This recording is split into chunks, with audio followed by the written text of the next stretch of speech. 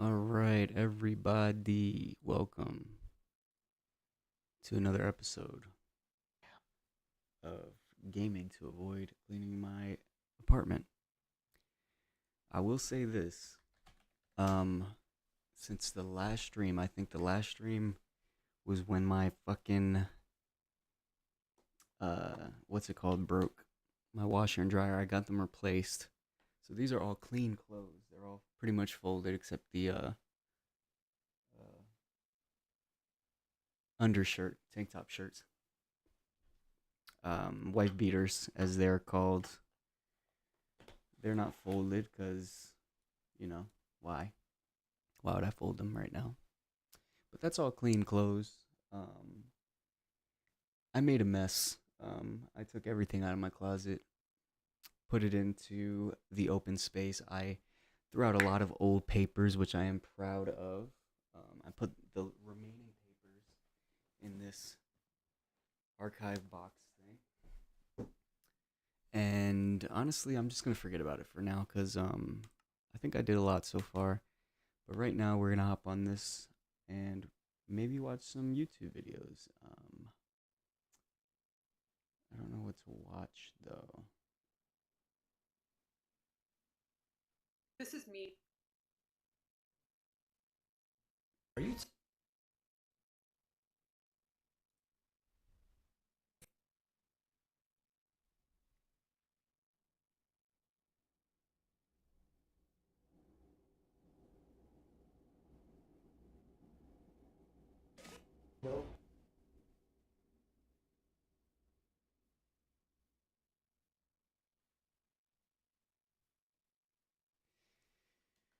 Oh yeah, this is where I was with this.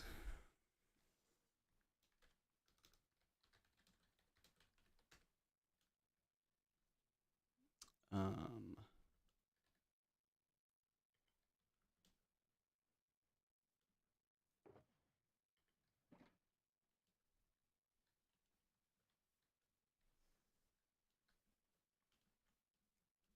this is the pillar, ocean pillar, sea pillar. Um, I don't know if I want to do this spot. I really No, do want to shoot. get I want to get the Cobblemon mod because I feel like that would be fun. Kava, sweet green, chipotle. I want to put something on. I just don't know what.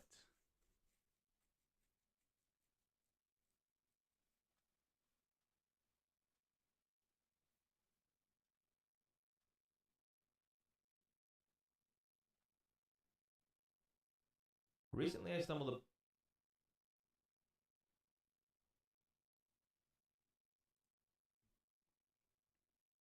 Put on a little YouTube situation.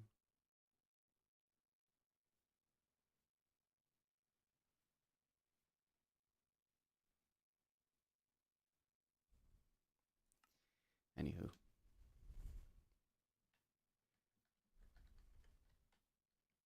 think we can come back here later. Let's see. Where's my book?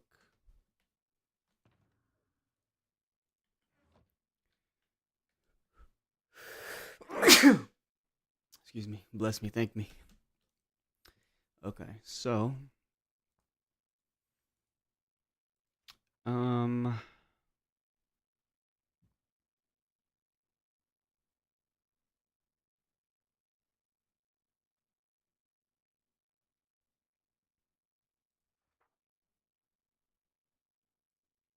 let's go to this place. I don't think we built anything there.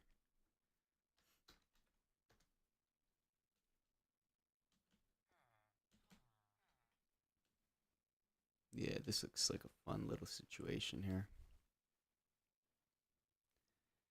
First things first, I think we build a little castle situation up here.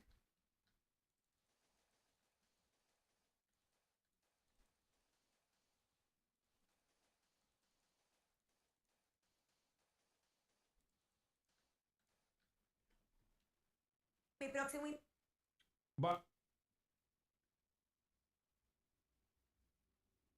By the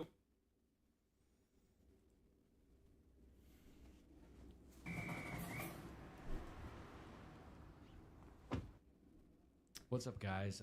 Well, Yeah, let's just Don't just take classes, take charge. this is some Start your stories. comeback today at purdueglobal.edu.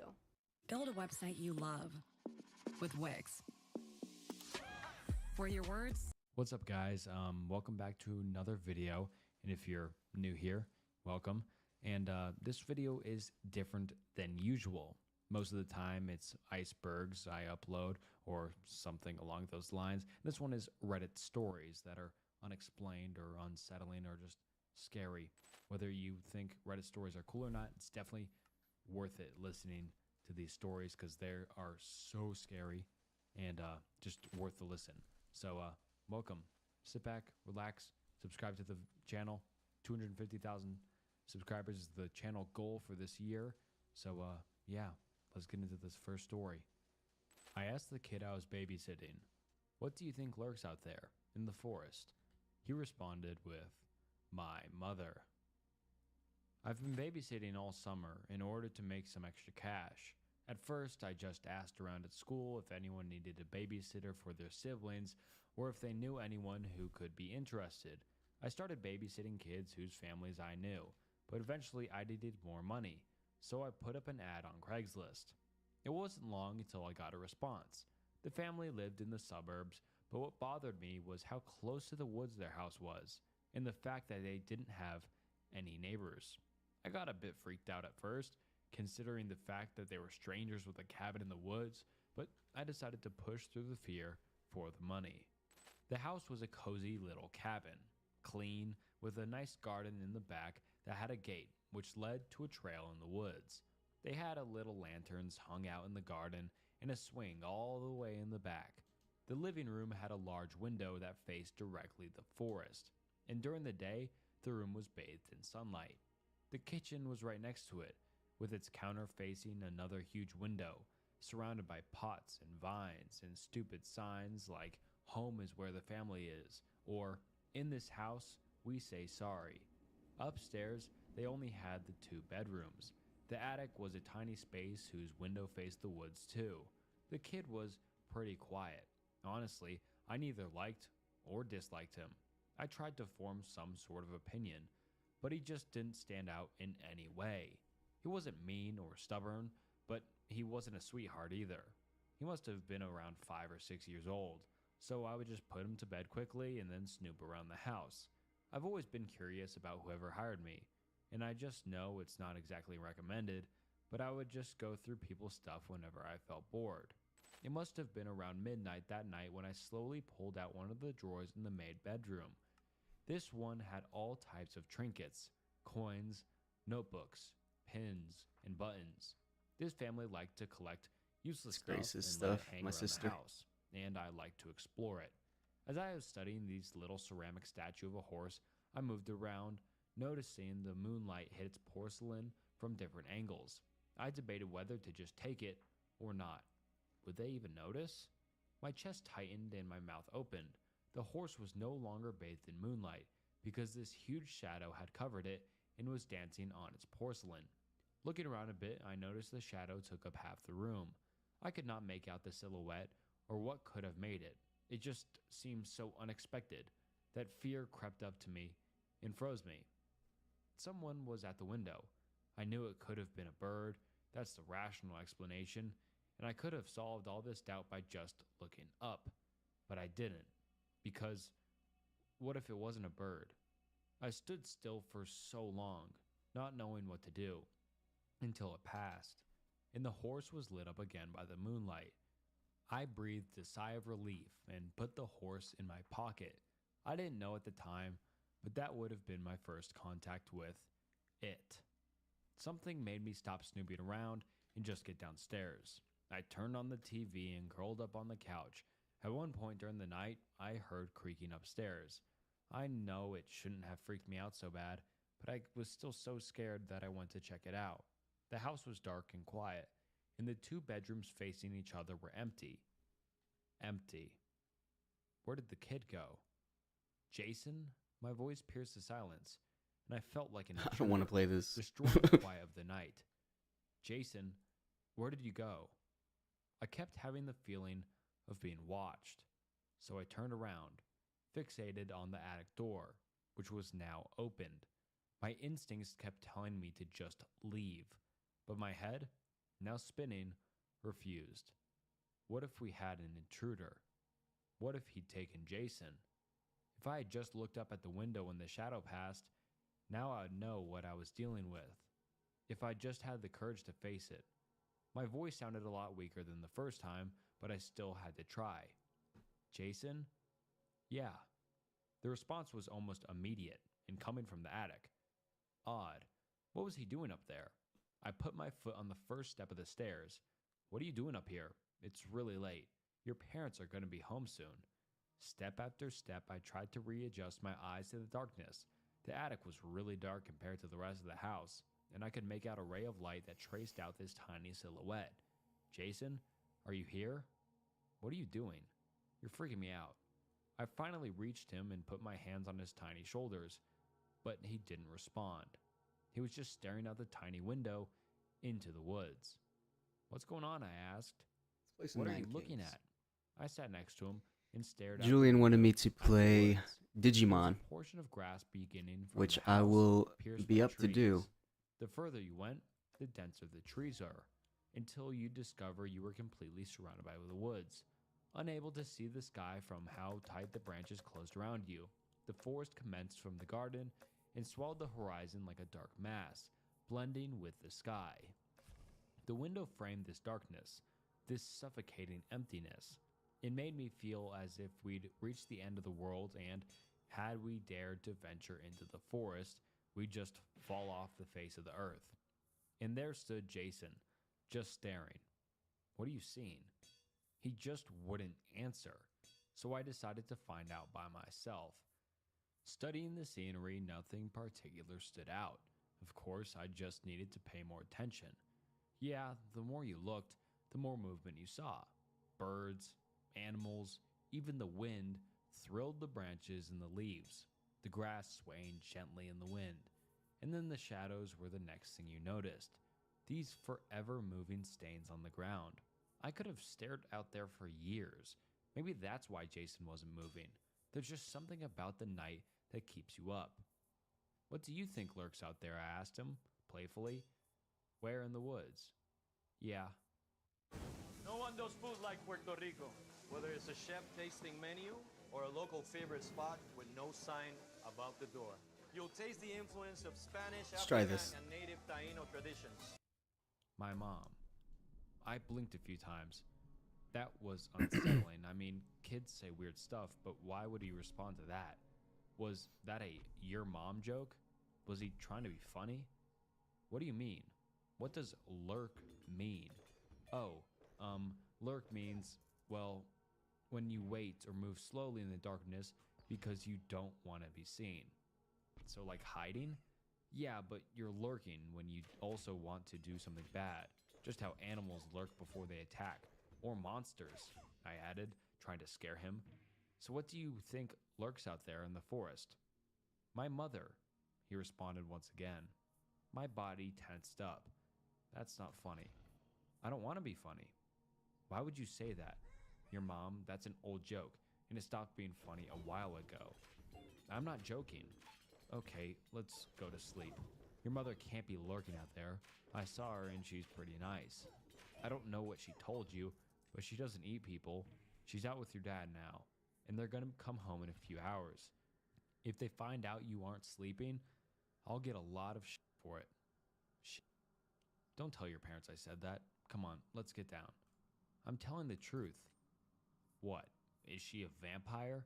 You know something was standing out the window earlier. I didn't really care that much about what I was saying because in my head everything had a logical explanation. Jason, however, widened his gaze. Yeah, that could have been her. Stop. I'm serious. And what does she want from us? Does she want to eat me? We were now in his bedroom and I had tucked him into bed. I had my back to the window, facing the hallway, which had now become way creepier than expected. She doesn't want to eat you. That's so great. I taste horrible anyways. Good night. I tried to stand up and leave, but he grabbed me. Wait, don't go. Look at me. What now? I want to tell you about this dream I had. This dream that woke me up. But you have to pay attention. Okay. So, in my dream, I was in a garden, and I was thirsty, and you were there too. And you tried to leave. But there were a lot of bushes around, and you got lost. And I found this puppet. I hate it when people tell me about their dreams, but I sat there listening, facing Jason with my back to the window. Not because his story was interesting, not because I liked being there, because while he held me there, his eyes kept darting to the window, and I'd seen the shadow cover his face. Because he'd insisted I looked at him, but in reality, he didn't want me to turn around. So I listened until he abruptly finished his story when moonlight reached his face again. Thank you for the story. It was really interesting. You're welcome. Good night. Night. I spent the next hour in the other bedroom, fidgeting with the little porcelain horse. This kid was a lot braver than I thought. In the silence, I kept trying to make out distinct, unfamiliar sounds, but didn't succeed. The house had fallen asleep, and the night had become uneventful. His parents arrived soon after that. I put the horse in my pocket and went downstairs to greet them. Was he good, Keith? Yeah, the best. Don't worry. I studied both of them, head to toe, their clothes, mannerisms, facial expressions, but mostly the mom. Were you good? Asked the dad, jokingly. I hope so, I responded. They wanted to drive me home, but I insisted on taking my bike.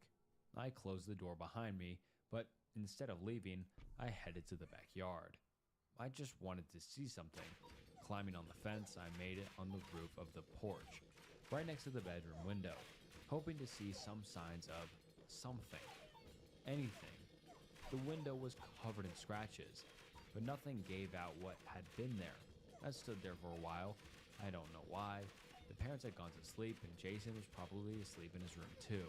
I studied the garden from that angle, then the woods, as quiet as a mouse. Then the room where the parents were sleeping. After that, I don't remember how I got home. I don't even think I took my bike. I just ran frantically until my legs bled. I didn't even scream. I didn't look around or stop.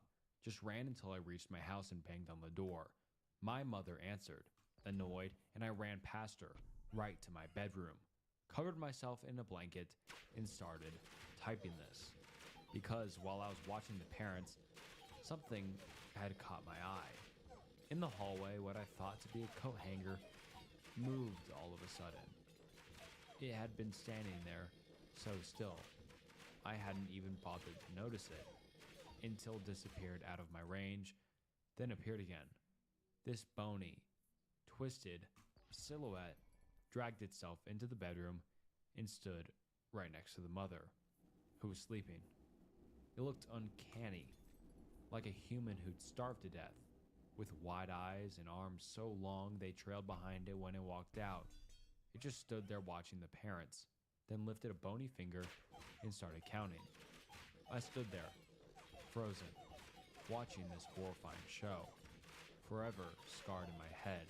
It kept counting and counting and counting. I was so scared to move that I would have watched it forever. It wasn't until something else shit. happened Fuck. that made me break into this exhausting run. It saw Damn. me. My wife has been peeking at me from around corners and behind furniture. It's gone from weird to terrifying. My wife, Lynn, and I have been together for 6 years and married for 11 months. Our entire history together has been very normal, and never once have I noticed anything weird behavior or red flags. I can't stress enough how out of character this whole thing is for her. Lynn is very Damn. kind, intelligent, and thoughtful. She's always been the no-nonsense type of person. Being childish or trying to scare me is not something she'd normally do. She doesn't even like watching horror movies. When we first started dating, she agreed to watch The Shining with me because she knew how much I loved horror. She was so scared that she didn't even make it through half of the movie before we had to turn it off. She isn't into anything creepy and has never been into pranks. It's just not her cup of tea. And that's fine, but that's what's so strange about this.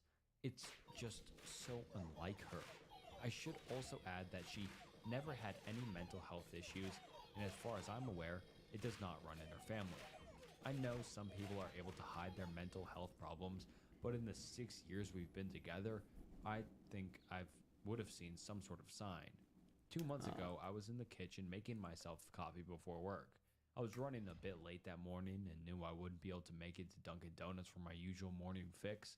I took a sip of my coffee as I hurried down the hall towards the front door, when I happened to notice Lynn peeking at me from around the corner ahead of me. I could only see her eyes and a strand of her long, dark hair hanging against the wall. The rest of her body was concealed behind the corner. I nearly spilled my coffee when I saw her. I did burn the shit out of my lips though. "Jeez, Lynn," I said, wiping a few drops of my coffee from my pants. "You scared the shit out of me." She immediately popped out of view like a little kid that had been caught. I heard her scurrying off towards the living room, and by the time I got to the front door, she was out of sight. It was really weird, and just totally out of character for her, like I said. But I also found it kind of funny that she was being more playful and a little less serious. I shouted that I loved her and called her a weirdo. As I shut the door behind me, This story I've I heard a didn't say million any- times.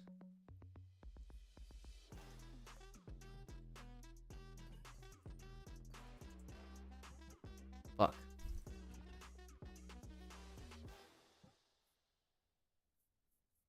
anything, but I wondered whether or not she was joking. For the next few days, I couldn't stop thinking about what she said. Was she still peeking at me when I wasn't looking, and I just hadn't noticed? And if so, what the hell was she getting out of this? I started to feel paranoid, constantly checking whether she was watching from around the corner or behind a door. I was jumpy whenever I was home, and she wasn't in full view of me. I felt stupid and a little crazy. But after a few weeks without another incident, I began to relax a little bit. I stopped checking the high furniture and the walls and told myself it was maybe just a bad memory. Then, a few days ago, things got so much worse. Lynn left to go to a friend's, and I lounged on the couch and played a couple games on my laptop. Come Around 9 on, no, p.m., I no, hopped no, in the no, no, no, shower, no. And as I was washing Oh! the soap from my hair, I felt that I made it. awful feeling that I was being watched. I slowly opened my eyes and almost had a heart attack. Lynn was peeking from behind the shower curtain, her entire head stretched into the shower, leaving just her body outside. Her long, dark hair hung against the curtain. But that or not, I looked over for a few minutes, waiting to see her head pop a prank, even if it was crazy shit she pulled on and come inside. Still, I needed to double check that the doors were locked. I sat for a while. Hey, what's up guys, and welcome back to another Reddit Stories video. And today we will be going into some dark web Reddit stories. Yeah, super scary, but super interesting at the same time. And this video will be long, and it will just be super good and a great video to listen to if you're studying, working, relaxing, or just want to watch a video. And yeah, thank you so much for stopping by. And like the video if you haven't already, because it helps the channel out a ton. And also subscribe to the channel because that also helps out a ton. And it's also the channel's goal to be at 500,000 subscribers before the end of the year. So please subscribe. And all right. Anyways, Damn. without further ado, let's get into some dark web Reddit stories. The part of the deep web that we aren't supposed to see. I'll assume you all know about the deep web. Well, what you've heard is true. It's not a great place. While some people are there to score weed or firearms or even out of sheer curiosity, others, well, they're obviously not up to anything good. But I'm not here to talk about any of those sickos. I'm here to talk about what lies beyond that point. The more cryptic and unexplainable part of the internet. The part that nobody's really supposed to see. There was an infographic that cropped up a while ago, not sure when. The 8 levels of the internet. Maybe you've seen it. As interesting as it was, it's complete bunk. I'm sorry, but polymeric Fauci-Goal derivation means nothing. In the Premark system, I guess somebody's a fan of Warhammer. No, there's no quantum mechanics involved here. However, that doesn't mean it was an easy place to find. Now, I'm not going to begin to tell you how to get here. It's unlikely that you'd be able to, even if I did. I'm not tooting my own horn here. I just didn't have a life outside of this. I was warned, of course. Everybody told me I wasn't going to like what I saw, that I wouldn't even understand it. Now I'm passing off that warning to you. Don't try to look for this. There's no official name for this place, or at least I haven't seen one. There are rumors. Try that one. These range from an Illuminati chat room to a virtual holding cell for experimental AI gone rogue. In reality, it's a lot worse. After a long and painful process of breaking down firewalls, encryptions, solving bizarre philosophical riddles, and following hidden links, I was finally directed to a blank page with one line of text and a text box underneath. Quid Coris? Latin for, what do you seek? I remember feeling surprised, but in retrospect, I didn't know what I was expecting. I'll admit, I was a bit stumped here, partially because I didn't know the answer to that question. I had no objective. I just wanted to see if I could do it. I tried some generic answers at first. I typed in the truth and enlightenment. You know, Matrix shit. Nothing happened. I tried a bunch of answers, but none of them worked. I was getting frustrated at this point. Maybe this was a gag page. Maybe I really hadn't figured anything out. If only. I tried something off the wall. Not sure how this came to me or why I thought it would work, but I typed in, what also seeks me? Now that I think about it, this might have been an AI. To my surprise, the page went blank. Like fully blank. I waited. After about 5 minutes, I was directed to what looked like a forum. No, not even that. It was more basic. Just a list of links over a brownish Oh my yellow gosh. background. The links themselves were indecipherable. Just seemingly random sequences of characters, symbols, and letters. A lot of them I'd never seen before. It almost looked like an alien language. Obviously just a code I didn't understand. At this point, expectations were off the wall. Each link was a shot in the dark. I clicked on the first one. It loaded up a live feed of what seemed to be the Paris catacombs. I watched for a while, but it was ultimately uneventful. I moved on to the next link. It was a shaky video in a dark setting, but I could make out men in tactical gear. They were in a house, opening doors and sweeping each room. Eventually, they kicked one down to reveal a creature, tall and humanoid, with scaly skin. It was gnawing on a dismembered arm. They tried shooting at it, but it escaped out the window. Perfect. The video stopped there. Well, I was floored. What the hell is this? It looked too real to be unreleased film footage. I was officially intrigued. Maybe this was worth the months of headaches and bloodshot eyes after all. I couldn't stop now. I started working down the list of links. With each click, everything got more and more bizarre, more disturbing. I stumbled upon a document called the Paragon Project, detailing trials of human experimentation that would lead to superhuman levels of strength and durability. It was an apparent success. Looked official too. There were essays on space-time anomalies, glitches in reality, and apparent pictures of alternate dimensions. There were detailed explanations regarding Area 51, the Bermuda Triangle, assassinations, disappearances, the true nature of the Holy Grail.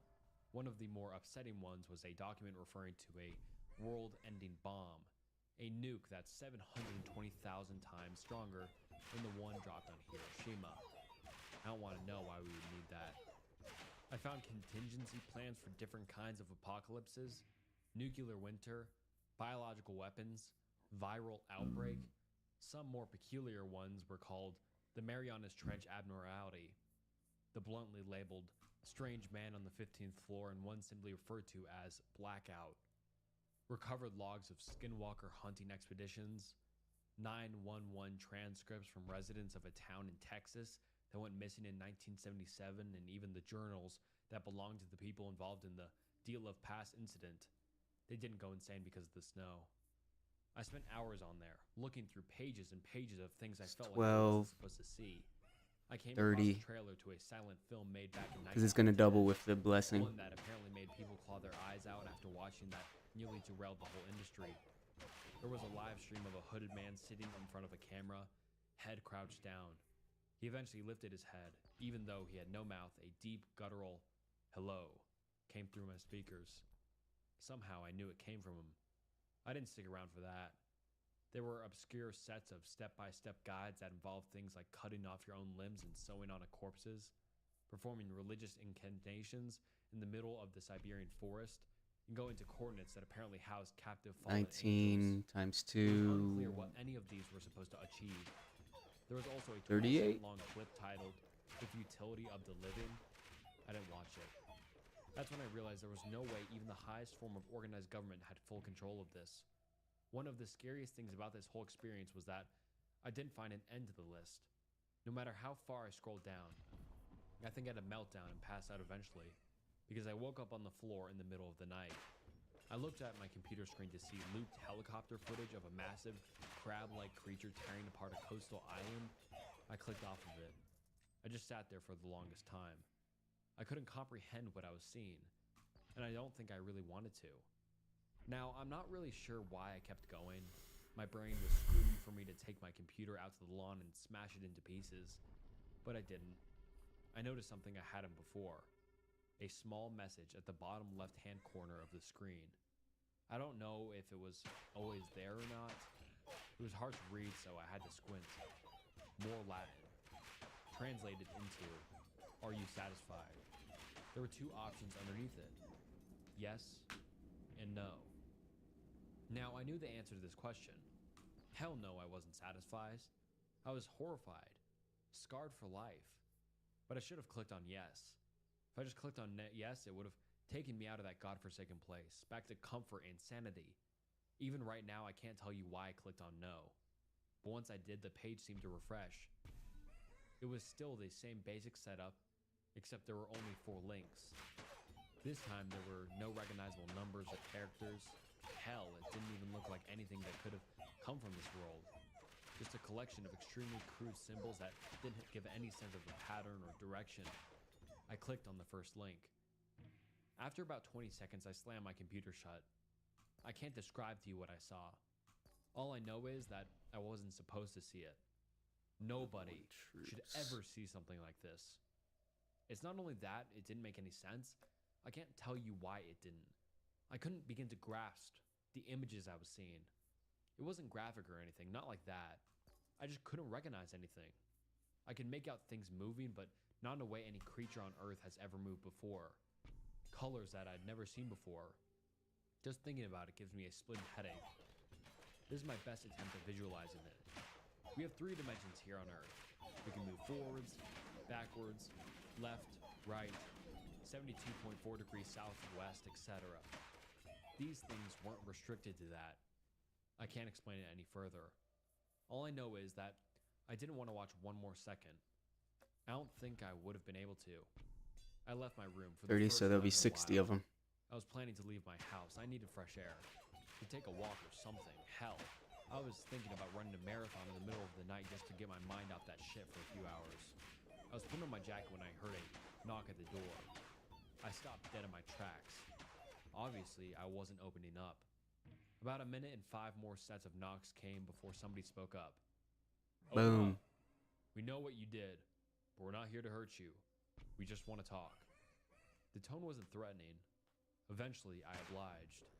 I opened up my door to 2 tall, slim men in suits. They smiled at me. "Can we come in?" I still don't know how they found me. I thought for sure that I was off the grid. We sat down on the couch. I guess I was just waiting for answers at this point. One of them looked at me and said, "What were you looking for?" "I don't know, but I'm not going back," I responded. He smiled again, like this is what he wanted to hear. The other one piped up, "Who do you work for?" His tone was a bit more aggressive. I just shook my head. Look, I didn't know what I was getting into. I wasn't looking for anything. They just stared at me for a while. "I'm not going to tell anybody, trust me." They finally responded, "We're not worried about that. Doubt anybody believe you." Another smile. Somehow it felt genuine. "We just wanted to know what your priorities were." In retrospect, that was a very strange question. "Just do us a favor, and we'll leave," I perked up. "Give us the device you used to access it." I didn't ask any questions. I ran upstairs and basically tossed them my laptop. They both smirked at me one last time before heading out the door. Just as they were about to leave, one of them turned back. I don't think you need to be told, but don't try this again. And don't show anybody else how to get there either. Let's go take some turns. A common phrase at a university at the foot of some of the best snow-covered mountains in the world. Another common phrase on the University of Utah campus, unsurpassed societal impact. Sure, it's lofty, but it motivates the care in our hospitals, the research in our labs across campus, and the real-world applications of our breakthroughs. Innovation and impact.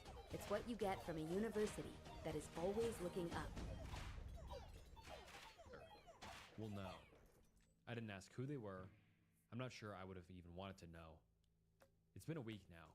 I don't go on the internet so much anymore. After this, I'm going to try and forget, to try and not to think about it anymore. I'm started having horrific nightmares. Been seeing a therapist for that, but I don't think it's helping. Anyways, I'm not gonna let this consume the rest of my life. The thing is, I'm afraid this might not be possible. There are some things we aren't supposed to know about, probably for our own safety and sanity. Don't try and seek them out. It's better that way. However, it might be a bit too late for me. The part of the deep web we aren't supposed to see. Part 2. Down the rabbit hole. They say that curiosity killed the cat. It's funny, that almost feels like a personal attack at this point. I haven't forgotten about that night. I mean, it's not just something you can stop thinking about. What the hell was that last thing I saw? Strange thing is, it never even comes up in my nightmares. It's always the other stuff. I swear, I can see the dude with no mouth every time I close my eyes, but maybe it sounds so weird.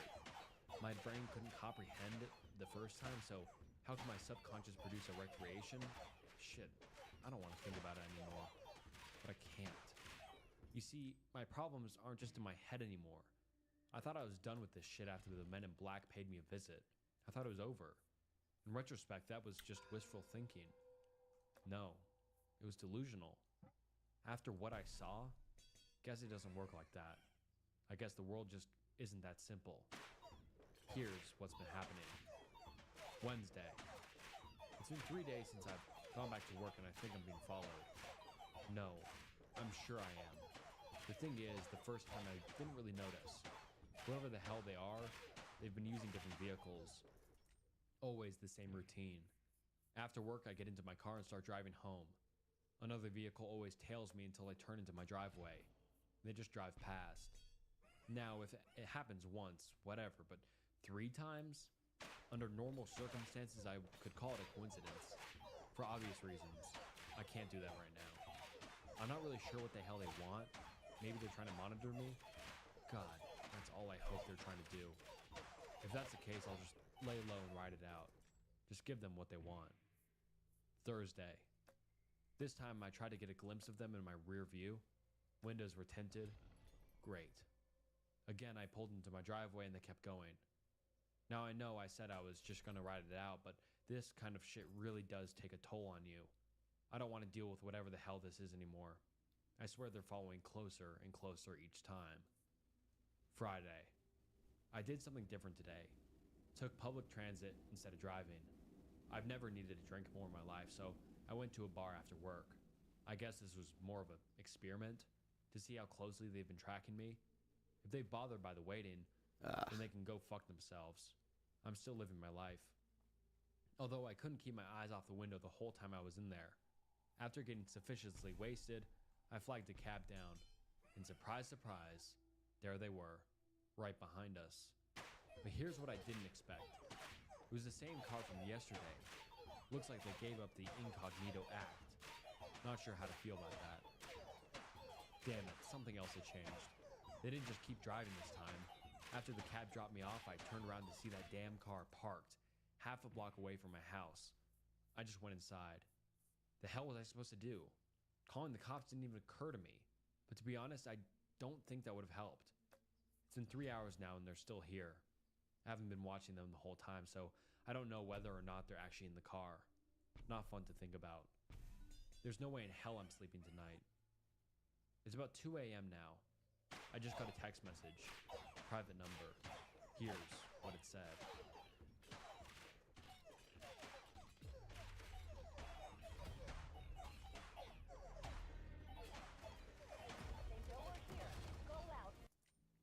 Leave your house. Don't use the front door. They're still there. Come to the all-night diner about 5 blocks away. Don't think about driving, they'll know. Be quick, they're coming in soon. Don't get followed. Leave your lights on. I froze after reading this. They're coming in? For what? Who the hell's texting me? Now, I don't know what he would have done in this situation, but I took the warning. I was paranoid as hell at this point. Buzzed and tired, I put on a jacket and went out my back door. I also took a backpack with my other laptop in it. Not sure why, but I felt like I needed to. I waited for a second before I climbed my own fence. When I was sure nobody had noticed, I started heading towards the diner. After about 40 minutes, I finally got there. Would have been shorter, but I pretty much ducked into the bushes every time a car passed. I scanned the patrons, a table of drunk college kids, a few truckers, and a dude in a hoodie typing away on a computer in the back. He didn't look threatening. Actually, he looked pretty scrawny. I made an educated guess. I walked up to his table and sat down. He looked up at me. Hi, what do you want? He texted me. There was a brief pause. I got worried for a second. Was it not him? But he broke the silence. Right. They follow you. No, I don't think so. He nodded. All right. And then he laughed, like this was supposed to be funny. Man, you screwed up. Who's the didn't highest you? damage? Hard to disagree 44, with that. 7, What are you doing anyways? 22, and What are you 3. trying to find? Nothing. I swear, I just did it for the hell of it, I guess. He just stared at me in amused disbelief. Oh well, that's fucking lame. Would have been cool if you were a spy or something. He chuckled again. Look, who are you? How did you know they were after me? Who are they, anyways? I pelted him with questions. Alright, settle down there. I'm not gonna tell you who they are. I don't know either, but I will tell you they don't have good intentions. Fantastic, I thought. Well, how do you know about them? He paused. They came after me. 1 second I'm reading about demons on the moon, the next I'm getting my door kicked down. This was months ago. I skipped town. I was confused. Wait, what do you mean? You tried to kill me, dude. I couldn't believe this. And you were just viewing the links? That was it? You teach other people how to get there or something? He raised his eyebrow. No? Why do you ask? I was floored. They didn't do that to me, I said. They just came by, took my laptop, and gave me a warning. Now it was his turn to look shocked. Really? He seemed to think about something for a while. He then proceeded to ask me what they looked like. Just men in suits, I responded. What did they ask you? Was his follow-up question. Again, I just told him. But then I remembered the last thing they said to me. They also asked me what my priorities were. Weird-ass question. His face went blank for a second. Yeah, strange, ain't it? What followed was an uncomfortable silence. I finally asked him the thing that had been on our mind ever since that night. That page with just 4 links. What the hell is that supposed to be? He raised his eyebrow and told me he didn't know what I was talking about. This is where things got strange. After I told him a rough explanation of what I had saw, his expression changed completely. I could make out a sudden flare in his demeanor. What did you type at the prompt? He asked me. What also seeks me, I answered. I was thoroughly confused at this point. Isn't that what you did as well? He just shook his head. No. He then shut his laptop and stood up. Well, where the hell are you going? I inquired. We've been here too long. Look, I know you have questions, but I can't answer them for you. Go to a motel tonight or something. And just like that, he was gone. What was I gonna do, stop him? I still have no idea who the hell this guy is, and the only thing I got out of him was his name. Jackson. And even that's probably fake. Tired as hell and still a little bit drunk, I left the diner and tried to stay hidden as I looked for a nearby motel. Obviously, this wasn't fun. Now here I am, sitting in some sketchy motel at 4:30 a.m. I can barely keep my eyes open, but I also can't help but look over my shoulder every second I'm awake. This is the pinnacle of shitty situations. I guess I'll try and get something to sleep. Nothing else I can do. I'll figure it out in the morning. Saturday. Well, I guess it's been Saturday for a while, actually. It's 8 a.m. now. Barely got any sleep. I have this creeping, ominous feeling in my gut that something just isn't right. I turned on the TV, anything to clear my mind for a bit. What I saw next did the opposite of that. It was a news report. Shit. A man strangled to death No! in a KFC bathroom, but the person murdered was one of the guys that came to my house and took my computer that night. No! I just stared at the screen for the longest time. What the hell was going on? My phone suddenly buzzed, a different message from a private number. This is what it said. Go to the swimming pool on 5th Street. In the men's locker room, go to locker 128. The combination is 12, 27, 33. Further inspections are in there. Do so before this text gets intercepted. Don't bring your phone. Of course. How stupid was I? My phone was still on me. Surely whoever was after me would have been able to track me. This never even crossed my mind. Out of curiosity, I peeked outside my window. Sure enough, the car that's been following me was now parked right there. Luckily for me, I caught my first glimpse of the driver and the passenger getting out. They are both wearing gloves and one was holding a briefcase. They're walking towards the entrance now. After I've emailed this to myself and a friend, I'm going to need to think quick. I've already dropped my phone in the toilet and I'm going to need to get rid of this laptop next. But people need to know that this happened. If you hear from me again, looks like I found a way out of this. What a goddamn shit show this has been. The part of the deep web we aren't supposed to see. Part 3. The chase. Well, here I am again. I'm currently on a plane headed to Scottsdale, Arizona. I haven't actually been out of state in 6 years. I thought I would eventually, just didn't expect it to be under these circumstances. Anyway, let me back up a bit first. This is what's happened. If the unexpected happens and you get into an accident, don't panic. Just come to Pacifico. Regardless of where you bought your vehicle, we welcome you to stop by our body shop for your repairs. With a state-of-the-art aluminum certified body shop and the ability to do direct repairs with many major insurance companies, we are here for you whenever you need us, because that's our Pacifico promise.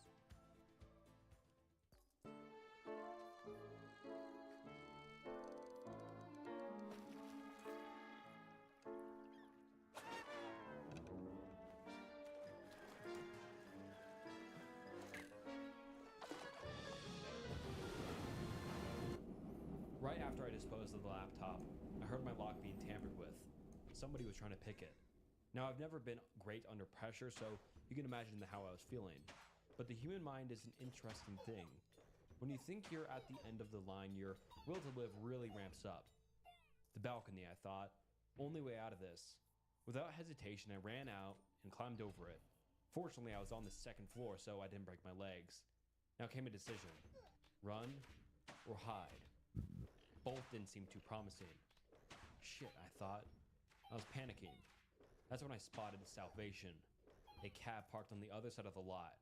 I bolted for it. I tapped on the window, startling the driver. "Mr. Horvat?" he asked. Well, no, it wasn't, but I nodded anyways. "You said 8:40, didn't you?" He looked at me in confusion. "Finished early, let's go." There was anxiousness in my voice, but I tried to hide it. Last thing I needed was for this guy to think I was a lunatic and drive off. I got in, told him the address, and we got out of there. As we left the lot, I looked back. The two men I saw coming out of the car were now on the balcony where I just was. I could tell that there was a dead stare directed right at me behind their glasses. Despite all this, relief washed over me. It was short-lived, however. I relayed the message I got in my head. Do so before this text gets intercepted. That meant I was still on the clock. If they don't know where I'm headed yet, they will soon. We finally got to the place about 15 minutes later. As soon as I got in, I rushed into the locker room. It was mostly empty. I kept repeating the combination in my head. This was the only thing I had. I didn't really care about getting answers before, but it seemed like I had no choice now. I finally found the locker. Didn't know why this guy chose such a massive place. 12 left, 27 right, 33 left. I swung it open. Sitting there was an older BlackBerry model in an envelope. I opened it up to find a plane ticket, $2,000 cash, and a sticky note. In horrific penmanship, the words, "Check phone, password, snake tracks," were scrawled across it. I obliged and booted up the ancient device. I remember being slightly amused. I always begged my parents for one of these when I was a kid. This was a far cry from that. I took a quick look through the phone. It was mostly blank. No apps downloaded, no pictures, nothing. There was only one contact. Bluntly named, "Call me." So I did. After just one ring, a voice answered. Shit. There was a sense of tentativeness in his tone. Somehow it sounded familiar. "Who is this?" Well, how the hell was I supposed to answer this? Should I say my name? "I got your message," I finally responded. There was a brief pause. His response caught me off guard. What's your religious affiliation? His tone had gotten a bit more aggressive. Why the hell was he asking me this, I thought? I don't have enough energy to question him, though. Raised Protestant, but now agnostic, I guess, was my answer. He seemed to breathe a quick sigh of relief. Then he cut the line. Well, shit, is this guy nuts or something? My thoughts were interrupted as I got a message. He'd sent me an address and a room number. Meet me was the only other thing he typed. I looked at it for a second before coming to my senses. I'm an idiot. I should have just taken this stuff and bolted. I heard the door to the locker room swing open. Then footsteps coming towards where I was. Sprinting, actually. I flipped shit. I shoved the stuff into my pocket and started looking for a way out. Again, there was really only one option here. I started making a break for the pool entrance. As I ran, fucking gunshots started ringing out behind me. I could tell they were using silencers, but boy, that doesn't do a whole lot when you're only 40 feet away. I suddenly felt a sharp pain in my side. I saw a bullet penetrate a locker right up ahead. God, that didn't miss me. The story by much. sucks. I ran faster than I thought I was ever able to. I almost slipped into the damn pool as I stumbled out. The lifeguard shouted after me as I burst out of the emergency exit. I couldn't stop there. I hurried along, making turns every minute, looking over my shoulder the whole time. It's a good thing I was downtown. I blended into the sea of people easily. At one point I saw a pair of policemen. I considered telling them, I really did. But what's that gonna do? They'll search for these two guys, turn up with nothing, monitor my house for a couple of days, and then call everything off. It wasn't gonna solve anything. I finally ducked into a hair salon. I couldn't run anymore. The barber just looked at me like I was insane. Screw it, I thought. Might as well make myself less recognizable while I'm here. I got him to shave it all off. I spent the rest of the day making various purchases, a used laptop, new set of clothes, some bandages, and a pair of shades. At least something good came out of this. The flight was supposed to be in a couple hours at this point. I called the cab and made my way there. And that's where I am now. Got a long trip ahead of me still. Let's see what happens next. As I made my way out of the airport, I recoiled at the heat. God, it's November. How does anybody live here during the summer? I called another cab. Got to the address. It was a Holiday Inn.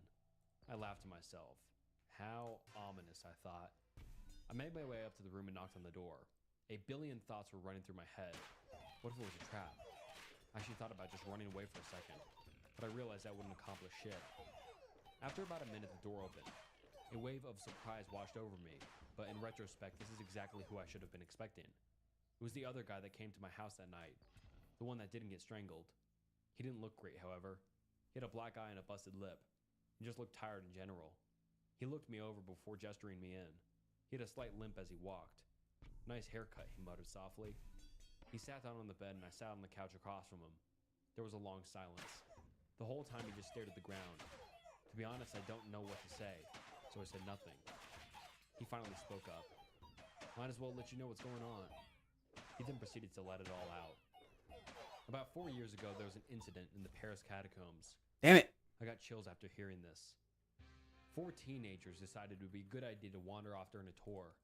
I guess they got lost or something because they weren't there at the end. The police pretty much swept everywhere. No sign of them. Eventually, the government decided to set up infrared cameras all around the place, just to see what would turn up. One day, one of the cameras picked up movement. Nobody anticipated what they were going to see next. It was hell manifested. An abomination of writhing limbs somehow stuck together squirmed across the screen. There are 4 human heads stuck in the top of this thing. You can guess who they were. I was beyond speechless. I thought about that video of the catacombs. Glad I didn't stick around for the grand reveal. He continued. They decided to send elite forces down there to exterminate it. Apparently it took out 12 men before they put it down.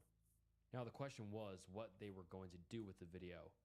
They couldn't just get rid of it, but they didn't want anybody to see it either. And this was around the time the whole Snowden thing was going on, so they didn't feel comfortable with just using government servers. So this is where the website you saw comes into play. They got the most seasoned technical experts they had to bury it somewhere deep in the internet. And I'm talking about as deep as they could go. Nobody was supposed to know about it. Nobody was supposed to find it. And nobody was even supposed to know what to look for. I racked my brain for over this. Sure, I knew my way around, but there was no way in hell that I Just would focus on the with base. government experts. So how did I find it? He continued. And it worked well for a while. They made a pact with governments worldwide. Anything that deemed unfit for public knowledge went on that site. There were even precautions. For every real thing on there, they posted 4 fake ones. For the select few that managed to find it, wait, what? I couldn't believe this. He just chuckled. Yeah, most of that stuff you saw was bullshit. Most. The videos are harder to fake. I didn't know how to feel about this. I was slightly relieved, I guess. Just slightly. He kept on. The logic behind this was that once people found these things, they'd look further into them. However, since they were fabricated, nothing would come up and the page would be disregarded. Just a gag site. At least that was the idea. I knew where he was getting at. What about the people that just started looking into the real things, he sighed. Look, nobody would have ever given a shit if they started spouting it off to their friends or on the internet. People would think they're crazy. It's the damn people that just have to go and find proof. The ones that plan to publicize it. Yeah, they get silenced. I was about to say something. I think he noticed because he cut me off. Look, don't put that moralistic shit on me. They don't have to do it. It was their choice. They were committing a crime. Do you really think public knowledge about any of these things would help anybody? No, it wouldn't. Sometimes ignorance is bliss, all right? To be honest, I have to agree. But here's where things really went to shit. He went on. Before, there would be maybe 2 breaches a month, and then it skyrocketed up to 20, and then 50. They looked into it. Apparently, there were rumors circulating around the deep and dark web, a rumor about a page that held secrets nobody was supposed to see. They decided to find out how easy it really was to access this place just from reading forums and shit. It took the experts about 20 minutes to find it just by solving weird fucking riddles and then following these concealed links that would spawn from them. And then there was the final prompt. What do you seek? You've seen it, no? I nodded. Apparently there's a lot of different answers that could work. Anyways, it didn't make any sense. Everybody that was supposed to know about this was grilled. Somebody had to be doing this, alright? Nobody fessed up. Honestly, everybody seemed genuine when they said they didn't do it. They knew the consequences. After a brutally in-depth investigation, nobody was resolved. And then it hit them. Back in 2010, they had also finalized an experimental AI. I'll spare you the details, but it went off the rails. Nobody could control it. As soon as they thought they could corner it into a virtual trap, it just disappeared. It didn't come up again, until now. He paused after that, like he was waiting for me to connect the dots. So, you think that this AI resurfaced and is now directing people there? I asked. He said that he doesn't think that's the case. He knows it is. It's the only feasible explanation, he stated. But why? I don't know, he responded. I was starting to get a hunch now about why this was happening to me. These people, they aren't after me because I saw those links, are they? He just nodded. It's what I saw after. You think this AI has something to do with it?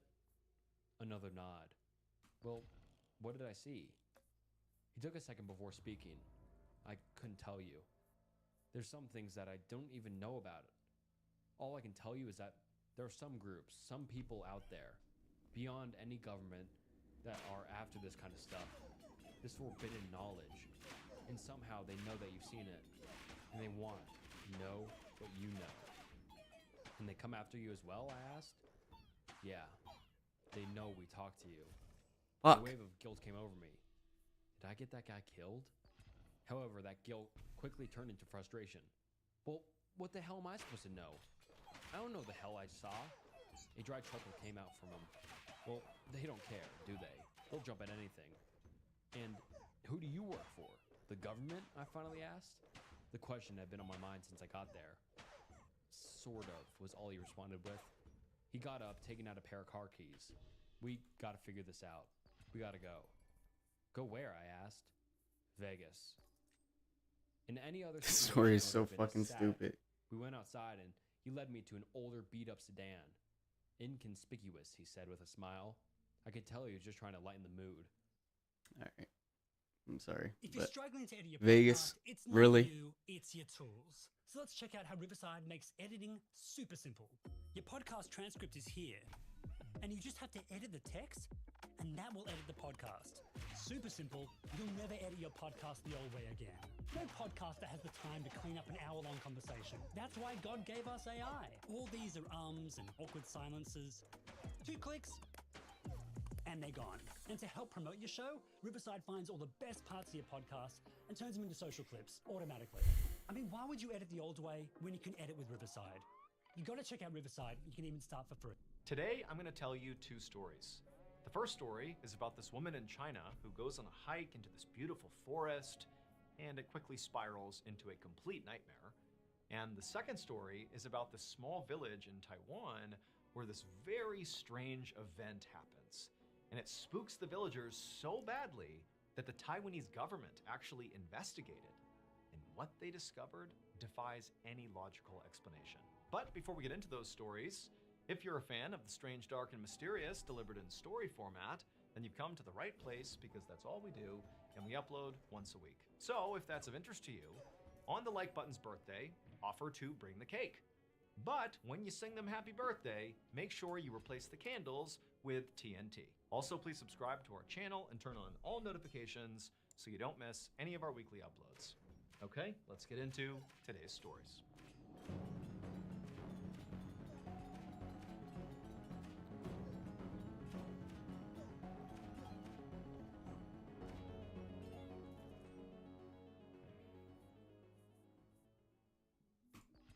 Early on the morning of February 16th, 2020, a 39-year-old woman named Faye stepped out of a convenience store in a small village in China.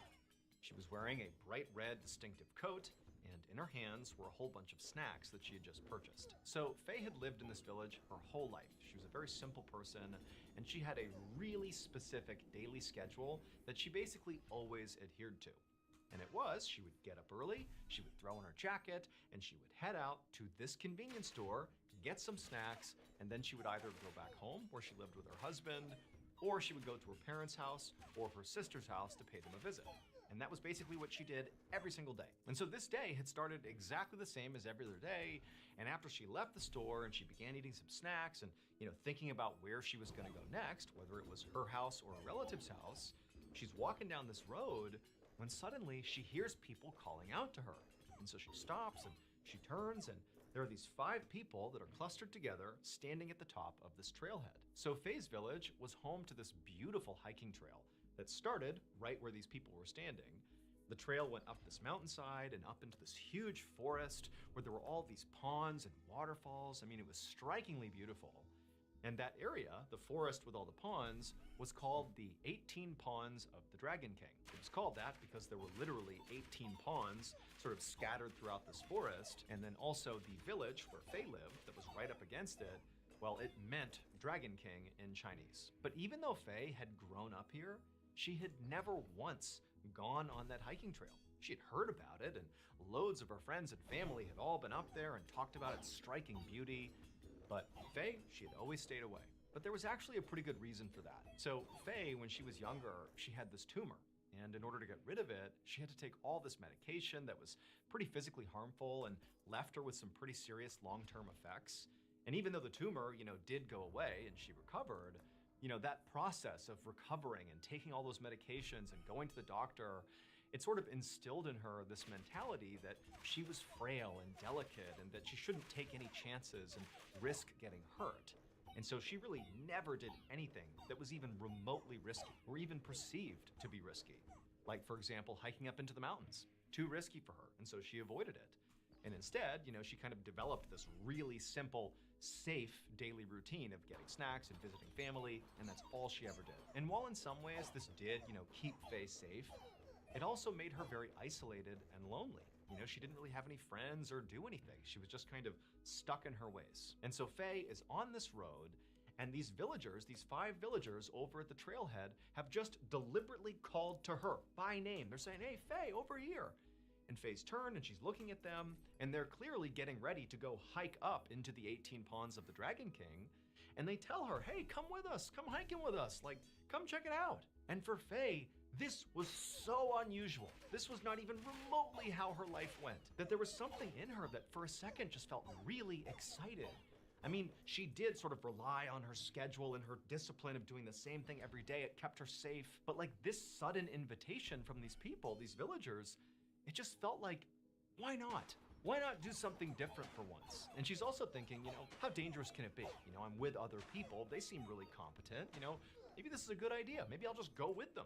What the heck? See what happens. And so Faye found herself just sort of drifting over to these very friendly 5 people, and saying, you know what? What the heck? Yeah, I'll come with you. I've never been up there. I'm sure it's great. Let's go. And so sure enough, Faye and her newfound 5 friends from the village, they begin hiking up this trail. And over the next couple of hours, I mean, Faye is seeing a beautiful landscape that she was so close to her whole life that now she's seeing for the first time. And it's like revelatory. She can't believe that she's lived this close to this majesty for so long and she's never seen it. Like this was a life-changing experience for her. And so her mood is just so good, and these 5 people are so wonderful, and they're all chattering and talking about their lives, and you know, Faye's opening up about hers and her health scares and all these different things, and eventually they make their way into this forest, which is really dense. But they eventually reach one of these ponds, one of the 18 ponds, and it's got this huge clearing, and all the sunlight's pouring in, and there's a waterfall leading into the pond. I mean, it's truly stunningly beautiful. And Faye's friends, they all take a seat right on the shore of the pond, and they break out some snacks. And Faye, she sits down, she's got those snacks she bought from the convenience store, and they basically have a picnic right on the shore. And for Faye, it was like this was the most amazing day, potentially, of her whole life. She had broken out of her comfort zone, she had met these wonderful people who were so inclusive, and here she is experiencing this unbelievable natural beauty, like the day couldn't get any better. But as she was sitting there on the side of the pond, enjoying this beautiful scene, she started to feel really intensely fatigued. And at first she's thinking, oh, of course, you know, I don't really get out much and exercise much, and I just hiked up this mountain into this forest. Of course I'm tired. But she felt herself kind of slumping back on the rock she was on and almost like positioning herself like she might lay down and sleep. And then before long, it was like the world around her began getting hazy, and you know, she could see her friends still talking and they weren't really looking at her. They're just kind of enjoying their food. And then it was like Faye just could not keep her eyes open, and she put her head down, closed her eyes, and she fell asleep. We have this house for the weekend. We also booked this house. Someone wanted all of us here.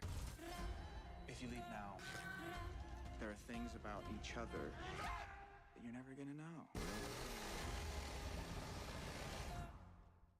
When Faye woke up again, she was still laying in that same spot, but now it was dark.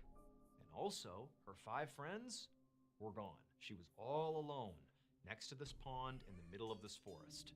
And for Faye, it was like immediately this jolt of panic rocketed through her. She starts looking around for these, you know, friends of hers. They've got to be here somewhere. They wouldn't just abandon her. They were so nice. How could this possibly be? But she's looking around and all she can see is just darkness. I mean, there's some moonlight coming through the clearing over the pond, but when she looked into the tree line, it was just all dark and there's no one. All she can hear is birds and insects, you know, night sounds. And remember, Faye is not somebody who would ever find herself in this position. This is so far out of her comfort zone. Alone at night in this forest, in this austere environment, suddenly it felt very austere. And she's terrified. And at the same time, her mind starts telling her, oh my gosh, this whole thing was a trap. Those 5 people weren't my friends. They brought me up here. They tricked me. They drugged me, or maybe they've left and they're gonna come back and hurt me. And so she's thinking like, oh, I'm in danger. I have to get out of here. And she turns and she looks at the trail that brought them up here. And all she sees is just this dark tree line. And there's this cut path through the trees that's basically pitch black. And she's thinking, I have to walk through that alone in the middle of the night. She didn't have a light or anything that would help guide her way out of here. But as she's sitting there panicking, she's thinking, I have to go right now, like it's life or death. And so she stands up and immediately she feels really weak on her feet. Like she's super fatigued still, but it's like adrenaline is coursing through her body. She's got to get out of here. And she starts stumbling her way into the tree line where it's super dark, and she's trying to stay on this trail, but she keeps deviating because it's so dark, and she's bumping into trees, and she keeps hearing noises all around her that she's convinced are these 5 people coming back to hurt her, or animals, or she doesn't know what. I mean, she is in full panic mode here, but just for hours, or what felt like hours, she just stumbled through these trails, you know, getting completely disoriented, and finally she comes to the stream, and she just stops, and she's sitting there and she realizes, you know, the sun is starting to come up. So she kneels down and she scoops some water into her mouth, and right as the sun comes up across the mountainside, there's enough light that miraculously she realizes she can actually see a path down the side of the mountain that she believes will bring her back to her village. Like she's gonna get out of here unscathed, presumably. And so she kind of catches her breath, she gets another sip from the stream, and then with the help of the sunlight, She navigated her way to this trail that she could see, and down the mountain she went. And as she was going down this mountain, she looked down towards her village, and she saw clearly there was a big group of people, presumably villagers, out looking for her, that were right down on the trail, sort of like the beginning of the trail. And Faye, she's waving and calling out to them, and a few of the people in the crowd, they're looking up at her, and maybe from the distance they couldn't really tell who she was or what she was doing, but there was some level of recognition, but she couldn't really tell what the reaction of the crowd was. But she had gotten their attention, and Faye's so excited, and down the hill she goes. Suddenly she feels totally rejuvenated because she's gonna be okay, and she gets closer to this Oh big shit, crowd I of keep people, forgetting. and she sees now it's friends, it's family, it's definitely her people. But the looks on their faces are not the looks that Faye is expecting. I mean, she did understand that, clearly I've been out here at least for several hours. They must have organized the search party. They've been worried about me, but here I am. Like, they gotta be relieved now, right? Like, they found me. But no, the looks on all these people's faces were of shock, were of horror, not really sure what to make of Faye coming down the mountainside toward them. And then, when Faye got close enough to the group that she could actually make out individual faces, Faye saw her sister in the crowd. And she waved to her sister and said, "Hey, I'm okay, it's okay, everything's fine, like, come on, everything's fine." And Faye's sister kind of broke ranks very hesitantly, and then she finally jogs up to Faye, and the two embrace, and it's this really emotional moment. And Faye's sister says to Faye, "Where have you been?" And Faye kind of steps back from her and says, "Oh, yesterday or a few hours ago, I don't know, I kind of lost track of time, but I think it was yesterday. I saw these 5 people, and we kind of made our way into the mountains. I don't know, I shouldn't have done it, but I fell asleep, and here I am. I'm so sorry if I scared you, but I'm okay." But Faye's sister, it's like she was hearing what Faye was saying, but couldn't process it. And eventually, her sister kind of stepped back and looked at Faye and just said, "That can't be true. You've been gone for 17 days. Faye didn't really have time to appreciate what she had just been told, nor did the group really have time to appreciate that Faye apparently has shown back up again. Because pretty much immediately, Faye was rushed to the hospital, where doctors discovered she had lost 60 pounds, she was horribly malnourished and dehydrated. I mean, they didn't understand how she was still alive. And while Faye is being treated, she began to hear what had happened over the past 17 days she had been gone. They had security footage that showed when Faye went into the woods because she had on that bright red distinctive coat. They caught her walking into the forest. There she goes. So they knew she was up in the 7.5-mile stretch, which is this, 18 Ponds of the Dragon King. It's a distinctive 7.5-mile plot. They knew she had to be up there. And also because this was around the time of COVID, there were really strict checkpoints of all the other villages in the area. So anybody going in and out of these villages, they'd be documented. And they knew Faye had not gone into any of the surrounding villages. So she had to be in the 18 Ponds of the Dragon King, that 7.5-mile stretch. But despite launching a huge search party into that 7.5-mile stretch to go look for her, and also firing off fireworks left and right to try to get her attention, not only did nobody find any trace of Faye, but Faye would also say, "I never heard fireworks, I never heard or saw any searchers." From her perspective, it literally felt like she had just fallen asleep for a few hours and woken up, and here she was, not 17 days. But eventually, Faye would actually go into detail about the specifics of what she remembered about this ordeal. Namely, she would talk about those 5 people, her new friends, who sort of encouraged her to go up into the 18 Ponds of the Dragon King. And she remembered their names, what they looked like, she remembered discussions she had with them, and she painted them as wonderful people, but it's like she just woke up and they were gone.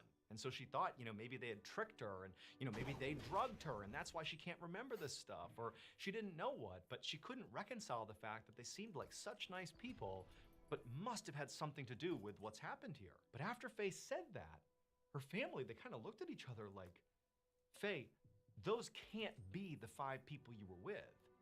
And Faye's like, "Why?" And they're like, "Because the 5 people you named and described, they've been dead for a long time."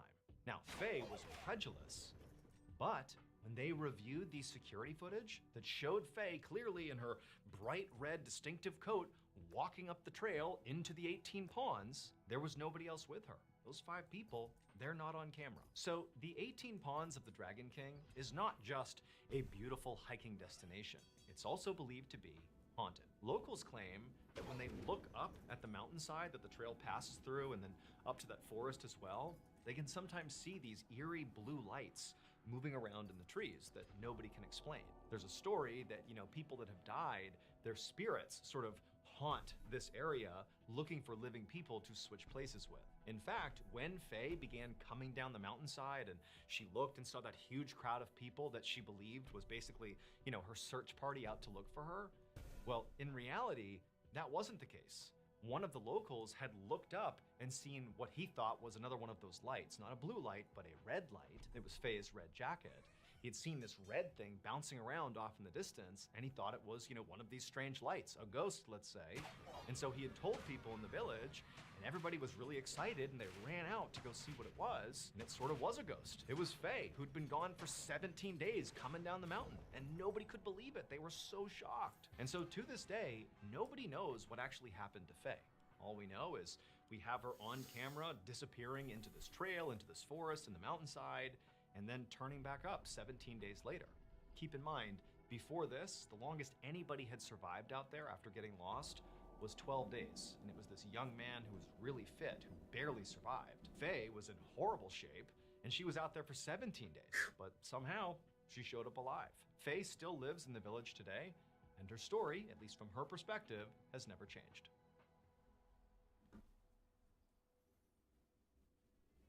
The shooter who murdered my beautiful butterfly Dylan carried a highly lethal weapon. Thank you to BetterHelp for sponsoring this video and for allowing me to talk about therapy and how it helped get me to where I am today. When I got out of the military in 2017, that was arguably one of the hardest times in my entire life. Even though I was surrounded by friends and family and everybody wanted me to be successful as a civilian, I just wasn't able to kind of reacclimate back into the civilian world. It was like my mindset was still trapped in the military and I just couldn't make the jump. And so as a result, I kind of bottled up my emotions and sort of got easily frustrated with everybody around me. I was mad all the time, but I was kind of blind to it. I actually thought I was just fine. It was not until my friends and family intervened and told me, like, you really need to get some serious help here. Like, you're kind of falling apart. You need some help. And I took their advice and I did go see a therapist, and honestly, that changed my life. In early 2018, when I actually saw a therapist, the thing that really did make the change in me was the therapist was able to kind of give me perspective on my life and kind of show me really kind of where I stand and what was going for me and what I needed to work on. And it really helped guide me towards making better decisions. And today, I still rely on therapy because, I'm in this world of content creation where there's so much pressure on you to, keep your views up and look the part and be happy and successful and all these different things. But I'm a human. I have a lot of stuff going on behind the scenes that I need to work out as well.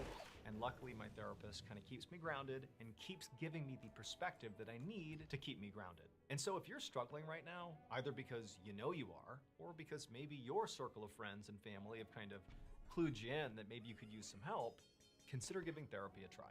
And a great starting point for therapy is BetterHelp. If this sounds helpful, you can go to betterhelp.com/MrBallin to get 10% off your first month of therapy.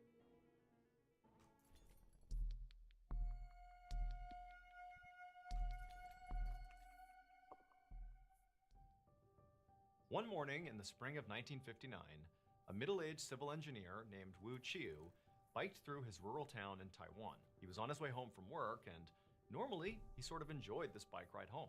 He would take his time and look at the beautiful temple and all the marketplaces. But today, he was not looking at the scenery. He was in a huge rush because he had gotten word that his wife had become horribly sick. And so Wu is pedaling as fast as he possibly can, trying to get home to his wife to help her and take care of her. But as he got to his neighborhood, he started to realize that he was really gassed. Like literally pedaling to his house was just unbelievably exhausting. Now he was sort of sprinting, but at the same time, Wu was a pretty athletic guy, and so this type of a ride was something that he should have been able to handle. But it just sort of seemed like there was a weight attached to him, like he was pulling an extra 100 pounds or something. But regardless, Wu pushed through the pain, knowing he had to get to his wife at all costs, and he turned the corner onto his street, and as he was making his final approach to his house, Damn it. he saw one of his neighbors. And even though Wu was completely in a rush, he was also very polite. And so even though he's like, sweating and hustling, he still took the time to turn and wave to his neighbor. And his neighbor, who clearly looked at Wu, made eye contact with him, saw it was Wu. Instead of waving back, they kind of scowled at Wu, like they were disgusted by him. They didn't wave back and they turned and just went the other way. And Wu's like, what was that about? What did I do? But again, Wu has to get home. So he sort of wrote that off and he's like, okay, keep on pedaling. He gets even closer to his house. And then it just so happens another neighbor comes outside. And again, Wu's politeness comes through and he's like sweating profusely. He's like, hey, how are you? And this neighbor as well looks at Wu with this look of total disdain on their face. Like there's something wrong with Wu. And Wu's like, what did I do? What's going on here? And so that neighbor does not wave back. They go back inside their house. But again, Wu really can't focus on this weirdness with his neighbors. He needs to get home to his wife. And so again, with his heavy legs, he finally gets to his house, parks his bike, and runs inside to see his wife. Wu would find his wife in their bedroom, in bed, and she was looking very pale and sick. Her name was Lin Wang Yao. She was 37 years old. And generally speaking, she was a pretty frail person who was sort of prone to minor illnesses all the time. And so, Wu was sort of accustomed to her not doing so well. But as soon as he saw his wife, he could tell that whatever was going on with her was serious. This was not one of her typical bouts of, minor illnesses. Something was wrong here. And so Wu immediately began to tend to his wife. He made her some soup and some tea, but, Lin barely could sip either of them. And Lin also, she had this fever that just kept getting worse and worse. And, Wu was hoping she would break the fever at some point. But, all night as Wu was up tending to her, her fever just kept getting worse. And so Wu, he really didn't know what to do. And this is 1959. They're in a rural village in Taiwan. And so it was difficult to get to a hospital. And so Wu really wanted to find a way to treat his wife at home. And he was just praying that, over the next 24 hours or so, she would show signs of getting better. But over the next couple of days, Lin did not get better. Her fever never broke. She basically stopped eating and drinking.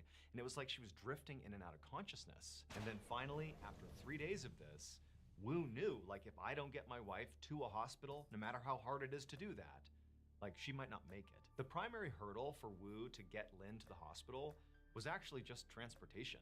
He didn't have a car, but he did know that one of his neighbors on his street had a donkey cart. And so he could maybe load his wife into that and they could get her to the hospital in the cart. And so Wu, he went outside and he found the neighbor who happened to be outside, actually with their donkey cart, and he flagged them down and he asked them if they'd be willing to transport Lin to the hospital in their cart. But just like a few days earlier, when Wu had been biking on his street and his neighbors had been totally weird to him and sort of looked at him with these obvious looks of disgust, this neighbor, who knew Wu really well, looked at Wu and basically gave him one of those looks, like, you gross person, and he turned around like he wasn't even gonna talk to Wu. But then Wu, in desperation, just says, look, my wife, she's dying. She needs to get to the hospital. Please do it for her. And at that, this neighbor, clearly despite their misgivings, sort of turns back around and says, fine, we can use the cart and get her to the hospital. And so Wu and this neighbor, they go into Wu's house, they scoop up Lin, they put her on the cart, and it takes several hours, but they do eventually get her to the hospital. And by the time they're there, like, Lin is basically unconscious. They rush her inside, and the doctors and nurses, they try to do everything they can to stabilize Lin. But as soon as she was admitted, it was like her condition only got worse and worse. And that night, she slipped into a coma, and then she died. Wu was devastated. He and the neighbor took Lin's body, put it back on the donkey cart, and brought it back to their town. And then Wu began setting up for a funeral service. So in Taiwan, it's customary during funerals to have the body of the loved one be brought into the house where it stays for 7 days before they're cremated. And so Wu, after getting Lin's body back home, he put her into a coffin, set her up in the living room, and then over the next several days, Wu was at home next to his dead wife as friends and family, and even the neighbors who, clearly had some issue with Wu, they all came in to pay their respects. And while this was happening, Wu, who was already devastated at the loss of his wife, as he would listen to people come in and pray over the body and sort of talk to the body as if she was still alive and talk about how wonderful she was, it really hit Wu hard because it was like he was suddenly realizing how different his life was going to be without his wife. Lin was a very simple woman. She was illiterate, she really didn't travel, and she was very introverted and quiet, but She was a wonderful wife. She took care of Wu. She cared about him deeply. She was a wonderful cook. And just generally, she made people around her feel safe and happy. And so, Wu, it's like he just found himself over and over having these fits of just crying. Like he can't believe that Lin is now gone. But on the third day after Lin had passed away, so now we're about halfway through this funeral service, which takes about a week, Wu was in his living room dealing with this overwhelming sadness about losing his wife, and there's this procession of people coming in and out of the house. And as Wu was sitting there, there was sort of a cadence and a rhythm to how the days were going. But at some point, it was like everybody in the room just suddenly went completely silent, and then people began to gasp. And Wu, he was sort of head down dealing with his sadness, and he sort of noticed the change in the room, and he heard people gasping, and he looked up, and he noticed a few of the mourners. They weren't just gasping, they were open-mouthed and horrified, and they were looking at the casket. And so Wu went from the mourners, and he looks over at the casket, and there, in this open casket, is Lin, except now she's sitting upright, looking around the room, clearly alive. Now, at first, Wu's reaction was, oh my goodness, my wife must have just slipped into a really deep coma, so deep that the doctors could not distinguish it from death. And so this is a mistake. Like, she was never dead. She's just, waking up from her coma. But at the same time, as Wu's having this immediate reaction to seeing his wife sitting up in her coffin, he's thinking, but over these 3 days that I've not left her side, I've been with her body the whole time. She's not moved, she's not made a sound, she's certainly not had anything to eat or drink. Like, this just doesn't seem possible. And so Wu and the other mourners, after the shock of seeing this sort of wore off, everybody kind of jumped into action. They rushed over to the casket, and they very gently lifted Lin out of the casket, and they carried her over to her bed, and they laid her down, and Lin immediately kind of gestured for water. She was too weak to speak. She had lost a bunch of weight, but she's gesturing for water, and so give her some water, and she sips the water, and everyone's looking at Wu like, we have to get her to the hospital. Like, what else can we possibly do?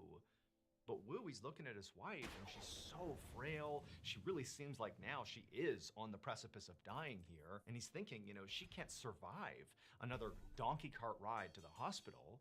And so we have to keep her here and hope that she, recovers enough that maybe in a day or two we could bring her to the hospital, but certainly not now. And so over the next couple of hours, Wu, along with some friends and family, just stayed by Lin's bedside, constantly checking on her, making sure she really was alive. And, she was, albeit, very subdued, but she continued to drink water and had a little food. And amazingly, over the span of only a few hours, Lin went from basically literally being dead to actually seeming to get a whole lot better.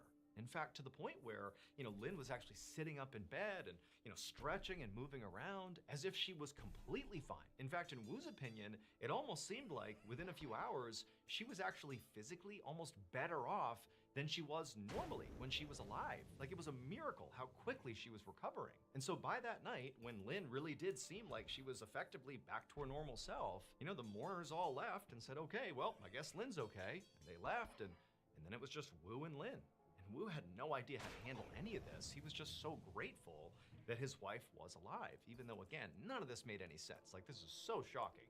But he's just grateful that she's alive. The next day, when they woke up, Lin was so much better that she was out of bed, walking around the house, really excited to face the day. And Wu's like, dude, you were dead yesterday. Like, what's going on here? But Lin said to him, hey, I want to go out on a walk. You want to go on a walk with me, go to the temple? And Wu, he's looking at Lin, still like unable to comprehend what's happened here. But he's thinking, she does seem like she's in great health right now. And if she wants to go for a walk, great, I'll go with her. And so this guy's a good storyteller. And they began to walk. And as they're walking, Wu, he's a pretty athletic guy, remember? He found himself barely able to keep pace with Lin, who was like speed walking towards the temple. And on top of that, as they're walking, and Wu's like, gassed as he's trying to keep up with his wife, periodically neighbors would, wave to Lin and Wu, and for just a brief second they would chat. And as Wu listened to Lin speak, he began to notice something really strange. That Lin, maybe he didn't notice it before, but he was definitely noticing it when she was speaking to other people. She just sounded different. Like, her accent was different. It did not sound like his wife. And the weirdness around Lin's miraculous recovery only got more weird over time. Before Lin died and came back to life, she had been illiterate. But now, She was not only able to read, but she could also read and speak fluent Mandarin, a language she didn't know before she died. Also, Lynn used to be a really skilled cook who loved cooking meat dishes in particular, but now that Lynn has recovered, she no longer wanted to eat meat. She said she was a vegetarian and basically stopped cooking. Also, Lynn began speaking with real authority about the professions of accounting and bookkeeping. And then also she advised her husband to quit his job as an engineer and open up a building materials shop in town because there was a real need for it and he'd make real money that way. And believe it or not, like Wu, he doesn't understand what's going on with his wife, but she really seemed like a force to be reckoned with now. And however she had gained all this extra knowledge, it really seemed like she was sharp these days. And so he was like, all right. And he quits his job as an engineer, opens up this building materials shop, and really quickly, he and his wife began making real money, more money than they had ever made before. Discover your new Volvo right now at Volvo Cars, Fort Washington. Come lease a 2026 Volvo XC60 plug-in hybrid for $720 per month. The search is over. Visit us today at Volvo Cars, Fort Washington.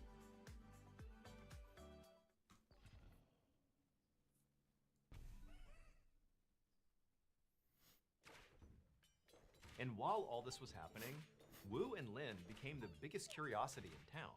I mean, the story of how Lin had miraculously come back to life with all these bizarre personality changes, you know, not only was that spreading all around town, but it eventually spread all across the country. It was like everybody was talking about Lin. In fact, this story spread so far that it eventually reached the Taiwanese government. And when they heard about it, they were so intrigued, they decided they would investigate. And so on March 17th, 1962, the Taiwanese government sent for Lin. And Lin was very happy to go. She was ready to tell her story and answer any questions they had. This was all just kind of exciting. The idea that the government wanted to know how she had made this unbelievable recovery. And so the government, they scoop her up and they bring her to this army hospital and they tell her she's gonna be meeting with the chief physician there. And so the chief physician, he's inside of the room, he's waiting for Lin. He's never met her before. He's only been told roughly what the story is. You know, there's this woman who's acting really funny after coming back from the dead, and okay, fine, I'm gonna talk to her and see what's going on. And so Lin, she walks in the room, and the chief physician, he looks at her, she's an ordinary looking woman, and she walks over to him, and before he can even begin a line of questioning, Lin looks at him like with a double take, like there's a moment of recognition, and she says to the chief physician, "Uncle?" And the chief physician is like, "Why are you calling me uncle?" And then Lin would go on to explain why she had just called him uncle, and the chief physician was so shocked by her story that he left the room and he called for his wife. And then when his wife came to the hospital, he didn't tell her what was going on. He just said, "Come with me." She walks into the room with the chief physician, he and his wife, and Lin, who's never met this woman, and the woman has never met Lin, they see each other for the first time, and Lin looks at her and just goes, "Auntie." And it was at this point that Lin revealed to the chief physician and his wife that Lin really was not her name. That's what people called her, but that wasn't who she was. Her real name was Zhu Shuhua, and the chief physician and his wife literally couldn't believe it because they had not given any information about their personal lives to Lin. They've only listened to her story, and she just offered up what she claims her name is. She's called them uncle and auntie, and wouldn't you know it, the chief physician and his wife, they did have a niece whose name was Zhu Shuhua, and a year earlier, she, their niece, had gone missing. She'd gone missing during the Chinese Civil War, and she had been presumed dead, but nobody had ever found her body. According to Lin, Zhu did die during that war. She was robbed and murdered by a group of fishermen. And then after she was killed, her spirit was sort of stuck in this purgatory for some time. But then, a year after Zhu's death, when Lin died, Lin said that Zhu's spirit entered Lin's body, and thus, you know, she came back to life, Zhu did, but in a different body. And so Lin basically was telling the chief physician and his wife that she was Zhu. She had been reincarnated in Lin's body. And as crazy as this story sounded, the chief physician and his wife couldn't help but notice that as Lin was speaking, her accent was exactly like Zhu's. In fact, just generally speaking, Lin was acting exactly like their niece. She really did seem like the reincarnated version of Zhu. And then when they dug deeper and spoke more to Lin and also her husband Wu, the physician and his wife learned that, Lynn, when she woke up and was reincarnated, suddenly she was a vegetarian, just like Zhu. Suddenly, Lynn was interested in accounting and bookkeeping. Well, that was something that Zhu was interested in. And also, the biggest one was that Lynn had been illiterate, but then she wakes up and suddenly she reads and speaks Mandarin fluently, the language that Zhu read and spoke. And so the chief physician, he couldn't help but start to believe that maybe Lynn was telling the truth here. Maybe this really was his niece's reincarnated spirit. And so, as sort of strange as it was, he told the Taiwanese government that, you know what, there's something weird happening here, and, I can't help but believe that maybe there's some truth to this story. But if we really want to pressure test it, Lynn claims that she knows who killed my niece. Like, she knows who killed her, because now she's Zhu. She said it was this particular group of fishermen. And actually, Lynn had given the names of these fishermen that apparently robbed and killed Zhu. And so the chief physician told the government, why don't we investigate my niece's disappearance as a murder and go talk to those fishermen and see if that holds up. And so that's what the government did. They tracked these fishermen down, but unfortunately, only one of them was still alive.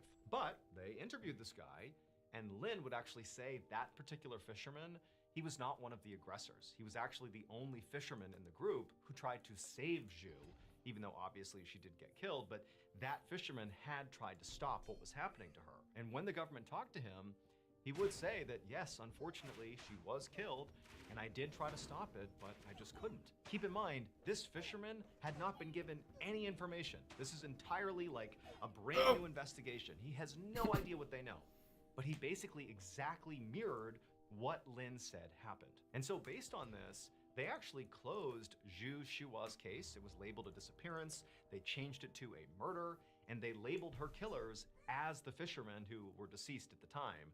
But they were labeled as her killers, and they closed the case based entirely on, a reincarnated spirit's testimony. And there's one more thing.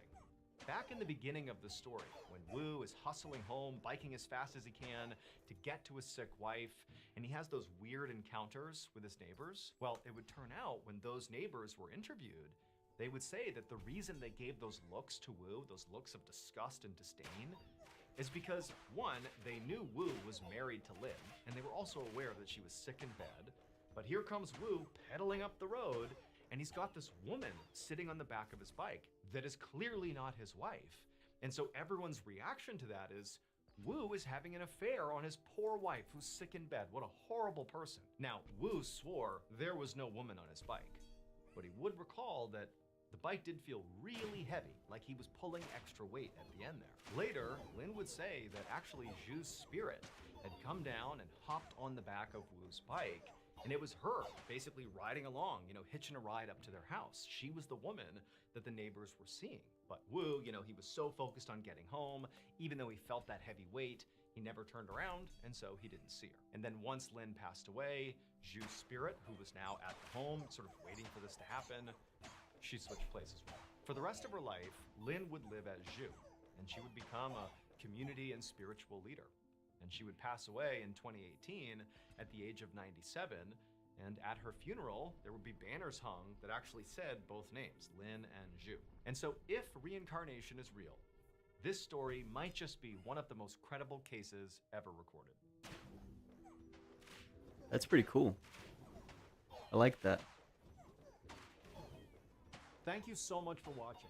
And I might lose right now. Today's Fuck. episode in the comments. Okay, we're good. And remember, we have hundreds of videos for you to binge right now. But if you're looking for a recommendation from me of that one video that's worth your time, well, it's this one right here. So give it a watch. All right, until next time. I don't give a shit about Tom Segura. Wawa's newest $6 meal deal is here, and it's so new. Let's watch this one. My wife is a total skeptic. She does not believe in the paranormal whatsoever and never has. But when I told her just a portion of today's story, specifically the part about the passenger in first class, you'll know when you get to that scene, she told me she was so intrigued by it. And I think the reason for that is in this story, as you'll see, there were so many witnesses, hundreds of witnesses. And so how could they all be making this up? But before we get into today's story, if you're a fan of the strange, dark, and mysterious delivered in story format, then you come to the right place because that's all we do, and we upload once a week. So, if that's of interest to you, please invite the like button to come over your house for a Ouija board session, and then after everyone has their fingers on the pointer, ask if anyone likes the like button, and then casually push the pointer towards no. Also, please subscribe to our channel and turn on all notifications so you don't miss any of our weekly uploads. Okay, let's get into today's story.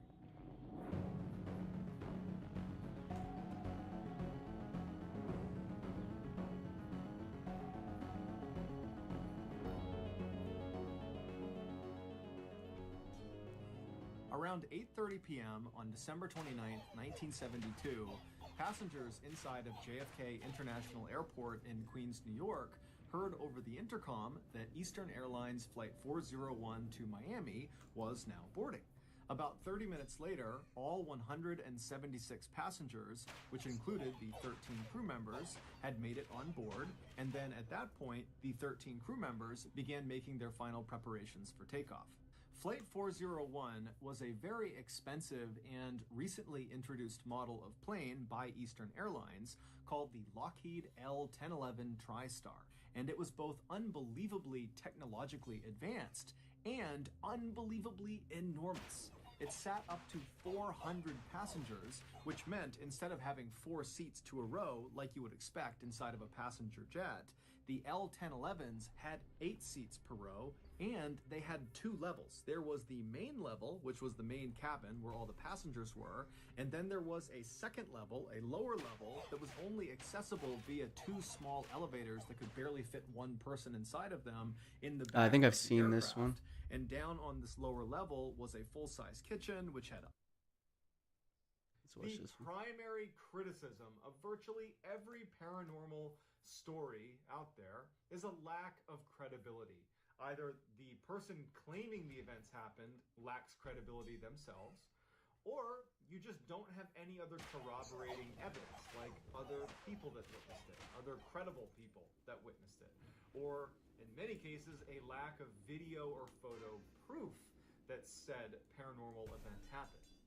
But in the case of the story today, you not only have a highly credible witness, a NASA robotics engineer, you also have other corroborating witnesses that are from that NASA engineer's family that were there and witnessed it with him, and you have, albeit limited, you do have video footage of what they are claiming happened that was paranormal. But before we get into all of that in today's story, if you are a fan of the strange, dark, and mysterious delivered in story format, well, that's what my channel is all about, and I upload 3 to 4 times a week. So if that's your thing, if you could gently pulverize the like button and then turn on all notifications so you don't miss any of my uploads every week. All right, let's get into it. Get ready, players. Welcome to the Ultimate Cyber Showdown. Each week in October represents a new level to explore, focusing on the threats that matter most. Help your users level up their cyber knowledge this October. Download your free Cybersecurity Awareness Month resource kit today. No matter what brings you to Pacifico, we will provide an inclusive experience that other dealers can't. Our selling and servicing philosophy promises that we will never sell for a cent over MSRP, with no hidden fees.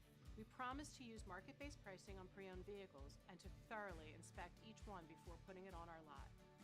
We promise a transparent sales process from start to end, where you have the power to do as much of the process from home as you would like. We promise to treat every customer the same, regardless of their demographic or financial situation. And finally, we promise to treat you like family by automatically enrolling you in our free Pacifico Engine for Life program. Because at Pacifico, we are family. Bill Vale has always been incredibly scientifically minded. He's always had technical jobs his whole life. He took a job for 15 years at NASA as a robotics engineer. He also spent a little time as a pilot for NASA as well. He is just somebody that is very process-oriented. And in fact, his family and friends, they say this with respect, but they say that, Bill, he lacks an imagination. He's super pragmatic, super to the point, and doesn't really have time for, call it, creativity. He's all about facts. In 2002, Bill and his wife separate, and it catches Bill a little bit off guard. And it almost prompts like a midlife crisis for him, where before it had been really his work with NASA that had been fulfilling to him. And now he has this huge gap in his life. And suddenly, he's looking around and he's like, what am I doing all this for? I don't have a family anymore. Like, what am I doing? And so he decides to move back home to Arlington, Texas, where his little brother lived. So when he gets to Arlington, he feels like he can have a fresh start in a way. He has family around, so he doesn't feel quite as lonely, and he actually just takes a job at his brother's water purification company because he wasn't sure what he was going to do. He just knew that he needed to do something. So he gets a job at this water purification company, and he starts working with his brother. And he finds that even though it's not the same type of work that he was doing as a robotics engineer at NASA, it was nice to be working day in and day out with a family member. So Bill has only been living in Arlington for just a couple of months, and he had only been at the water purification company for maybe a couple of weeks. And so when a Saturday house call was called into the company and no one really wanted to do it, Bill thought, you know what, I'll take one for the team, make a good impression on my coworkers, and I'll take the house call. And what it involved is part of Bill's job was to go demonstrate how to install and use this water purification system in customers' home. The dispatcher for the water purification company said to Bill, she goes, hey, listen, this is a little bit weird, but the person who called was adamant that you be there at 5 o'clock, not a minute earlier, not a minute later. And it was probably only about 3 o'clock in the afternoon, and he's like, so what do I do? And she's like, I don't know, like go get a bite to eat and just make sure you're there by 5. And so he does that. He's like, that's weird. But he drives around and he parks outside of the house a little ways down the street. And a couple minutes before 5, he gets out and he starts heading over to the property to do this house call. He starts walking up the path to this big brick house at like 4:59. And as he's getting closer to the steps, he can hear through the front door, which you can already tell it's slightly open. It's not latched all the way. He can hear screaming inside of this house.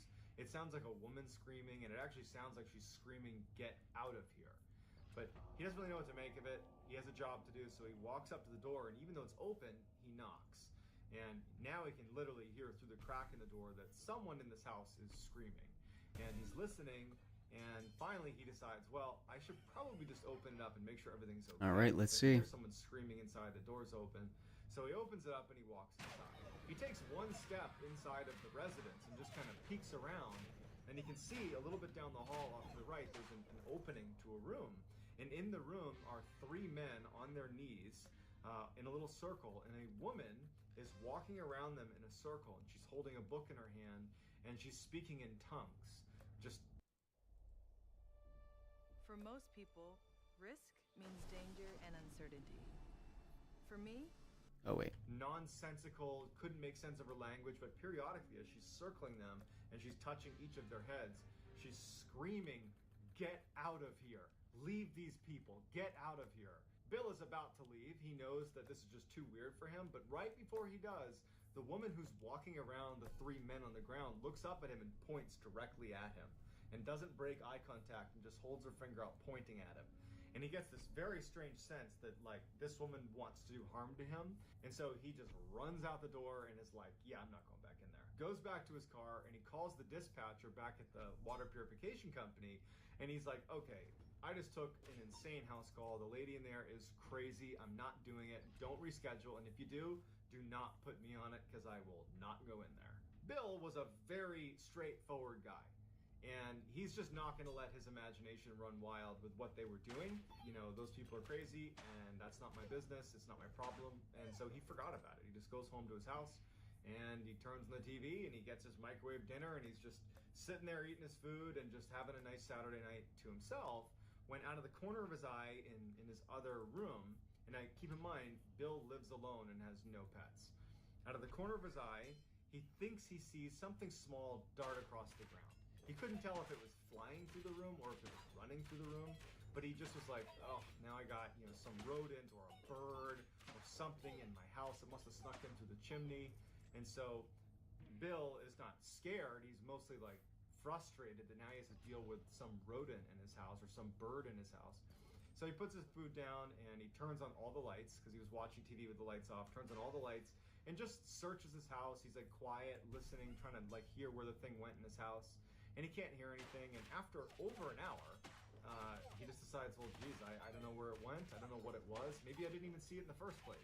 So that night, he wakes up suddenly to what feels like some small creature running over the foot of his bed, but like over his foot. And it instantly wakes him up, and he instinctively sucks his legs up to his chest under his covers. You know, as pretty much anybody would do when some random creature is running on your feet in the middle of the night. And he's like, great, this thing, it's probably, now you can tell it's a rat, it's a rodent. He's like, great, now it's literally in my bedroom on my bed. And so he flips on the lights, and now he's just mad because this is right in the middle of the night. It's the last thing he needs. And he lights on and he searches the room. He looks under, you know, his dresser. He looks in the closet. He looks under his bed. He looks everywhere.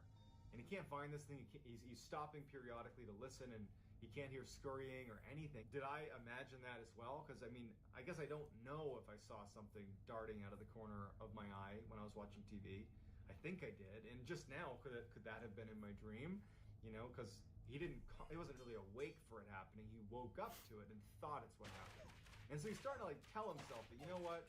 I'm somehow creating this weird thought in my head. Like, I probably didn't see anything downstairs, and I was probably having a dream about this, you know, rodent in my house, and that's what prompted the thought that something had touched my feet. And so he's like, all right, whatever. Turns off his lights, and he goes back to bed. So Bill falls back asleep, but shortly thereafter, he wakes up again when his bed is violently shaking. And he wakes up, and his bed's shaking, and it stops almost immediately once he's awake. And he thinks that they're having an earthquake. So he jumps out of his bed, and he's looking around to see if like things are going to start falling on him. He runs to the window. He looks outside. He can't tell what's going on. He runs into the other room, and he can suddenly tell, because he's in a bit of a panic, that there is no more shaking happening. But the shaking's done. The house is totally silent. And he runs back to his bed, and he has this thought, like, could I, in my sleep, have shaken my bed? And he had one of those huge 4-poster beds. And he's like trying to move it. And Bill's a big, strong guy, and he can barely move his bed. And he has this memory of, my bed was literally shaking. And he's like, now this is 3 times that something strange has happened. And I can't make sense of it. And being a very kind of pragmatic person, and not one with, as his family said, a wild imagination. He did not have that.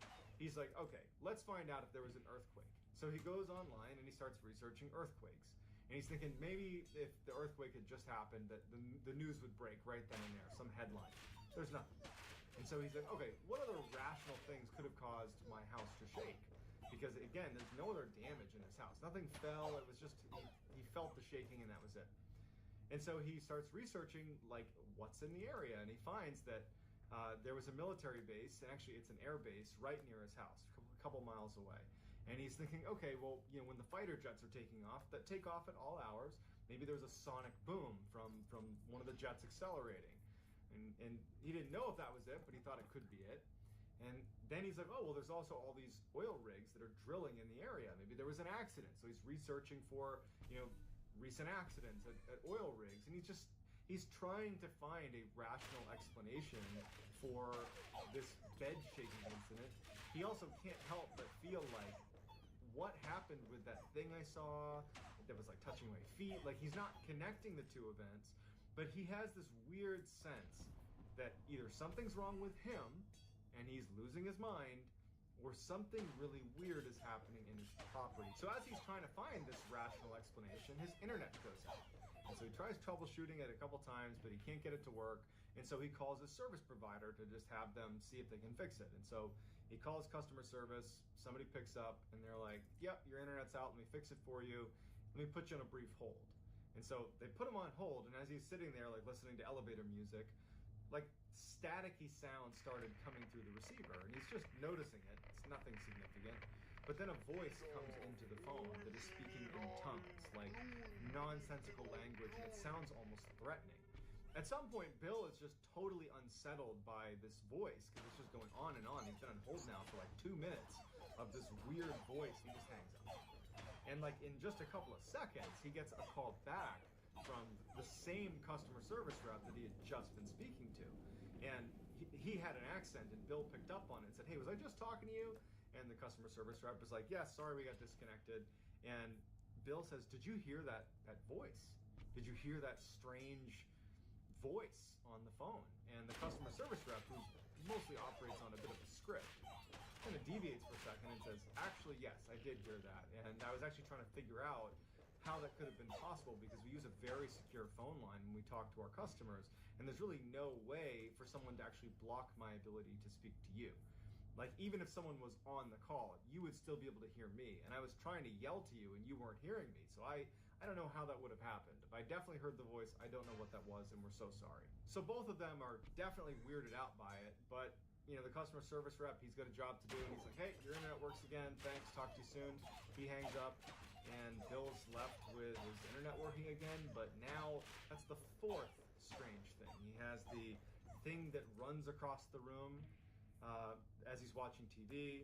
He has the thing that ran across his feet at night. He has his bed shaking, and now he has this like devil voice speaking in tongues on the phone that the customer service rep also heard and couldn't make sense. He decides to, you know, I'm done doing research for the night. It's, you know, 3 in the morning or whatever it was. I'm gonna just try to get a couple hours of sleep because this is just starting to freak me out a little bit. So Bill gets back in his bed and he's trying to sleep, but he can't stop thinking about the fact that there have been 4 strange occurrences in the span of just a couple of hours. And he can't help himself but start to feel a little bit worried that something that he doesn't understand is going on, something bad is going on. And as he's sitting there desperately trying to sleep, he swears he can hear some sort of sound underneath his bed.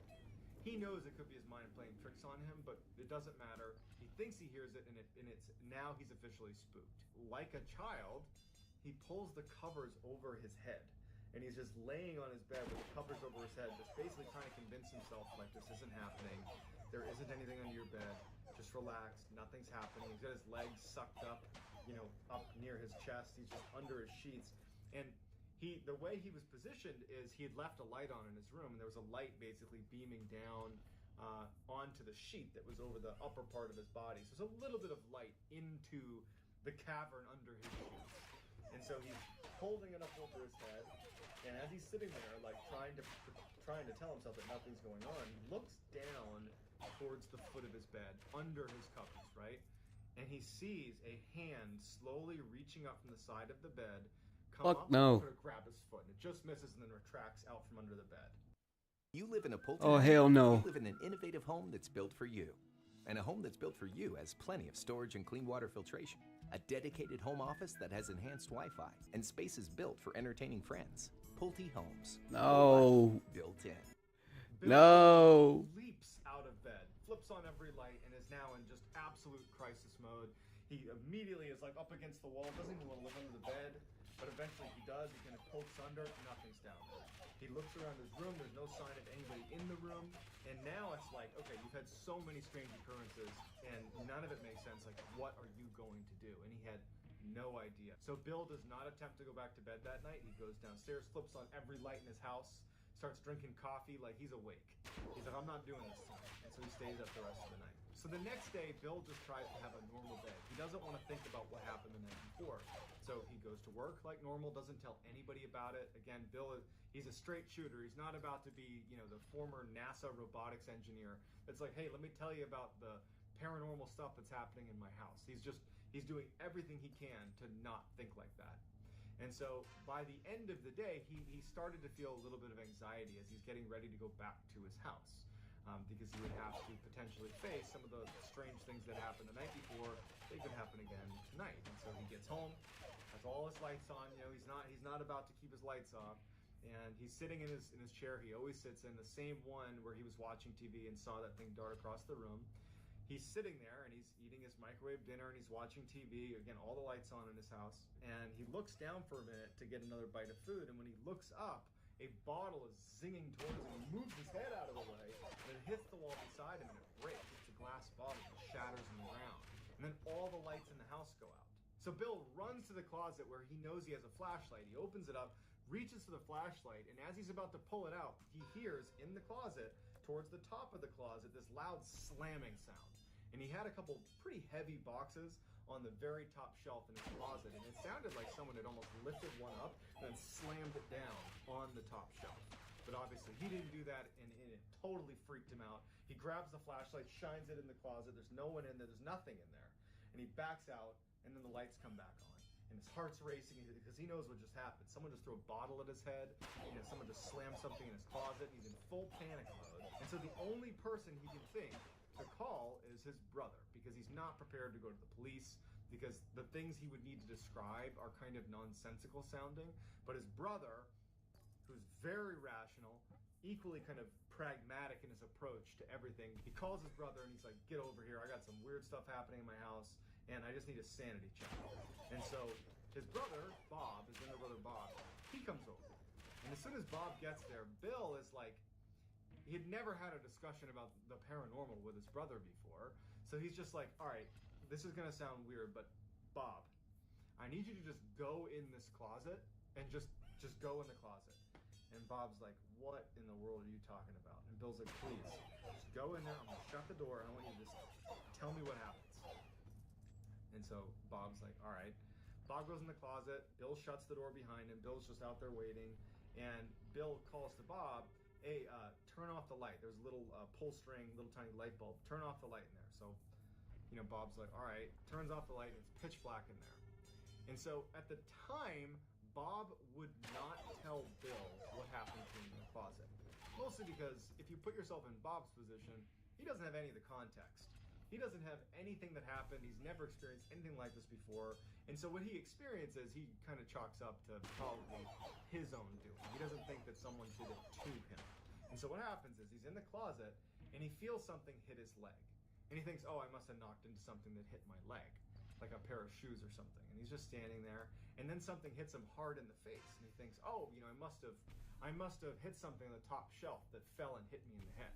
But the two things combined, it did unsettle him a little bit, and he consciously decided, I'm not going to tell my brother Bill that this happened because I'll only feed into his own paranoia right now, and that's not what he needs. Opens the closet, gets out, and he's like, you know what, Bill? Nothing happened in there. You got nothing to worry about. There's nothing in here. And so he leaves, and Bill is left kind of crestfallen because he feels like he really didn't do a good job conveying to his brother just how much had happened in the house so far. He basically said, I've heard some strange noises, go in the closet. And then nothing really happened. So he feels like out of his element. He just feels like he doesn't know how to handle it. And so he has only one other person that he feels comfortable kind of letting in to this situation, because it was just kind of embarrassing for Bill. I mean, he's this esteemed NASA employee. The last thing he wants is to have somebody think that he's like losing his mind a little bit. But he has his friend Michael, who is a sound engineer that worked for a couple podcasts. And when he calls him, Bill doesn't even really know what he's going to say to Michael. He just needed to talk to someone, like a friendly voice kind of thing. And he calls him, and Michael's a little bit surprised to see Bill calling him, and they have a little bit of small talk. And Bill says to Michael, I don't know how to approach this with you, but I moved to Arlington, and got some weird stuff going on in my house, and I guess I'm just telling you because I don't know what else to do.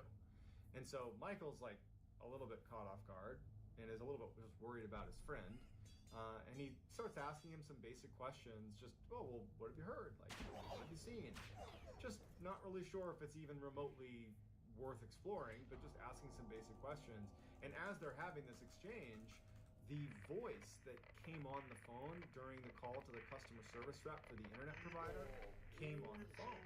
And all of a sudden, Bill can't hear Michael, and Michael can't hear Bill. All they both hear is this voice, this like angry kind of demonic sounding voice that sounds very threatening. And so while this is going on, Michael just instinctively is like, well, I have all my sound set up here, and he grabs a mic and he puts it to the receiver and starts recording. And for a minute and a half, he sits there recording this voice. And then about 30 seconds into the recording, not that Michael could hear it, Bill on the other end, who's heard this voice before, and he's starting to get the feeling that this whole thing is bad. Like it's bad.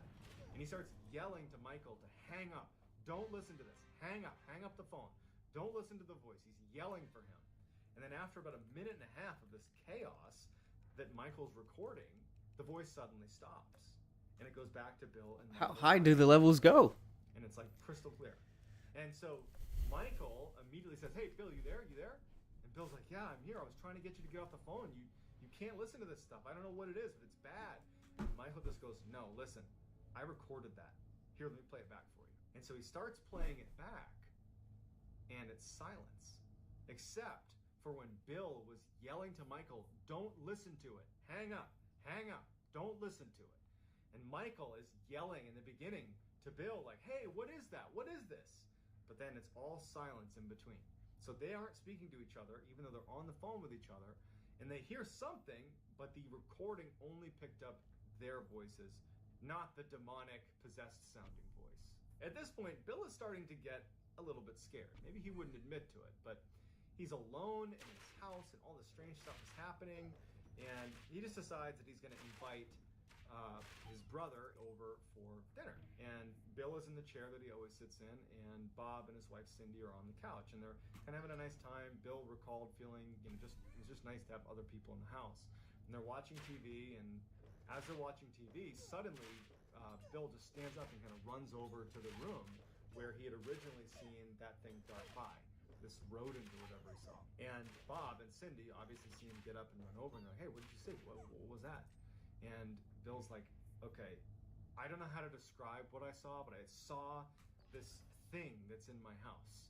And, Bob, I brought you over here because I've just been seeing..." Discover your new Volvo right now at Volvo Cars, Fort Washington.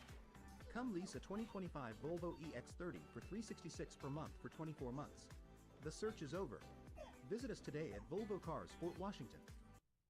This animal or something running around my house. And Fuck Fort Washington. I swear I just saw it. And he goes, "Hey, look, Bob, sit in my chair." Because it was the only vantage point into this room. The couch where Bob and Cindy were sitting, they couldn't really see into this room. And he goes, "Just listen to me. Bob, sit in my seat and just sit here and just watch the TV. Don't pay attention to the room. Just watch the TV and just see if something catches your eye. Because, maybe I'm seeing something that is totally rational, but something's happening. Just do what I was doing." And so Bob's like, "All right." So he sits in the chair. Bill sits next to Cindy, and they start watching TV again. And Bob, all of a sudden, just clearly reacts to seeing something in the room, and he goes, "Oh my God, what is that?" And they all stand up, and Bill is like, "What'd you see?" And Bob's like, "I don't know. It was like some kind of small animal or something, and it looked like it was on 2 feet. It did not look like a 4-legged animal. That's like a 2-legged animal. Like, what was that?" And so Bob, he's now feeling like, I was in that closet, some weird stuff happened that I didn't tell Bill about. Now this, and he's like, "Okay, Cindy," his wife, "Cindy, you sit in the seat. You do this now." And so now Bill and Bob are sitting on the couch watching Cindy, and Cindy's watching the TV. Of course, in just a matter of minutes, she sees something dart across the room. Now, was she just kind of jumping on the bandwagon because these two saw it? Maybe. But she certainly described the same thing that Bill and Bob claimed to have seen, which was a bipedal, small creature that was just running through the dining room. And so the three of them turn on all the lights and they start searching the house. They're going to find this animal or thing in the house, and they search everywhere for hours, and they can't find anything. Finally, after it's getting late, Bob and Cindy are like, "Hey, Bill, I don't know what's happening in your house, but why don't you just come stay with us? We got a guest room. Just crash with us tonight, and you can come back in the morning and call animal control or whatever you want to do, but you shouldn't be here tonight. There's too many weird things happening here." Bill, in a way, was actually kind of happy because now he had someone that he trusted and loved, his own family, that had confirmed that they were seeing the same things he was. That even though that is terrifying, that all of a sudden Bill is alone in this house with some creature, this small bipedal creature running around the house, at least he wasn't losing his mind. Or if he was, at least other people were too. So he was kind of relieved, and he was like, "You know what? I'm not going to go with you because I don't want to just give up my house. What will I do when I come back if it keeps happening? I don't want to just give this up." So Bob and Cindy leave, and now Bill is determined to now, for the first time, start looking up paranormal explanations for what was happening. So quickly, Bill realizes that you can't just search the paranormal. There's too many things online. It's so hard to tell what is considered credible and what isn't because there's just no fact checking going on. It's just people kind of putting things on the internet. And so what he decided he would do is, instead of him doing the research, he would find a paranormal investigative team that at least appeared to approach their investigations much the way a scientist would. That instead of looking for proof, the paranormal exists, Instead, that their approach would be like looking for an answer, even if that answer was totally normal. And so he starts researching for investigative paranormal teams that have a scientific focus that are in Texas in the area. And he actually finds one, and he reaches out to them, and they were actually available that night to come over. So he says, please, come over, I need your help. So the leader of the paranormal team was a man by the name of Brian Hall. And when they get there, it's Brian and a couple of his crew members.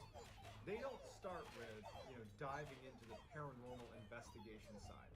They start by looking for obvious answers, because they've found that many times when someone claims they have a paranormal event happening, it's something like, a bad AC unit, or a creaky door, or a branch outside that's rubbing against the house.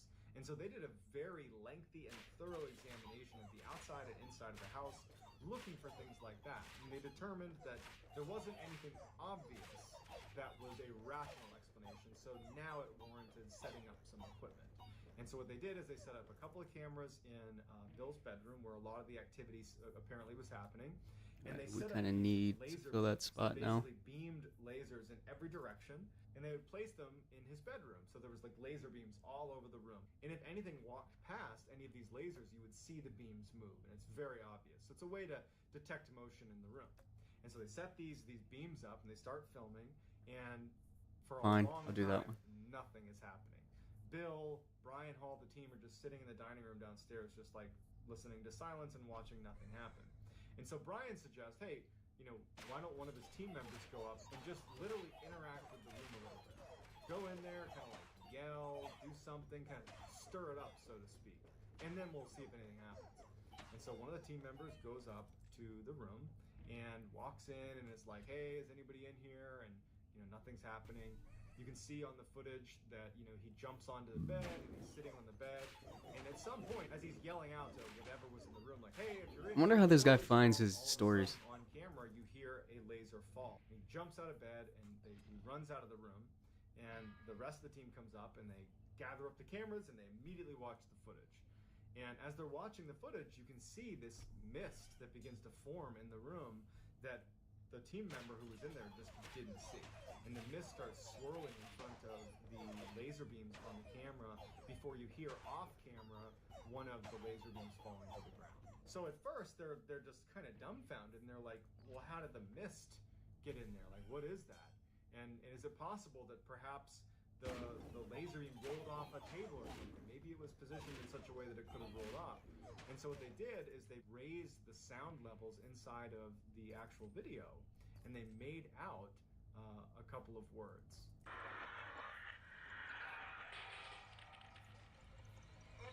And so at this point, Brian Hall and his team feel like they have quite a bit of data that actually does lend credibility to the idea that there is something paranormal happening in Bill's house.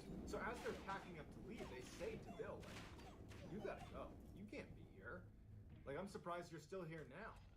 And Bill just was this super prideful guy, and he just was like, no, I'm gonna stay. Like, I've made the decision. I'm not gonna run. I'm gonna stay here in this house.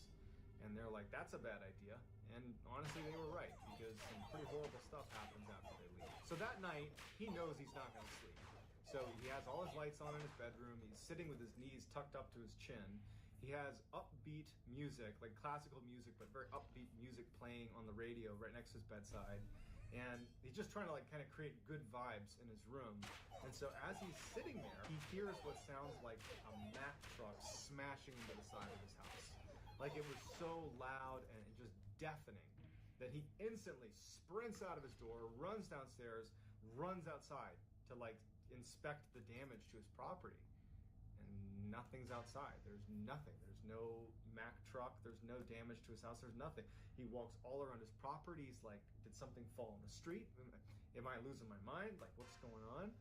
And so he goes back in the house after quite a bit of looking around, seeing if something might have fallen off of his roof that made a sound. Nothing. He goes back in his house, and as soon as he steps foot in his house, he hears a similarly loud crashing sound, as if, a vehicle is smashing into his house, except it's inside of his house, in his dining room. It was in the same room where he first initially spotted that thing running across the ground. And so he runs in there to look for some horrible damage to the inside of his house, but there's nothing disturbed. There's nothing shaking. There's nothing out of place. His dining room is intact. And as he's sitting there, he hears his car alarm go off outside. And now he's thinking, this thing is screwing with me. I'm not going to let it win. I've stayed here against better judgment for multiple days. I'm not going to give in now. And so Bill kind of goes into fight mode. Now he's mad.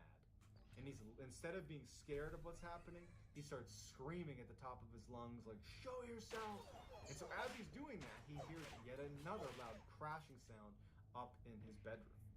And so he runs upstairs ready to, fight with whatever this is in his house, because it's gotten to a breaking point for Bill. He charges in his room, there's nothing in there. But unlike the dining room, and unlike when he was outside, the crashing sound continues while he's in the bedroom. So he's standing in his bedroom, holding his ears, and the deafening crashing sounds over and over and over again, but there's nothing moving. There is no way for the sound to be emanating from that room, but it is. And after what feels like an eternity of this horrible smashing sound, it just completely stops. And it's dead silence. And Bill lifts his hands off his ears and he's looking around, and he's expecting it to start again, but it doesn't. And it's just dead silence in the entire house. After quite a while, and he still doesn't hear anything, he gets back in his bed. All the lights are on. His radio's on. And he tucks his legs up to his chin, and he's just holding himself basically in the fetal position. And he is, at this point, he's now just petrified. He had his big fight moment, but I think he's now thinking that this thing is just challenging me back. It's basically saying, I can do whatever I want to you, and you can't touch me. I can do whatever I want, you can't touch me. And he's realizing that maybe he could have made it worse, and he's sitting there knowing he's not going to sleep. It's still the middle of the night, and he starts hearing a noise that sounds like maybe shuffling of feet, something's moving around underneath his bed. And as he's sitting on his bed, at the head of his bed near his pillow, with his feet tucked in, he looks at the foot of his bed, and this huge, just wide, 6-foot-tall black figure emerges in it's bright in the room. This black figure emerges at the foot of his bed. It's got this huge tooth coming out of its mouth, and it gets into this jerky position and starts moving towards Bill. And it gets right in front of him, and it puts its face right against Bill's, and then grunts and then disappears. Bill continued to see this horrible black figure in his house, and it continued to kind of challenge Bill, and Bill stopped challenging it back. And so Bill started waking up with these scratches on his chest.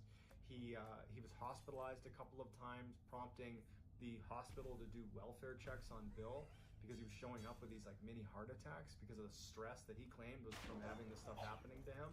And his family's so concerned, and it wasn't until Bill started really doing some aggressive research on demons that he read about exorcisms.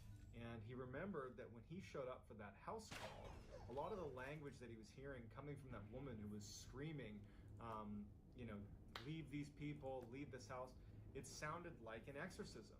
And he was thinking that, do you think it's possible that the exorcist knew that she needed another host for these demons? And so she planned it so that she would have this water purification person show up right at 5 p.m.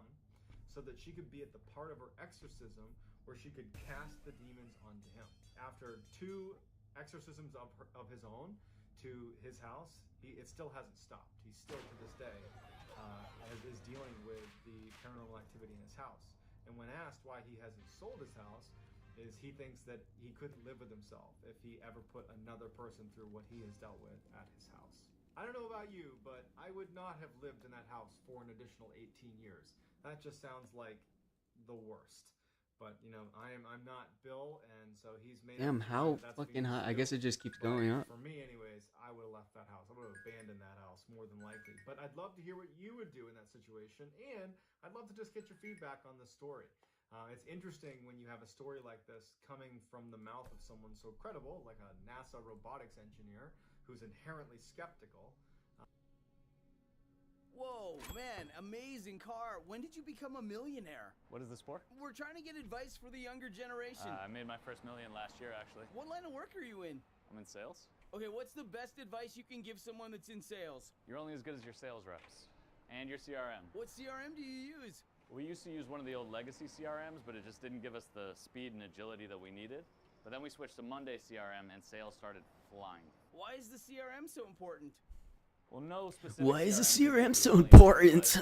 This video is brought to you by HelloFresh. Sometimes the truth is stranger than fiction, and today we're going to look at 3 stories that demonstrate that. But before we get into today's stories, if you're a fan of the strange, dark, and mysterious delivered in story format, then you've come to the right place because that's all we do, and we upload once or twice every week. So if that's of interest to you, please go to the like button's place of work 1 minute before closing time, and then proceed to browse around for about 30 minutes and then leave without buying anything. Also, please subscribe to our channel and turn on all notifications so you don't miss any of our weekly uploads. All right, let's get into today's stories.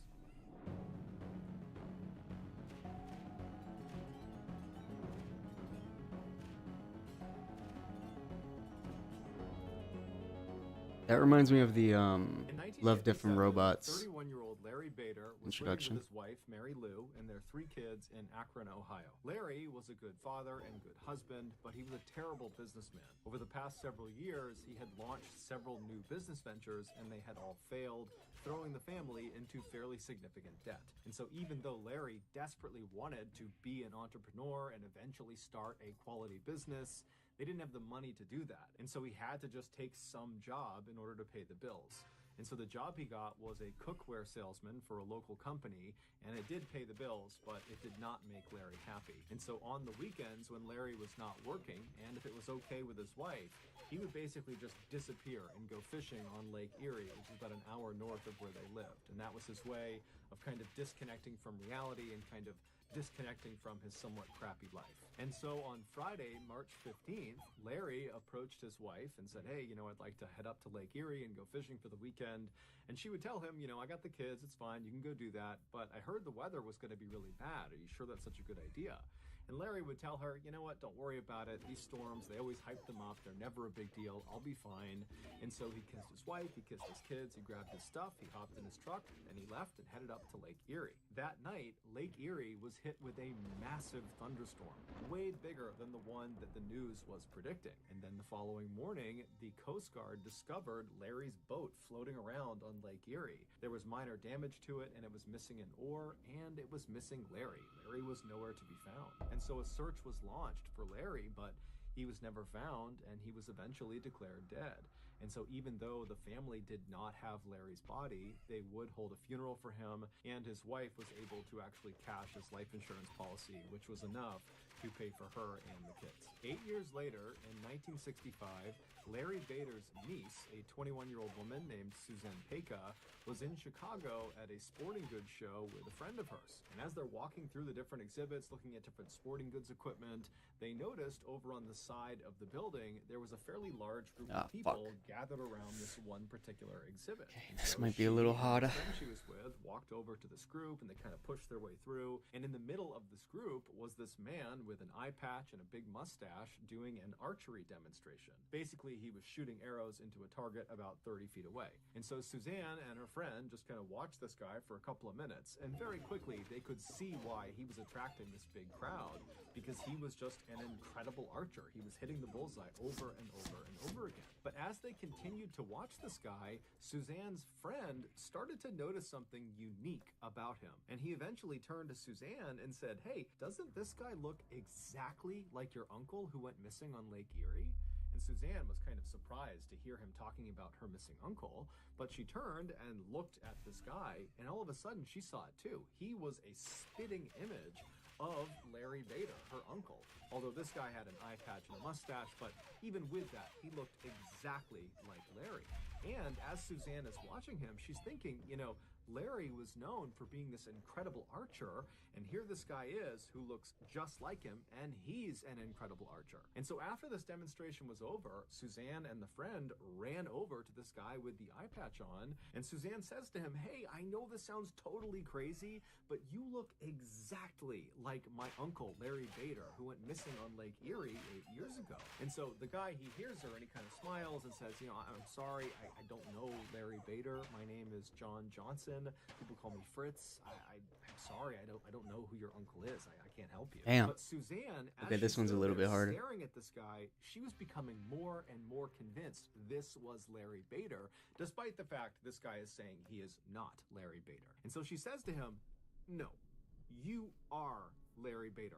I'm positive you're my uncle. Now at this, Fritz would be polite but firm, and he would reiterate that, look, I'm not your uncle. I don't know who Larry Bader is.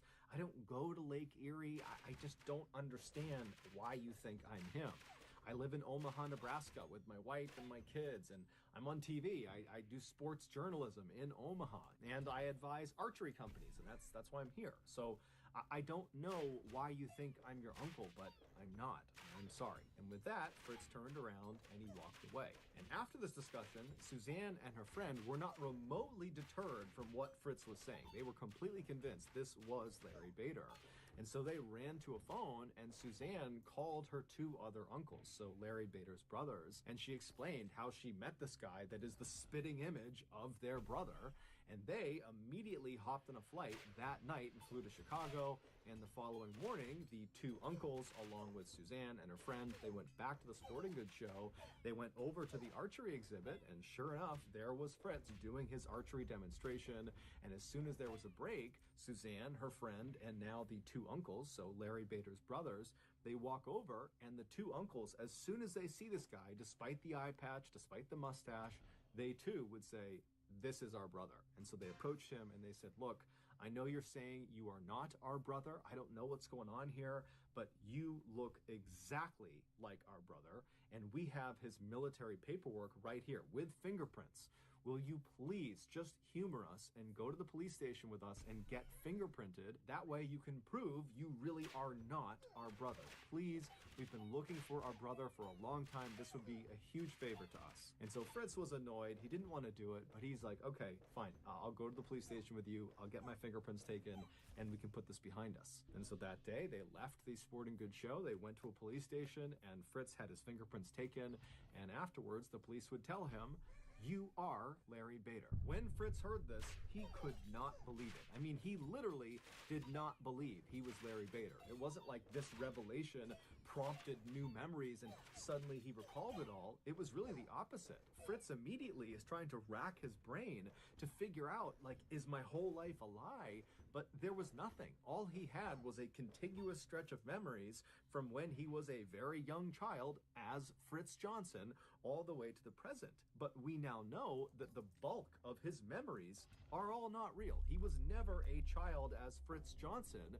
He was Larry Bader and then became Fritz Johnson only 8 years earlier. The timeline of what happened to Larry Bader is rough at best. But as far as we understand it, Fritz Johnson showed up in Omaha, Nebraska a couple of days or a couple of months after Larry Bader went missing on Lake Erie. And when Fritz showed up in Omaha, he just walked into a restaurant and asked for a job there, and he had provided documentation that showed he was in fact Fritz Johnson, and nobody thought anything of it. He was completely normal. There was nothing unusual about his behavior. And over time, Fritz just kind of thread himself into the Omaha community. I mean, he got married, he had a child, he adopted another child, he left his job as a bartender at a restaurant and eventually got this amazing job as a sports TV broadcaster for their local channel. I mean, he was like a minor celebrity in Omaha. Everybody recognized, "Oh, there's Fritz Johnson. He's on TV. Hey, Fritz, how you doing?" I mean, he had a full-blown life. Fuck. But as soon as the news broke that he was not Fritz Johnson, he was Larry Bader, right away, the TV station he worked for fired him. His second wife left him because in reality, he actually was still legally married to his first wife. And so his marriage to his second wife was never actually real to begin with. And so she leaves him. And then also, because Larry Bader was no longer dead, the insurance company that had paid out all that money to his first wife as part of his life insurance policy, they demanded that he repay them. And throughout all this drama of Fritz finding out he's Larry Bader, Fritz continued to say he was not Larry Bader, that this was all a big mistake. He just could not understand how this could have happened. None of it made sense. And so eventually a team of experts, doctors, psychologists, you name it, they came out to Omaha and they ran Fritz, aka Larry Bader, through a battery of tests over almost 2 weeks. And at the end of all their testing, they concluded that, one, Fritz definitely is Larry Bader. So there's no debate there. He is Larry Bader. And 2, he is almost certainly suffering from an extreme case of amnesia, which is memory loss. But the doctors and experts had no idea how he developed this case of amnesia. And of course, Fritz, he too had no idea how he developed this case of amnesia. And it's unlikely we'll ever get any more clarity on exactly what happened to Larry Bader / Fritz, because unfortunately, just 1 year after it was discovered Fritz was Larry Bader, Fritz would die. He had cancer in one of his eyes, and that was actually why he wore that eye patch, and the cancer had come back and it took his life. Today, his case is considered to be one of the most believable and baffling cases of amnesia on record. Before we get into our next story, I want to talk to you about today's sponsor, HelloFresh. Back during the beginning of the pandemic, we were not able to get groceries or have food delivered to our house. And so before long, we were down to eating just the Diet Cheetos and pickled licorice. And as I was eating my 77th bag of Diet Cheetos, I thought to myself, is there anything better for me to eat?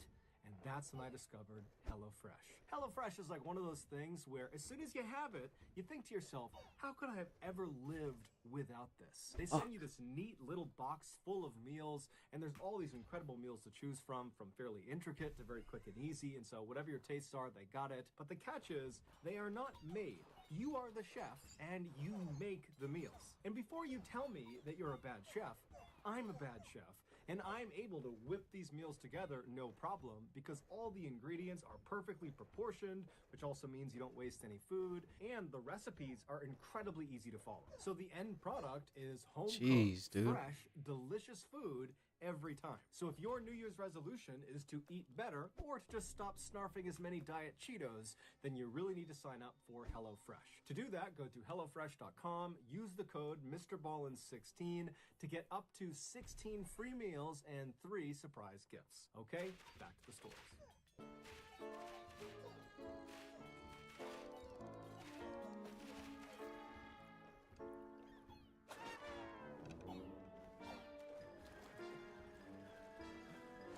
Fuck!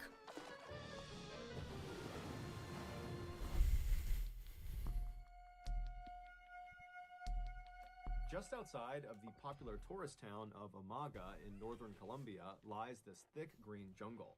And if you know where to look, there is actually a walking path that leads you from Amaga deep into this jungle.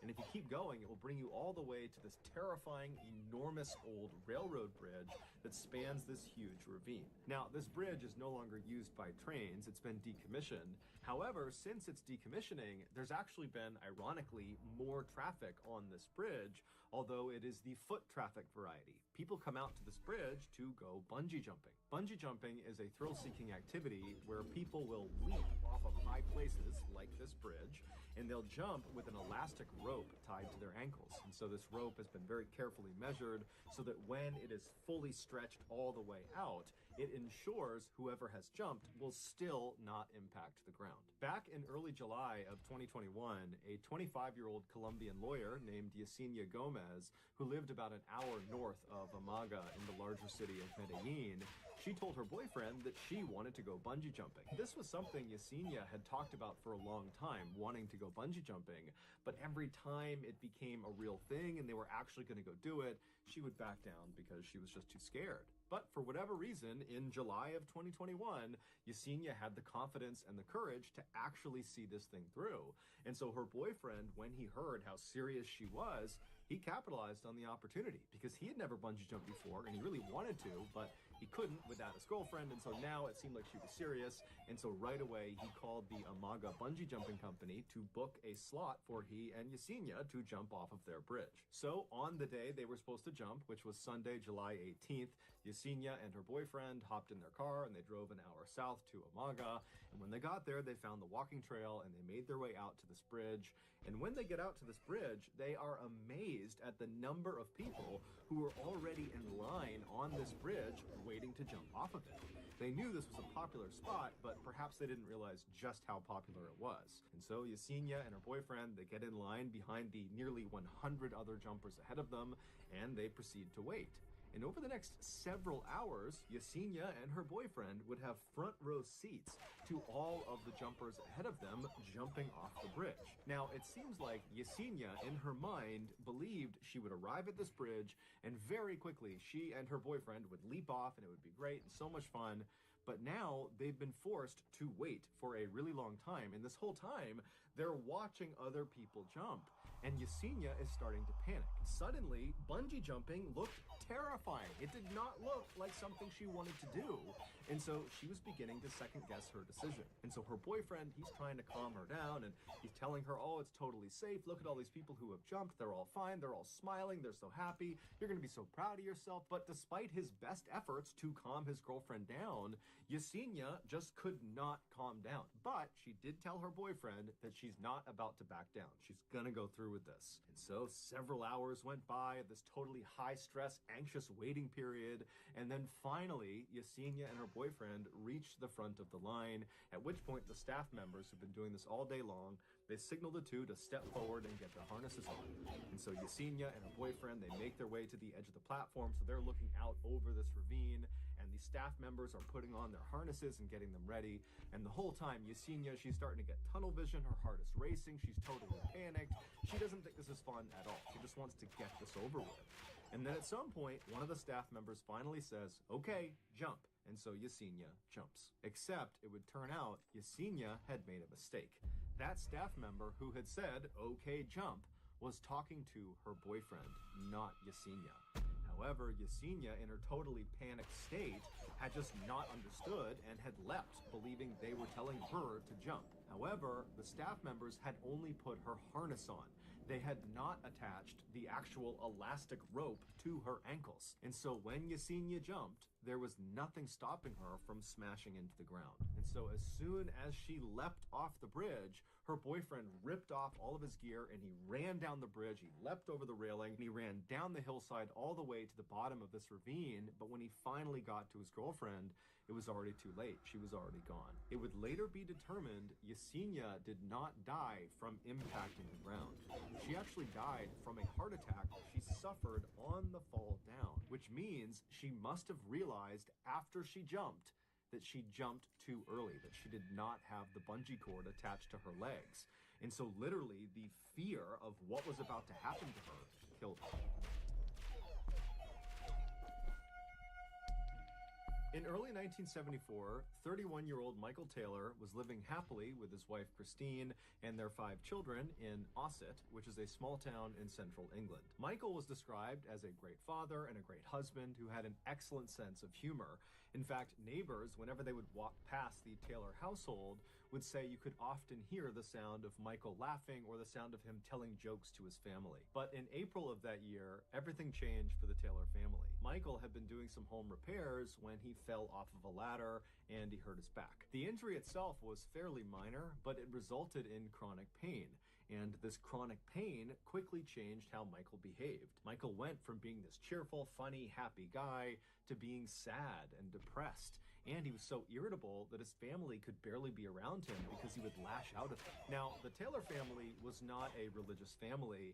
However, most families who lived in Ossett at that time were. And so when one of Michael's friends found out about how poorly Michael was doing, they approached Michael and said, you know, you really ought to turn to religion for help and for guidance in this difficult time. And they also told him specifically that he really ought to check out this one particular Christian group. It was called the Christian Fellowship Group, and all it was a prayer group for Christians who wanted more religious support beyond just going to church on Sundays. But this friend of Michael's told him that the real draw of this group was the group's leader. Her name was Marie Robinson, and she was this 21-year-old, extremely friendly and energetic and charismatic person who just had this incredible way of making all of her members really feel like they belonged. And so Michael's friend was telling him that he really thought Marie could be the difference difference maker for him, that she could help him get back to normal. And so Michael, you know, he trusted this friend, and he really didn't have much to lose at this point. He was already at rock bottom,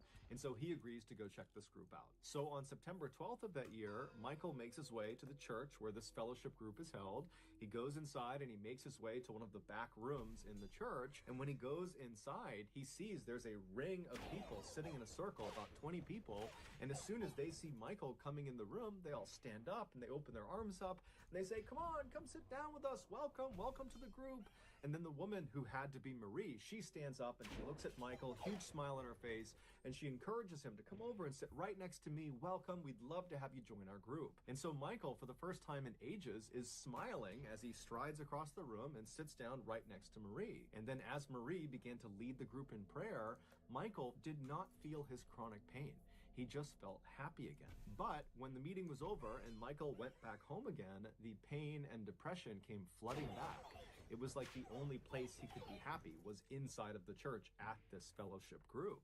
And so over the next couple of weeks, Michael completely prioritized this group. He went to all of their meetings, and over the course of these couple of weeks, Michael became very close with Marie, and apparently Marie became very close with Michael, to the point where the two of them would stay after the meetings were over, and just those two would sequester themselves in quiet prayer. No one knew what they did in there, but it just seemed like they were developing a real relationship. And in fact, many people in this group suspected they were having an affair. And before long, the rumors in the church had spread outside and were all over Osset. And then before long, Christine, Michael's wife, was hearing from a friend or a neighbor that apparently Michael was having an affair with Marie. Now, Christine had already suspected her husband was having an affair with Marie because Marie was the only thing Michael talked about when he got home. So on October 1st of that year, only a couple of weeks after Michael had first attended this group, Christine waited until Michael had left the house to head out to one of the group meetings, and then Christine hopped in her car and she followed him to the church. And when she got there, she parked her car, she took a deep breath, and then she got out, she made her way to the front doors of the church, and she stormed inside. And she found the room where these meetings were held.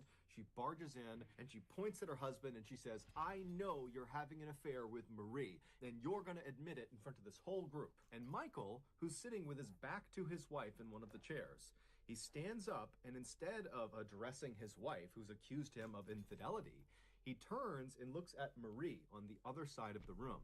And when Marie made eye contact with Michael, she screamed. She would later say Michael did not look human. He looked like a beast, and he had wild eyes. And so as Michael is standing there staring at Marie with this very aggressive face, Should freak. Yo, the video, I mean, the images he uses freak me the fuck out. where the speaker will be saying or uttering words or sounds that sound like language, but the speaker doesn't know what they mean. The idea is some entity has come inside of their body, and this entity is dictating their speech. And so Michael is broken out in tongues. He's barking these words and sounds at Marie, and everyone inside of the room has no idea what to make of this. Everything has happened so suddenly, and it's so surprising. You have the wife suddenly coming in and aggressively accusing her husband of cheating, and Michael is not responding to it. He's acting totally crazy. And then before anyone can do anything, Michael goes from just barking in strange languages at Marie to suddenly rushing across the room as if he's going to attack her. And when he does that, the rest of the members jump on top of him and hold him down. And despite there being like 10 or 15 people holding him down, Michael is still trying to get up, and he's screaming and snarling and yelling at Marie. And then Marie suddenly breaks out into tongues too. And it's only then that Michael stops trying to force himself up out of this pig pile that's on top of him, and instead he just continues to speak in tongues to her. And so the two of them are looking at each other, speaking in tongues, and the rest of the group is just totally dumbfounded, and so they just begin praying. And then after about an hour, Michael just collapses. It's like he went unconscious. And at that point, everybody in the room just goes silent, and they look at Michael. Bruh. And then Michael kind of opens his eyes, and it's almost like he's waking up, and he begins looking around frantically, trying to figure out what had just happened. Michael would claim he had no memory of what had just happened to him. And so at this point, Marie would tell him and Christine that she believed Michael was possessed by a demonic force, and the only thing they could do at this point would be to perform an exorcism. An exorcism is an expulsion or attempted expulsion of a supposedly evil spirit inside of a person or a place. Michael and Christine were at a loss. They had no idea what to do in this situation. They were both kind of in shock for very different reasons. And so they just kind of deferred to Marie's judgment and said, yeah, you know, I think an exorcism is the way to go. So Christine and Michael just leave the church and go home. And then the next morning, Marie would get in touch with the Anglican Church of England and would request an exorcism. And after hearing about what was going on with Michael, the Anglican Church would say, yeah, that does sound like he needs an exorcism. And so the following day, they would send out two of their best exorcists named Peter and Raymond. And so Peter and Raymond, they get to Ossett, they go to Michael's house, and they observe him. And very quickly, they determine that it does seem like Michael is possessed by at least one demonic force. And so they tell Michael, the only thing we can do here is perform this exorcism, but we need you to agree to it. And so Michael says, okay, yeah, I agree to this exorcism, and so would his wife, because she at this point is just completely unsure what to do. She's just going along for the ride. So a day later, on October 4th at 10 p.m., Michael, his wife, and the rest of the members of this fellowship group, along with Peter and Raymond, they would all meet at this other church in a neighboring town. And as soon as Michael had been positioned in the middle of this group in this chair, Peter and Raymond began the ritual by praying. And as soon as they did, Michael began screaming out in tongues, and he began writhing around, and he fell to the ground, and he began contorting his body in grotesque positions, as if the words Peter and Raymond were saying were physically harming Michael. And so after This one's going to be harder as well. Actually tie Michael down to prevent him from hurting other members or hurting himself.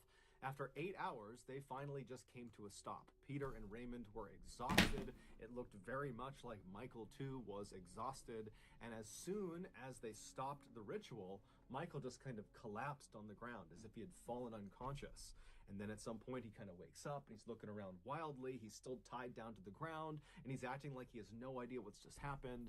And at this point, Peter and Raymond, they tell him that, you know, the exorcism was mostly successful.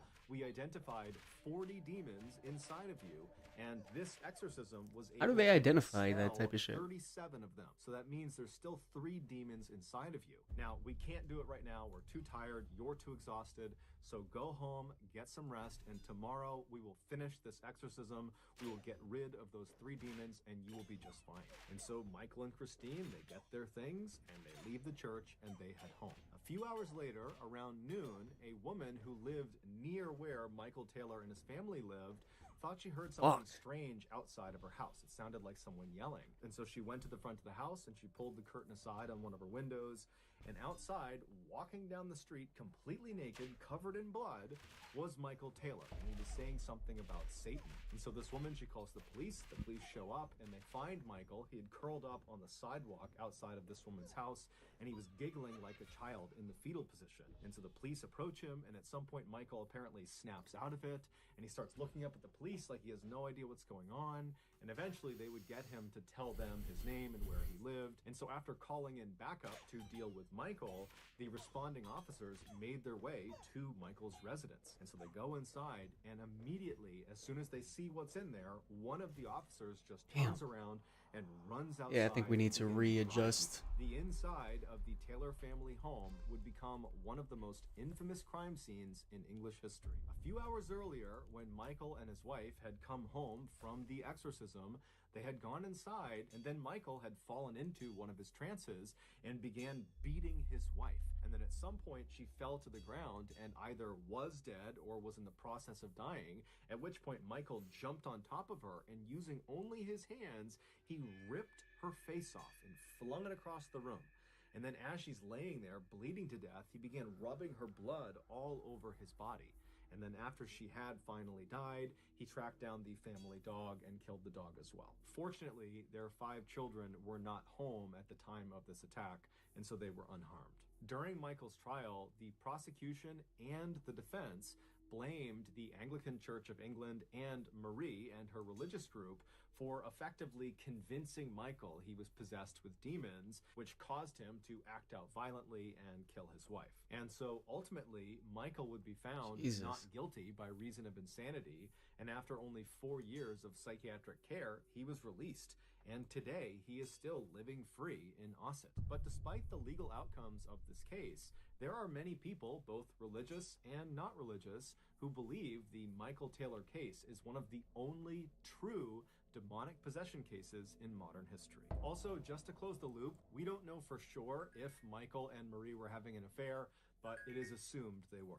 And so that's going to do it, guys. If you found the secret in today's episode, let us know in the comments section what it is. And all right, so we got 6 rerolls, and we're leaning on towers here. If you got something out of today's episode and you haven't done this already, please go to the like button's place of work 1 minute before closing time, and then proceed to browse around for about 30 minutes and then leave without buying anything. Also, please subscribe to our channel and turn on all notifications so you don't miss any of our weekly 1 or 2 video uploads. We are now selling merchandise like flannels and hats and sweatshirts and all sorts of stuff. If you're interested, go to shopmrballin.com. If you want to learn about upcoming deals and promotions for our shop, go to our shop's Instagram page. The username is shopmrballin. Fuck. If you want to get in touch with me, Maybe not. Maybe this won't work. Instagram or on Twitter. My username for both platforms is the same. It's just Mr. Ballin. I also have a ton of content over on TikTok where my username is also Mr. Ballin. We also have a second YouTube channel just called Mr. Ballin Shorts, where we post random short videos and lost episodes. We also have a Facebook page just called Mr. Ballin, where we post condensed versions of the longer episodes you see on YouTube. If you have a story suggestion, please submit it to our subreddit just called Mr. Ballin. It's linked in the description below.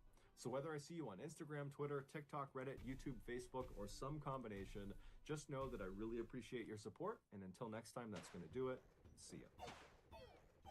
Don't just take classes, take charge. Start your comeback today at purdueglobal.edu.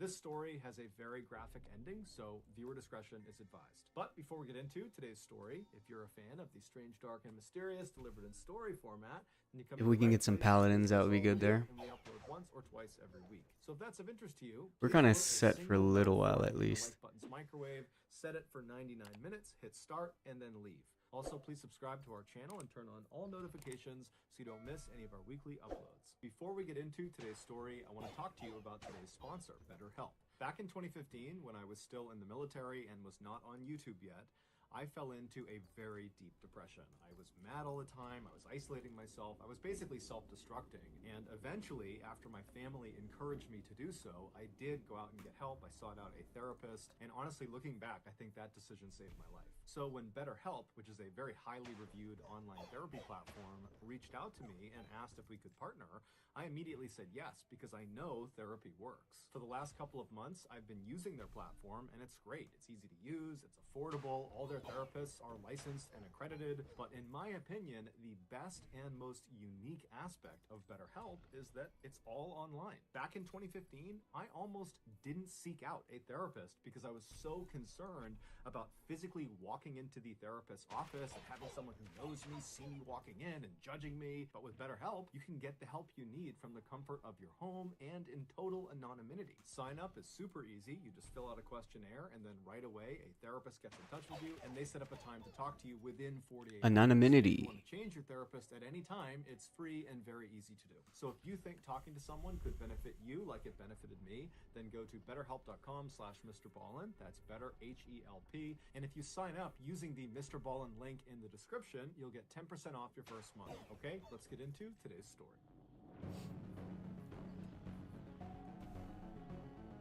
That might be maxed out now, which is honestly fine.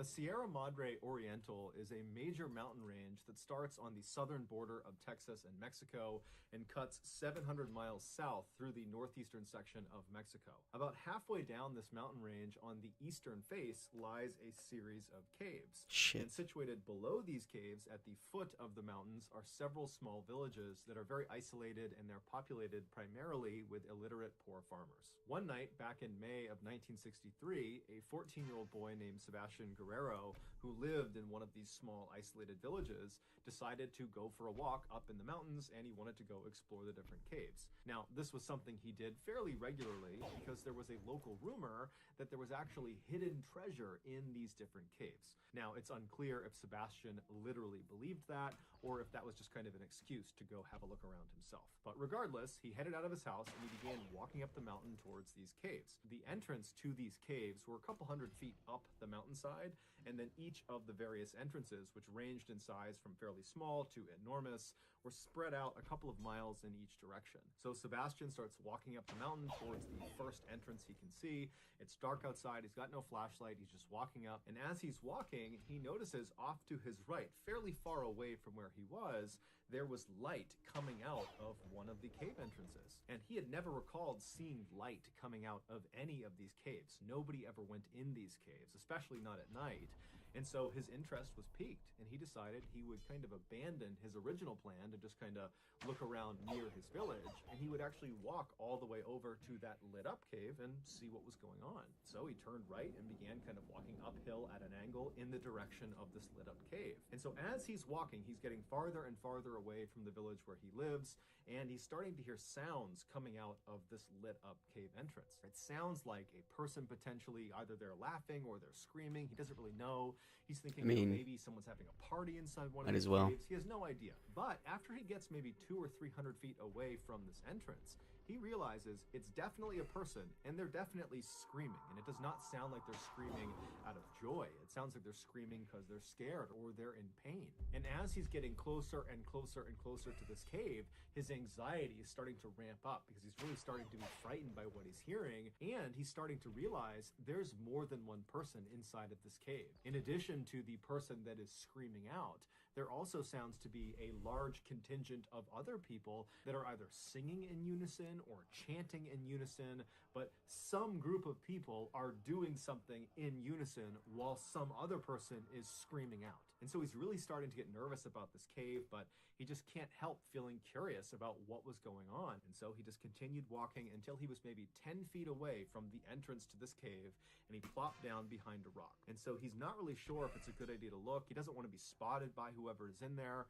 but finally he kind of works up the courage. He takes a deep breath, and he slips out from behind the rock, and he goes right to the edge of this big opening, maybe 10 foot across opening, and he peeks his head right around the edge of the opening, and he looks inside, and what he sees causes him to just freeze in terror. Then his survival instincts just kick in, and he turns and he starts running down the mountain away from this cave. He has no idea if he's been spotted or not, but he's sensing that someone could be chasing him, and so he is just running as if his life depended on it. And he would not run back to his village. Instead, he would run nearly 10 miles to the nearest police station. And when he gets there, he busts through the front doors, and he's totally hysterical. He's drenched in sweat, and the police officers are totally caught off guard, so they're trying to tell him to calm down. And so Sebastian finally would kind of compose himself, but then he just was not able to describe what he had seen inside of this cave. Whatever he had seen, he knew it was bad, but the words were just escaping him. And so the way he described it to police was he basically thought he saw vampires. And as soon as he began describing vampires to the police, they're thinking to themselves, okay, I don't know what's going on with this kid, but this just cannot be serious. And so they consoled him and kind of calmed him down and said, look, kid, you know, I don't know what you're talking about. You know, if there's any news that comes out of something happening in the cave that's bad, you know, I'm sure we'll hear about it and we'll follow up.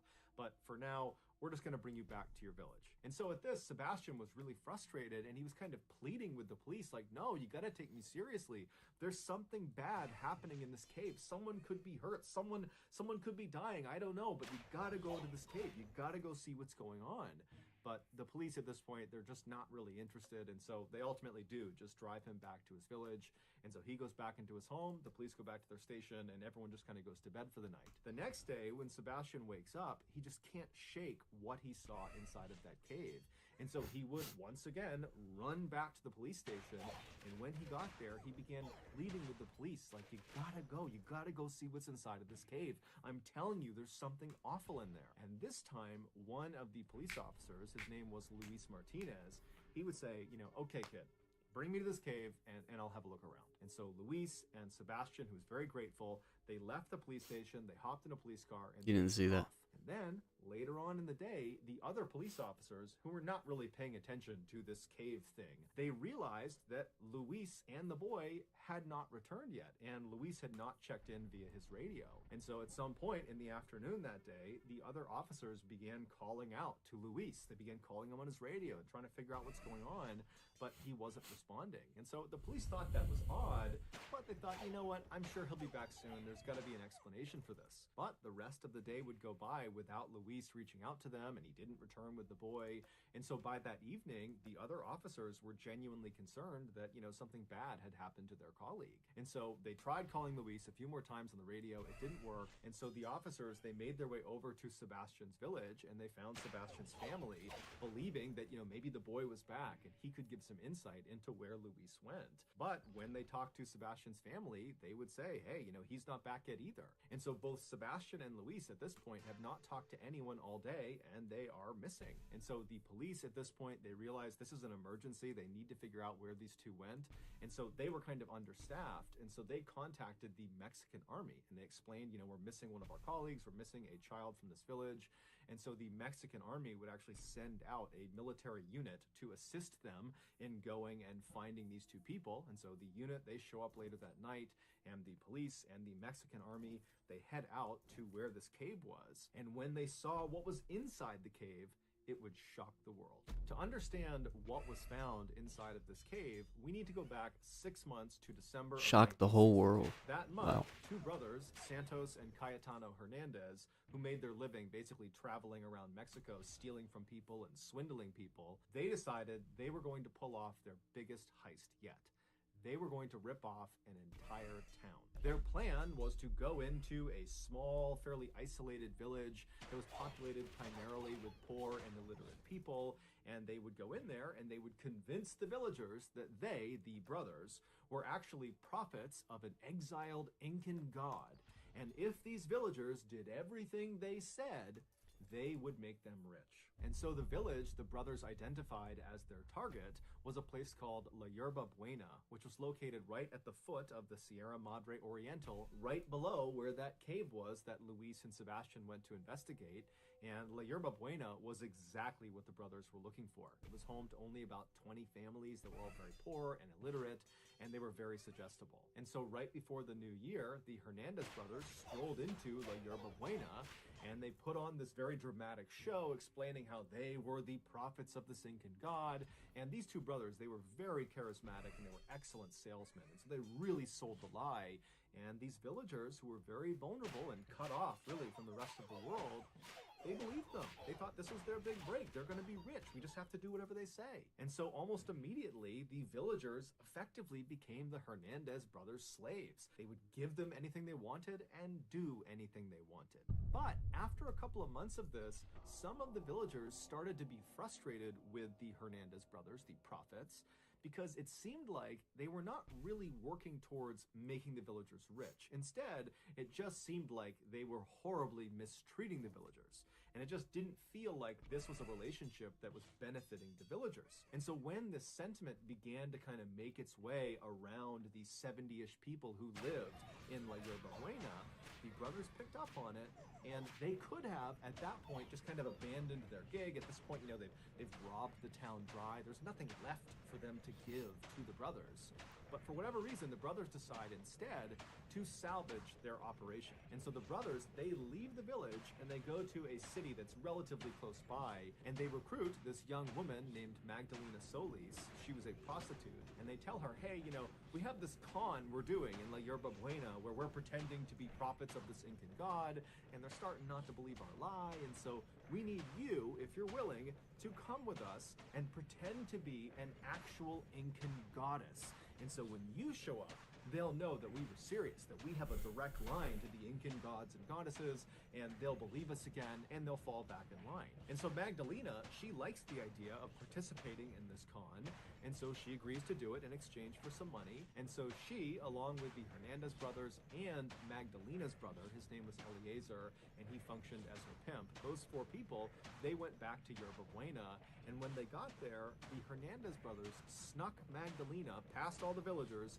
up to that cave up in the mountains, and they put her in the back of the cave. They kind of hid her behind some rocks, and they dressed her up in an Incan goddess costume. And then once she was in there, the brothers went back down to the village, and they rounded all the villagers up and said, come on, let's go up to the cave. We have a special ceremony for you. And so the villagers made their way up to this cave. And once they were all inside, the Hernandez brothers used some basic magic tricks and created basically a smoke screen. Once they had this smoke screen kind of billowing in the back of the cave, they secretly signaled to Magdalena, who was behind the smoke screen, and she knew that was her cue, and she leapt through the smoke and she presented herself to the villagers for the first time, and she declared herself to be a reincarnated Incan goddess. And if you don't do what I tell you to do, I'm going to kill you. And so the message she was sending to the villagers was so intense, they completely believed that this was an Incan goddess, and therefore this was not a ruse. The brothers were not lying to them. This was all very real. There's a real goddess in front of us.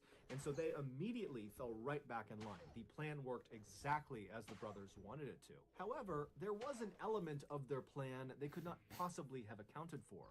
And that was what Magdalena did next. Even though Magdalena was fully aware that what she was getting herself into was an act, it was a con, it was not real. Despite that, as soon as she jumped through the smoke and was standing in front of the villagers for the first time and saw the looks on these people's faces as they stared up at her, and she saw their reverence for her, it had this profound impact on her. This is a woman who's never had control in her life. She's been a prostitute since a young age, and here she is, the most powerful person in the room, and it's not even close. And it got to her head. And so when she left the cave that night, she literally believed she was a reincarnated Incan goddess, and she was not a merciful one. Within the first few days of her stay at La Yerba Buena, Magdalena used threats of violence on the villagers to completely take over the village. She very easily supplanted the Hernandez brothers at the top of the power structure. Now, the Hernandez brothers probably were quite surprised to see this happen because they were expecting Magdalena to play more of a prop role to keep them in power, not the other way around. But ultimately, they kind of just went along with it because through Magdalena's control over the villagers, they were able to continue to exploit the villagers. And so they were getting what they wanted out of this relationship. Within a few weeks of being in La Yerba Buena, Magdalena was not only abusing every villager in every horrible way imaginable, she also was becoming completely delusional. She convinced herself that in order to survive, she needed to start drinking blood. And so she demanded all the villagers provide her with blood. And so in fear of retribution, the villagers began slaughtering all of their farm animals and their own pets so Magdalena could drink their blood. For weeks and weeks and weeks, the horrible abuse Magdalena would dole out on the villagers would continue, and these blood rituals would continue. And then finally, sometime in April, 2 of the villagers decided, you know what, I've had enough. I don't believe Magdalena is actually an Incan goddess. I don't believe the Hernandez brothers are actually prophets. I think this is all a scam. And so they decided the way they would handle this is they were just going to flee the village. Now, somehow their plans to run away got out, and the Hernandez brothers found out about it, and they, in turn, told Magdalena about it, and when she heard the news, she immediately told everyone in the village to make their way up to the cave for a special ceremony. So all the villagers, including the 2 people that were planning on running away, they made their way up to the cave, and once everyone was inside, Magdalena walked to the front of the group, and she pointed at the two dissenters, the two people that were planning on running, and she demanded that the rest of the villagers kill them. And on the spot, all of the other villagers jumped on top of the two dissenters and they lynched them. They beat them to death in the cave. And then after these two people have been killed, Magdalena orders their bodies be strung up on these two pikes she had set up in the back of the cave, because she knew what she was going to be doing up in this cave. And so after these two bodies were strung up on these pikes, Magdalena grabs a chalice and she walks over to these two bodies and she presses the chalice up against their bodies where they're bleeding from, and she fills it up and then she drinks from the chalice. And at this point, everything changed. Suddenly, Magdalena understood that it wasn't good enough to just be drinking animal blood. That was not enough to keep her, a goddess, alive. She now could only consume human blood. And so for the next several weeks, periodically, Magdalena would order everyone in the village to go back up to the cave for a blood ritual, which they all knew what this entailed. This no longer had anything to do with animals. This was human blood rituals. She would order them up and they would have no idea who was going to be the sacrifice. And so all these people, they get inside this dark cave, and then Magdalena shows up and she stands in front of them, and after kind of looking them over, she identifies her next sacrifice.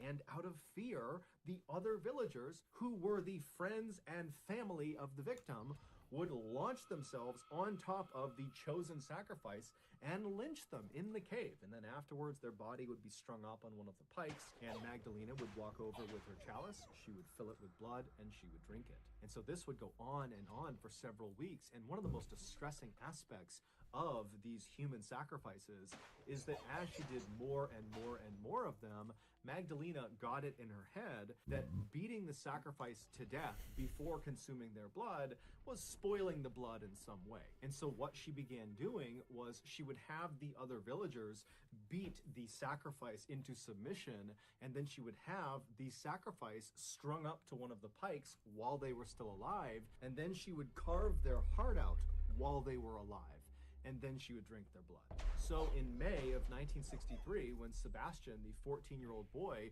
when he poked his head around and looked into that cave, he watched one of these sacrifices having their heart cut out. And he didn't know what to make of it, and so he ran to the police, and then the next day, he and the police officer, Luis Martinez, they would go back to the cave, and Magdalena and her cult would spot them, capture them, and drag them both into the cave, and both of them would be ritualistically sacrificed. They would have their hearts cut out, and Magdalena would drink their blood. When the police and army arrived in La Yerba Buena, it was a ghost town because all of the villagers had been ordered up to the cave where they had barricaded themselves inside with weapons, because Magdalena probably knew there was going to be a big police response because one of their officers has gone missing out here. They're bound to be found out. And so when the police and the army reach the cave, there's this big shootout with all of the villagers. And during the shootout, the majority of the villagers are killed. Also, the Hernandez brothers, they're also killed in the shootout. And then after the shootout stopped, the police and the army would go into this cave, and they would discover the pikes, the bloody pikes that are in the back of the cave with bits of human remains all over the ground. And then they would leave the cave and they would search the town, and they would find the remains of Luis and Sebastian outside a particular shack. And then inside the shack was Magdalena and her brother Eliezer. They were still alive. They were trying to hide from the authorities, and so they would be arrested. It's believed Magdalena sacrificed and drank the blood of at least 15 of the villagers over a 6-week period. However, the only remains to be positively identified were Luis Martinez and Sebastian Guerrero. Ultimately, Magdalena and her brother Eliezer were sentenced to 50 years in prison, and all of the surviving villagers who participated in the sacrifices or who participated in the shootout with police and the army, they were given 30 years in prison. Amazingly, none of the villagers ever testified against Magdalena or her brother, despite the fact they were almost certainly offered reduced sentences in exchange for their testimony. Clearly, they were more terrified of the Incan goddess than they were terrified of the prospect of 30 years in prison. Although the exact date of when this happened is not known, Magdalena would eventually die behind bars.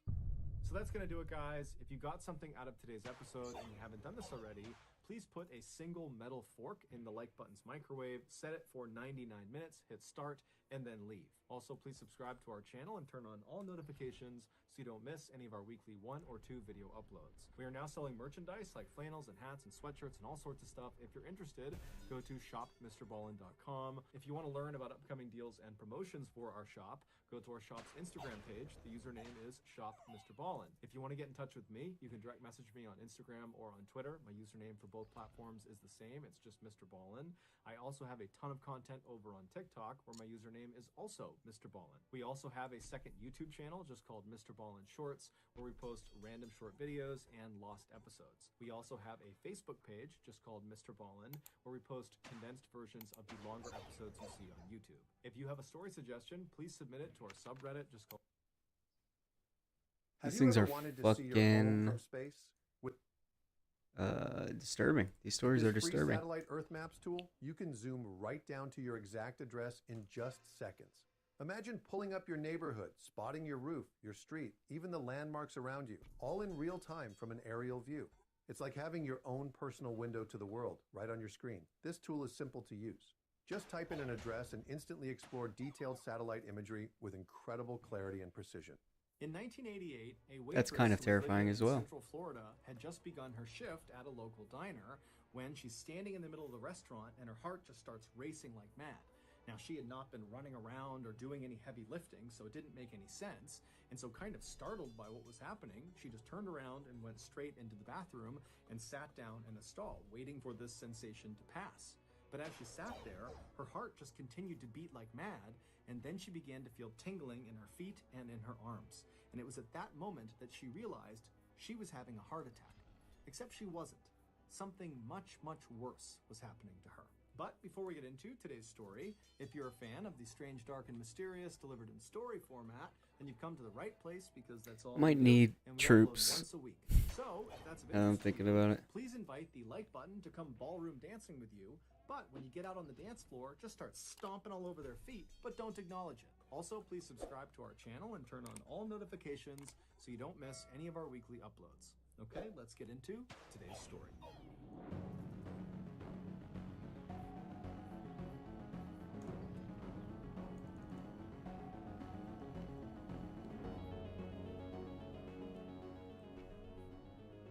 Peggy Carr's life had never been very easy. She was born in 1947 in a very small rural town in Central Florida to parents who were deaf and who had almost no money. So from a young age, Peggy had to go to work, except the only jobs she could land were either extremely low paying or they were just outright dangerous, like overnight shifts at isolated truck stops on deserted highways where she would waitress there all by herself. But Peggy never complained about her job prospects. Instead, she just took whatever jobs were available because she knew that she and her family needed the money. And whenever she was working in a dangerous What the environment, fuck is she that? would intentionally put on this very tough exterior to make sure no one attempted to take advantage of her. And despite her small stature, she quickly developed a reputation amongst her coworkers as somebody you did not I'm want just trying to see how high the Peggy difficulties didn't go. take crap from anybody. But while this kind of prickly outer shell protected her from potential predators, it also warded off potential romantic partners that might have been interested in her, but were kind of intimidated when they interacted with her. But eventually, one man would cut through Peggy's defenses, and they would fall in love, and they would get married, and they would have 3 kids together, and everything was great until it wasn't. The marriage would crash and burn. And so by the mid-1980s, Peggy was a mid-30-somethings divorced mother of 3 teenage children who had to work overtime at a local diner just to barely make ends meet.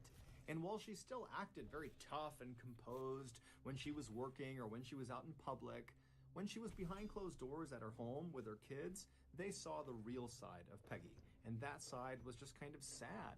I mean, life had just been kind of hard on her, and she had tried so hard to provide a safe and happy home for her kids, and she felt like she had kind of let them down. But her kids, on the other hand, were not bitter towards their mother for the divorce. It just pained them to see her so upset. And so her kids really hoped that one day their mom would meet somebody new, she would fall in love all over again, and maybe that would put a smile back on her face. And in late 1987, that is exactly what happened. That year, Peggy met a man named Perry Ellen Carr. Perry Ellen, who just went by his nickname, Pie, was a lot like Peggy. He was a recently divorced single father of 2 teenage children. He didn't take crap from anyone, and like Peggy, he had been kind of forced to start working at a fairly young age. When Peggy met him, he was living with his 2 kids in another tiny central Floridian rural town called Alturas, and he was the foreman of a local phosphate mining company there. Phosphate is a chemical that has a number of industrial and consumer uses. So Peggy and Pie, they start dating, and right away, Peggy's kids notice this huge shift in their mother. I mean, now she's all smiles, she's so happy. It seems like Pie is the knight in shining armor that's come to save the day. And then, just a couple of months later, in April of 1988, Pie and Peggy would get married, much to their children's excitement. And then after the marriage was finalized, Peggy and her 3 kids moved in with Pie and his 2 kids in his home in Alturas, Florida. And for a while, this newly blended family worked out perfectly, even though they were living in a fairly small house. And so all 5 of them were kind of all over each other, but they got along great. And it was kind of fun to have so many people in this house all the time. It was kind of crazy and hectic, and overall the house just felt like it was bursting with life. But within a few months of Peggy and her kids moving in with Pie and his kids, Peggy and Pie started to have marital issues. It was like all their early chemistry had just totally vanished, and in its place was nothing. They basically completely resented each other, and everything they did upset the other person. And then, adding fuel to the fire, were rumors that began spreading around this small town where everybody knows each other, that Pie was apparently back together with an ex-girlfriend, and so he was having an affair. And so Pie, he denied these accusations, but Debbie totally believed them. And so their fights got worse and worse and worse, and the more they fought, the more a wedge was kind of driven down the center of this blended family, where Peggy's kids automatically took their mother's side, and Pie's kids automatically took their dad's side. And so from the outside looking in, it seemed plainly obvious that Pie and Peggy's marriage was not going to last.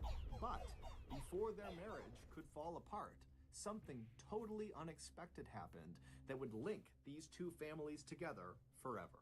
In late October of 1988, so 7 months into Peggy and Pie's now very rocky marriage, Pie suddenly got up one morning and just told Peggy he was leaving for the whole day to go hunting. This was not a planned trip, he just wanted to get away.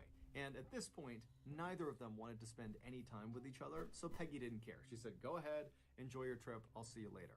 And so Pie, he leaves the house, he gets in his truck, he drives off, and then a little while later, Peggy and her daughter, Sissy, they both get their things together, and they head out and they get in Peggy's car, and they drive into town.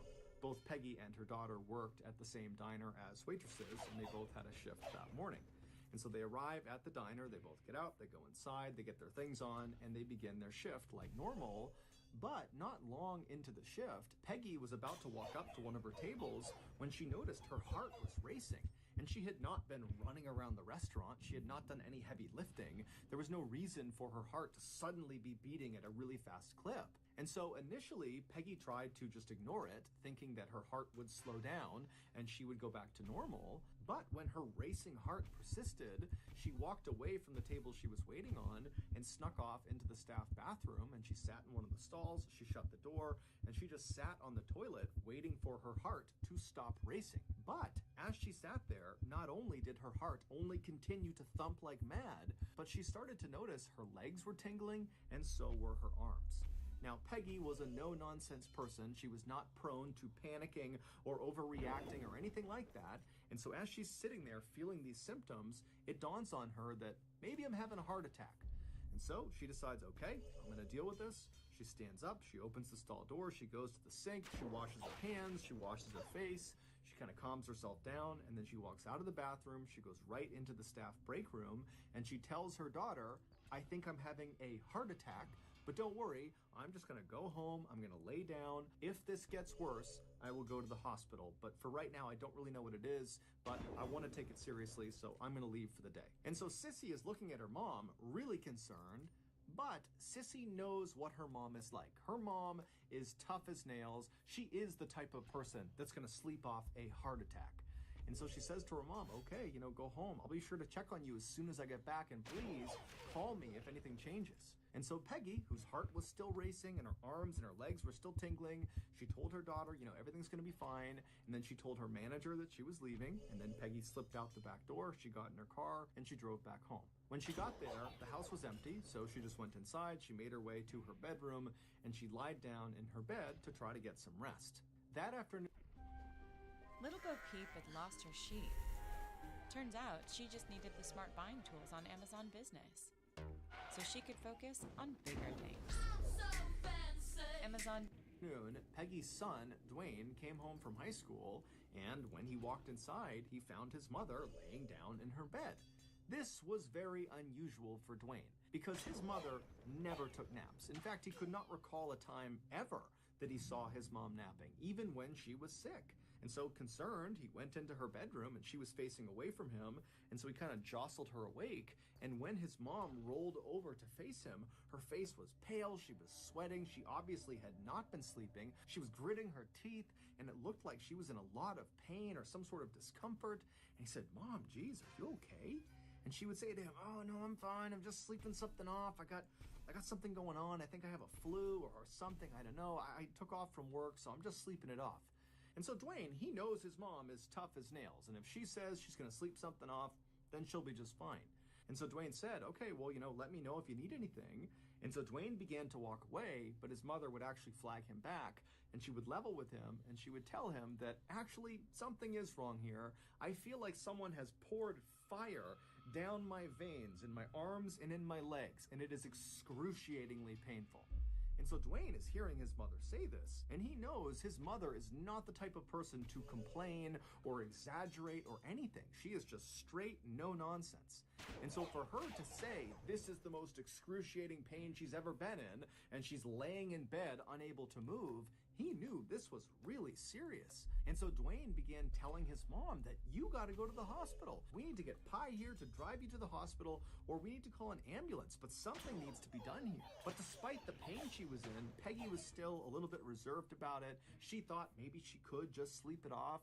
But as they're having this kind of back and forth about what to do, Pi would return from his hunting trip. He would come in the house, and right away Dwayne would run over to him. He would explain to Pi, "Hey, this is not normal. My mom never ever acts this way. She never complains. This is really serious. You gotta take her to the hospital." But Pi would actually say, "She's fine. I'm sure she just has a fever or maybe the flu. She'll sleep it off." But when he walked into the bedroom and he saw his wife looking so horrible and literally squirming in pain, he relented and said, "Okay, I'll take her to the hospital." And so Pi would have to literally carry Peggy out of the house, put her in his truck. He drove her to the hospital and then had to carry her into the hospital. And by the time Peggy was under doctor's care at the hospital, she no longer could talk. She was just moaning in agony from this excruciating pain in her limbs, and her heart was still racing, and she was nauseous, and she was vomiting. I mean, she was really spiraling quickly. And so after she's been admitted, the doctors turned to Pi and to Dwayne and to Sissy and to the other family members that had assembled, and they asked them, "Do you have any idea what could have caused this?" And they all said, "No, she just suddenly started feeling this way." And so the doctors, who were unable to ask Peggy, she was in such blinding pain she couldn't even talk, they just began running her through a wide-ranging series of tests to try to figure out what was going on. But when these results began coming in, either she was negative for the thing they were testing for, or it just came back that everything was normal. And so they're looking at Peggy, seeing her completely falling apart. None of their tests have revealed anything is wrong with her. And so they're at a loss. They don't know what's wrong with her. And so without a better option, they just put Peggy into a hospital room and begin monitoring her. And sure enough, after being in the hospital for 3 days, Peggy's symptoms would come down. While she wasn't back completely to strength, she was able to speak again. She was able to eat and drink water and move around. She was still very uncomfortable. Her heart would still race periodically, and she would get fits of pain in all of her extremities. But overall, she felt like she was really improving. And so after 3 days, she was discharged from the hospital. And so Peggy and her family, they drive back to their home, and initially, everything's okay. It seems like she's on the mend, But within 24 hours, Peggy's heart starts to race again, and before long, her arms and legs feel like they are on fire.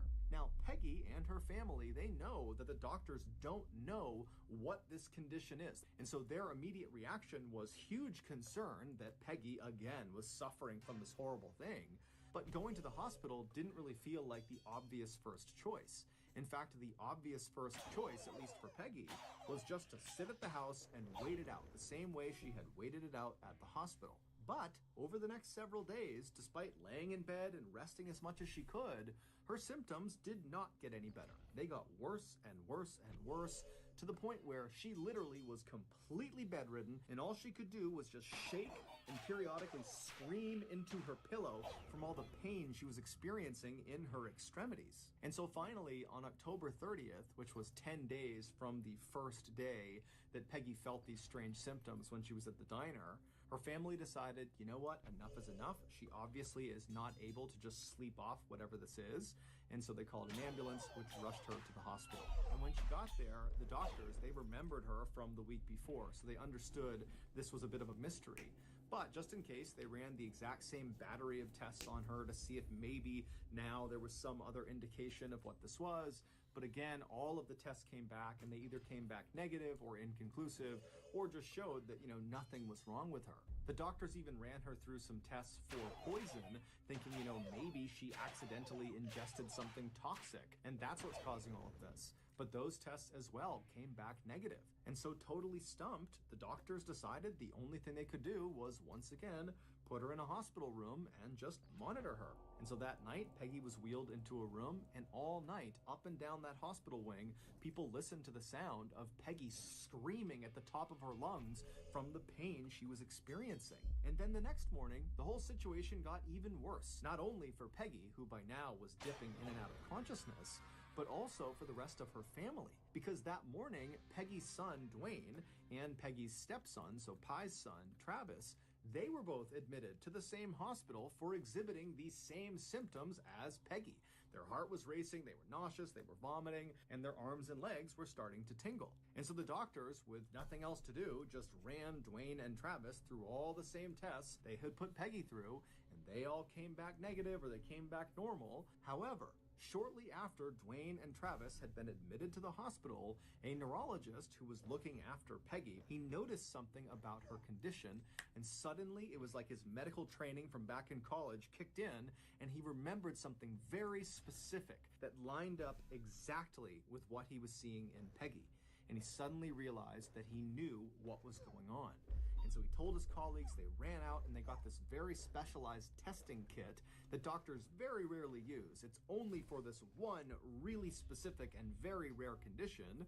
And they tested Dwayne and Travis and Peggy, and sure enough, the next day the results came back, and all three tested positive for this condition that the neurologist had guessed. And even though there was a cure for this condition, for Peggy, it was too late. Her body had been so completely ravaged that even if they administered the cure, it would not work fast enough to save her life. And so that day, the doctors went to Peggy, who despite being on all these painkillers is still squirming and writhing in pain and screaming into her pillow. They would tell her, you're gonna die. The only thing we can do is try to make you as comfortable as possible and then try to save your boys. Not long after being told this terrible news, Peggy would slip into a coma, and then 4 months later, on March 3rd, 1989, Peggy's family had to make the heart-wrenching decision to pull her off life support. And then at that point, she passed away. As for her two boys, Dwayne would remain hospitalized for 2 months and would make a He never said the condition, As though. for Travis, he would remain hospitalized for 6 months, and while he would recover, he would never walk normally again. Even though the actual medical condition that killed Peggy and nearly killed Dwayne and Travis was completely known at this point. Everybody knew what it was. What nobody could figure out was why this happened. Why in the world did this happen to these people? It made no sense. However, shortly after Peggy's death, that mystery would actually begin to unravel in the most bizarre and totally roundabout way.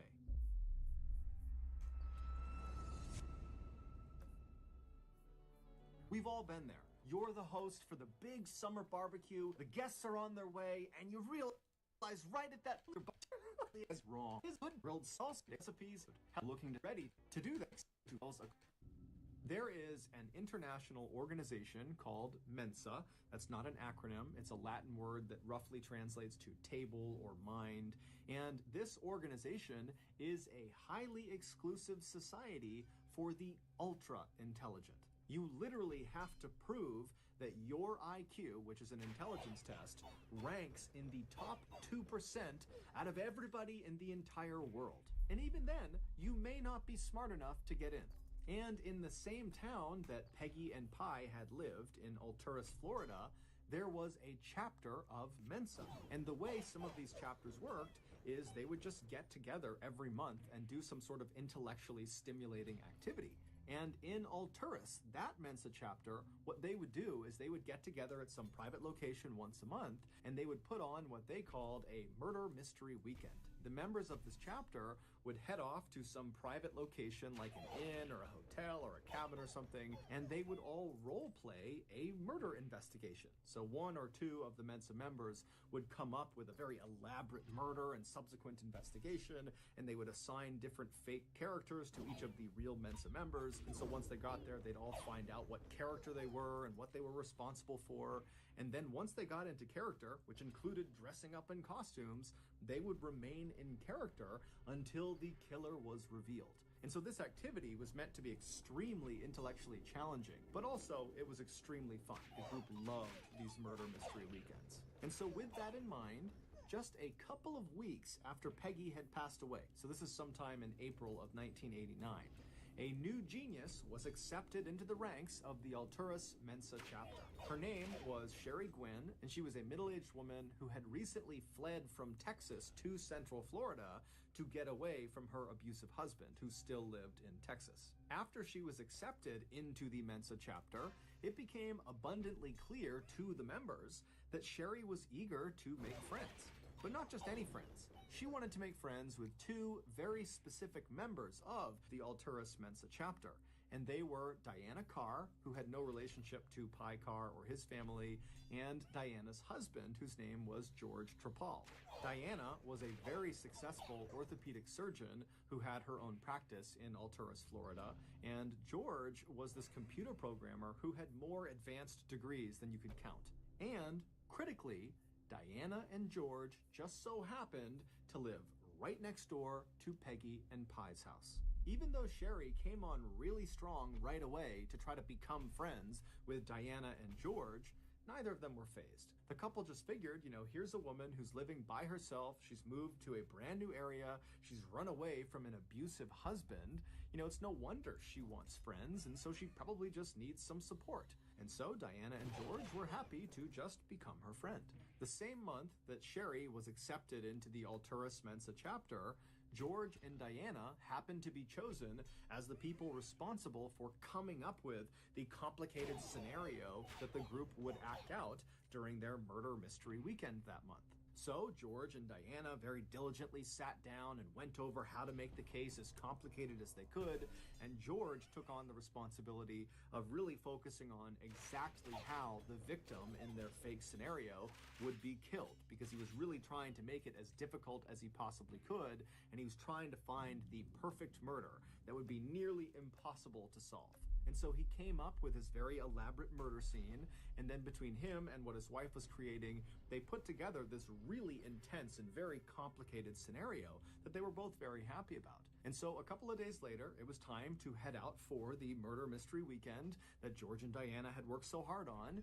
And so they went and printed off a whole bunch of those cards that would have all the information about who each of the Mensa members were going to be in this role-playing game. And there was some initial information about the murder that was committed, the so-called perfect crime that George had come up with. And so they printed all those cards out, they grabbed their costumes, they packed their stuff up, they hopped in the car, and they drove to the nearby inn where they met up with the rest of the Mensa members, which included Sherry. And so they get to this inn, everybody checks in, and then afterwards, they all meet up in the lobby where George and Diana hand out their cards that have the information about the role-playing game. So everybody's reading it and figuring out what they're going to do with their character, and everyone's also looking at this so-called perfect crime that George had come up with, that he was also very proud about, and he was kind of boasting to the audience about how difficult this weekend was going to be. He really came up with the perfect crime. And so as all the members are reading their cards, Sherry would see the murder weapon used in this game, and she would become fascinated with it. And she would make a point of going over to George and asking him lots and lots of questions about how he came up with this particular choice of a murder weapon and what actually happens when this is used on a person, not just in the game, but in real life. It was like Sherry had become obsessed with this exact form of murder. She was so interested in it. And George, he was immediately aware that Sherry was kind of unnaturally interested in exactly how he had come up with the scheme. But in a way, it was kind of flattering for George because he had spent a lot of time constructing it to make it as complicated as he could. And so he indulged Sherry, and he sat there and told her everything about this particular weapon and what it does to the human body and, how you can get it and what the history of this weapon was. And the whole time, Sherry is just totally locked in. I mean, she's really focused on this particular style of murder. And so that murder mystery weekend would eventually come to an end, and all the Mensa members would think it was great, and they would head home. And then, over the course of nearly a year after that, Sherry would be a near constant in George and Diana's lives. I mean, she was always around them. She always wanted to meet up with them. She was always talking to them and asking them questions and calling. And anytime she was with them, she always wanted to be with George. And when she was with George, a lot of times she would bring up that very particular murder method that he had come up with for the murder mystery weekend. And George just continued to think this was just the greatest thing. It was so flattering that she thought he was so smart that he had come up with the perfect crime. And so anytime she wanted to talk about it, he would just indulge her because it made him feel really good. And if George and Diana had seen any red flags in Sherry with her behavior towards them, they certainly didn't show it. They basically were operating under the assumption that Sherry, no matter what, was just this helpless, harmless person who had come to Central Florida and she was trying to be their friend, and so they should try to be her friend back. But, as they would soon find out, they were very, very wrong about Sherry. In December of 1989, so roughly 8 months after George and Diana had first met Sherry, Diana decided she wanted to move her medical practice from Alturas to a neighboring town called Sebring. And the drive from where their house was in Alturas to where her new office was going to be was just far enough that it made sense for George and Diana to relocate to Sebring. And when Sherry discovered that the couple was moving, she immediately called George and said, "Please, let me rent out your house. I don't have a place to stay. I've been staying with friends. I'll pay whatever rent you want." And as it happened, George and Diana had actually talked about keeping the house and renting it out. And so it was actually a pretty easy decision. They trusted Sherry, and so they said, "You know what? That's fine.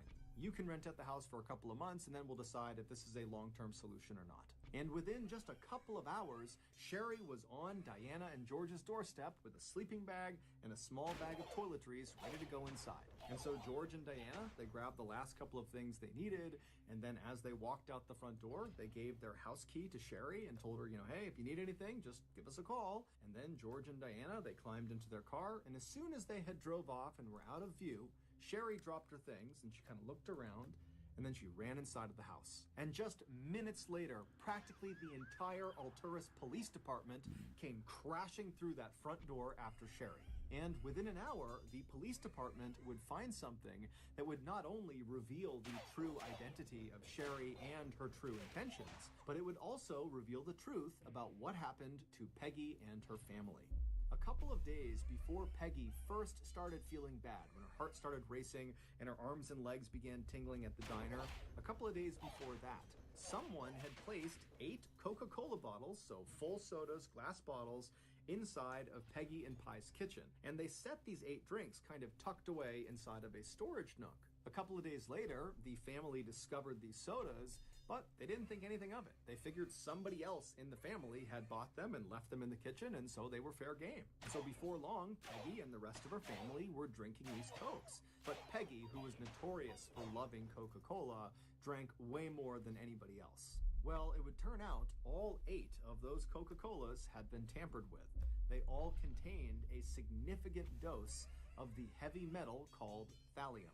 Thallium is odorless, it's colorless, it's tasteless, and even though there are very small trace amounts that naturally occur inside of our bodies, if there's even a little bit more than that inside of our bloodstream, it becomes lethal. And so when Peggy was admitted to the hospital the second time, around the same time that Dwayne and Travis were also admitted, that neurologist who was looking at Peggy, what he noticed about her condition was that her hair was starting to fall out.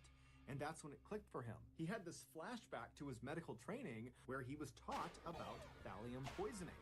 And one of the symptoms was hair loss. The other symptom was extreme pain in the extremities. And so the neurologist and his colleagues went and got a thallium test kit, and they tested Dwayne and Travis and Peggy. Fuck. All came back positive for thallium poisoning, but the level of thallium inside of them was astronomical. The boys are lucky to have survived. They had 20,000 times the amount that naturally occurs inside of the human body. As for Peggy, she had an astounding 50,000 times the amount that naturally occurs. Way more than was lethal. And so that was why the doctors told her, there's nothing we can do. Your body is basically already dead. You're just technically still alive right now.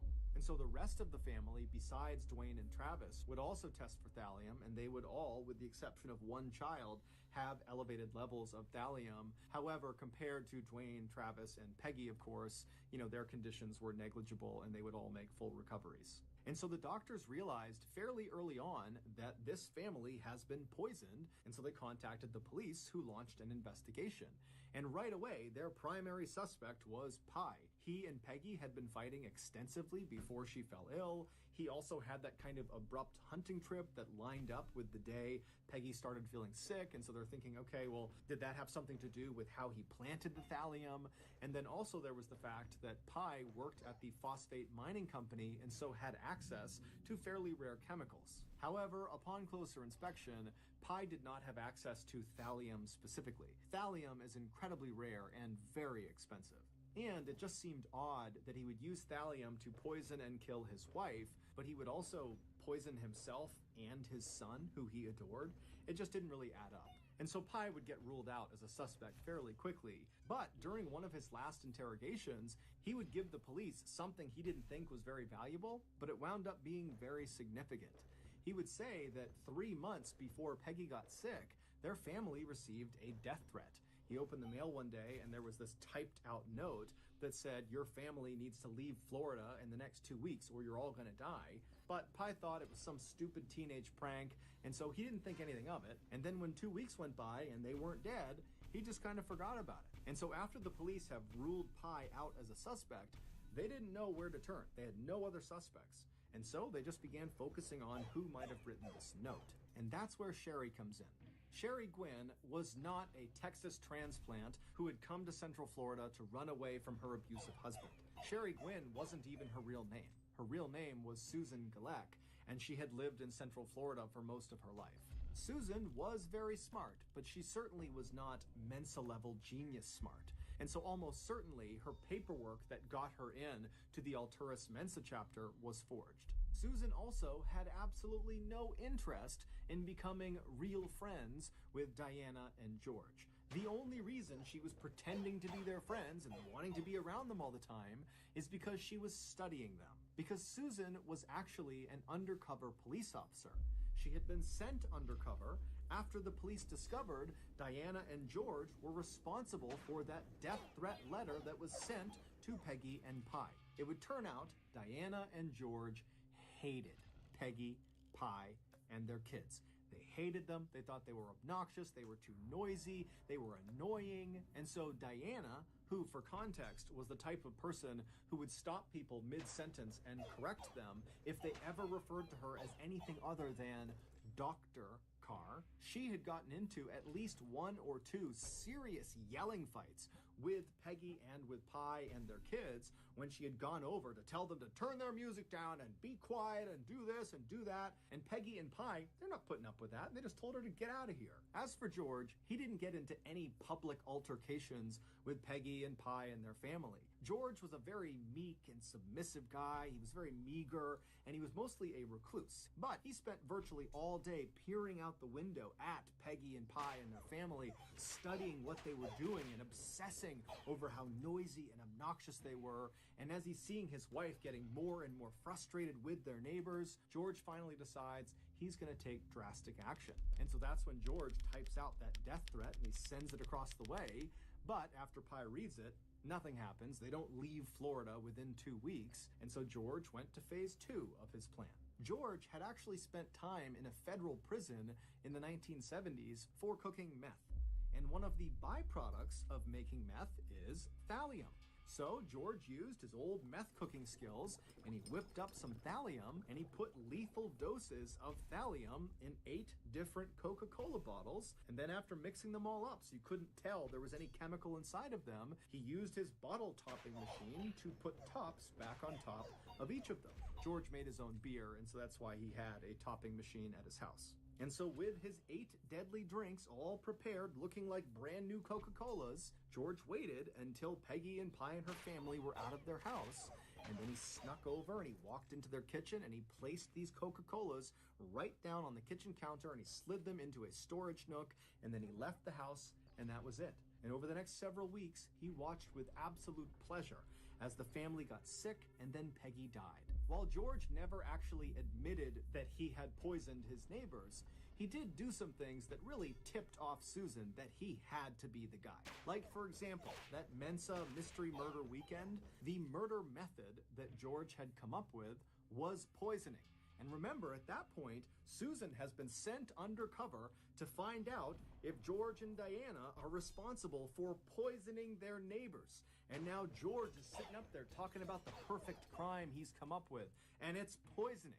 And so that was why she had followed up with him really specifically on, wow, what else do you know about poisoning? And how'd you learn about poisoning? And what kind of poisons do you know about? And over the following months, even though Susan never got George to actually admit to her when she was undercover recording him that he was the poisoner, she did completely earn his trust. And she did this by always making sure she was very submissive around him and always made sure to stroke his ego and remind him how smart he was. I mean, George was used to being in a relationship with Diana, who was extremely overbearing and kind of kept him under her thumb. And so Susan kind of allowed George to feel like he was in control for once, and he loved it. And so he completely trusted Susan to the point where when he and Diana were going to move out of Alturas, they were willing to rent their house to Susan. And this is important because the house had not actually been emptied. A lot of their things were still in the house, including George's things.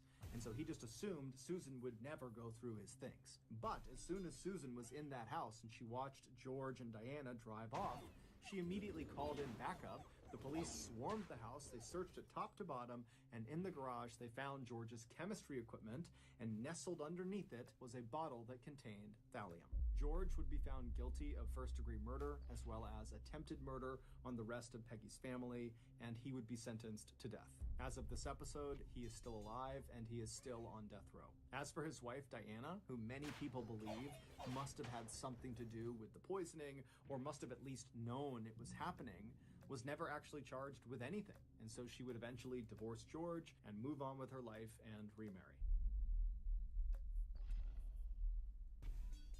So that's going to do it. If you got something out of today's episode and you haven't done this already, please invite the like button to come ballroom dancing with you.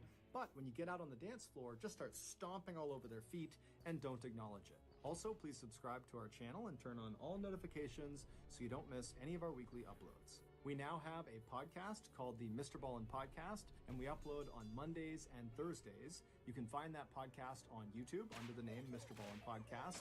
You can also find it on Spotify, Apple, Amazon, Google, and anywhere else you get your podcasts. We now have a registered 501c3 charitable organization called the Mr. Ballin Foundation, which makes it as easy as possible for you to join me, my wife, my family, my team, in supporting those whose lives have been most impacted by violent and heinous crime. Monthly donors to the Mr. Ballin Foundation Honor Them Society will receive free gifts and exclusive invites to live events. But the real reward is helping to create a new ending to the story for victims of violent crime. Go to MrBallin.Foundation and click Get Involved to join the Honor Them Society today. We also have 2 additional YouTube channels called Mr. Ballin Shorts and Mr. Ballin en Espanol. We also post near daily content on Facebook and Snapchat. Those channels are just called Mr. Ballin. If you want to get in touch with me, please follow me on any major social media platform and then send me a direct message. My username on all platforms is just @Mr. Ballin, and I really do read the majority of my DMs. Oh, fuck. No, no. Another deal one? Oh, I was goodness, changing the Karen. video. Did I log in my call? Today's story is about a typical middle-class American family that had everything going for them. Mom and dad were still totally in love Shit. 25 years after getting married. Their 2 kids were happy, successful, and poised to do huge things in life. But then, in 2021, it was like things just started to go so badly for this family. It was like they had hit the stretch of unfathomably bad luck. But their misfortunes had nothing to do with bad luck. Their misfortunes were the result of someone in their midst carrying around a very big secret. But before we get into today's story, if you're a fan of the strange, dark, and mysterious delivered in story format, then you've come to the right place because that's all we do, and we upload once a week. So, if that's of interest to you, the next time the like button is in a deep sleep, put a wig on them, also a beard and mustache combo, and then disguise their room to look like a hospital suite, and then violently shake them awake and tell them they've just woken up after being in a medically induced coma for years. Also, please subscribe to our channel and turn on all notifications so you don't miss any of our weekly uploads. Okay, let's get into today's story.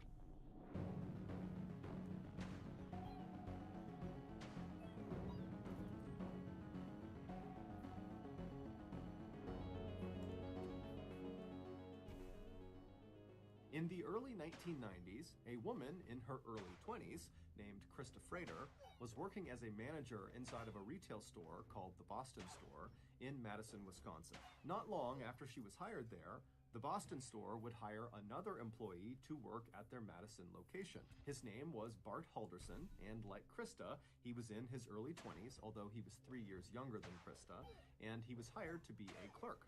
Bart and Krista didn't know each other before working at the same location, but their shifts often overlapped, and so in time they got to know each other, and they found they had a lot in common. They both had grown up roughly outside of Madison, Wisconsin. They both had graduated from the same college, the University of Wisconsin-Madison, and they both shared a love of home design. Krista, who had majored in art history in college, was very passionate about interior home design. As for Bart, he was just one of those people who naturally could fix just about anything with his bare hands, and growing up, his favorite projects were anything to do with home repairs. Whether it was something super simple or super complex, he didn't care. He just found it incredibly satisfying to keep a home in immaculate condition.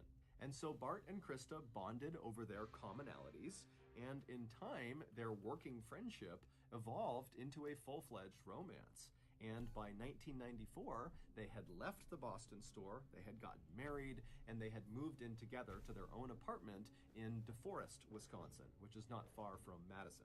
2 years after that, in 1996, Bart and Krista welcomed their first child into the world. It was a little boy who they named Mitchell.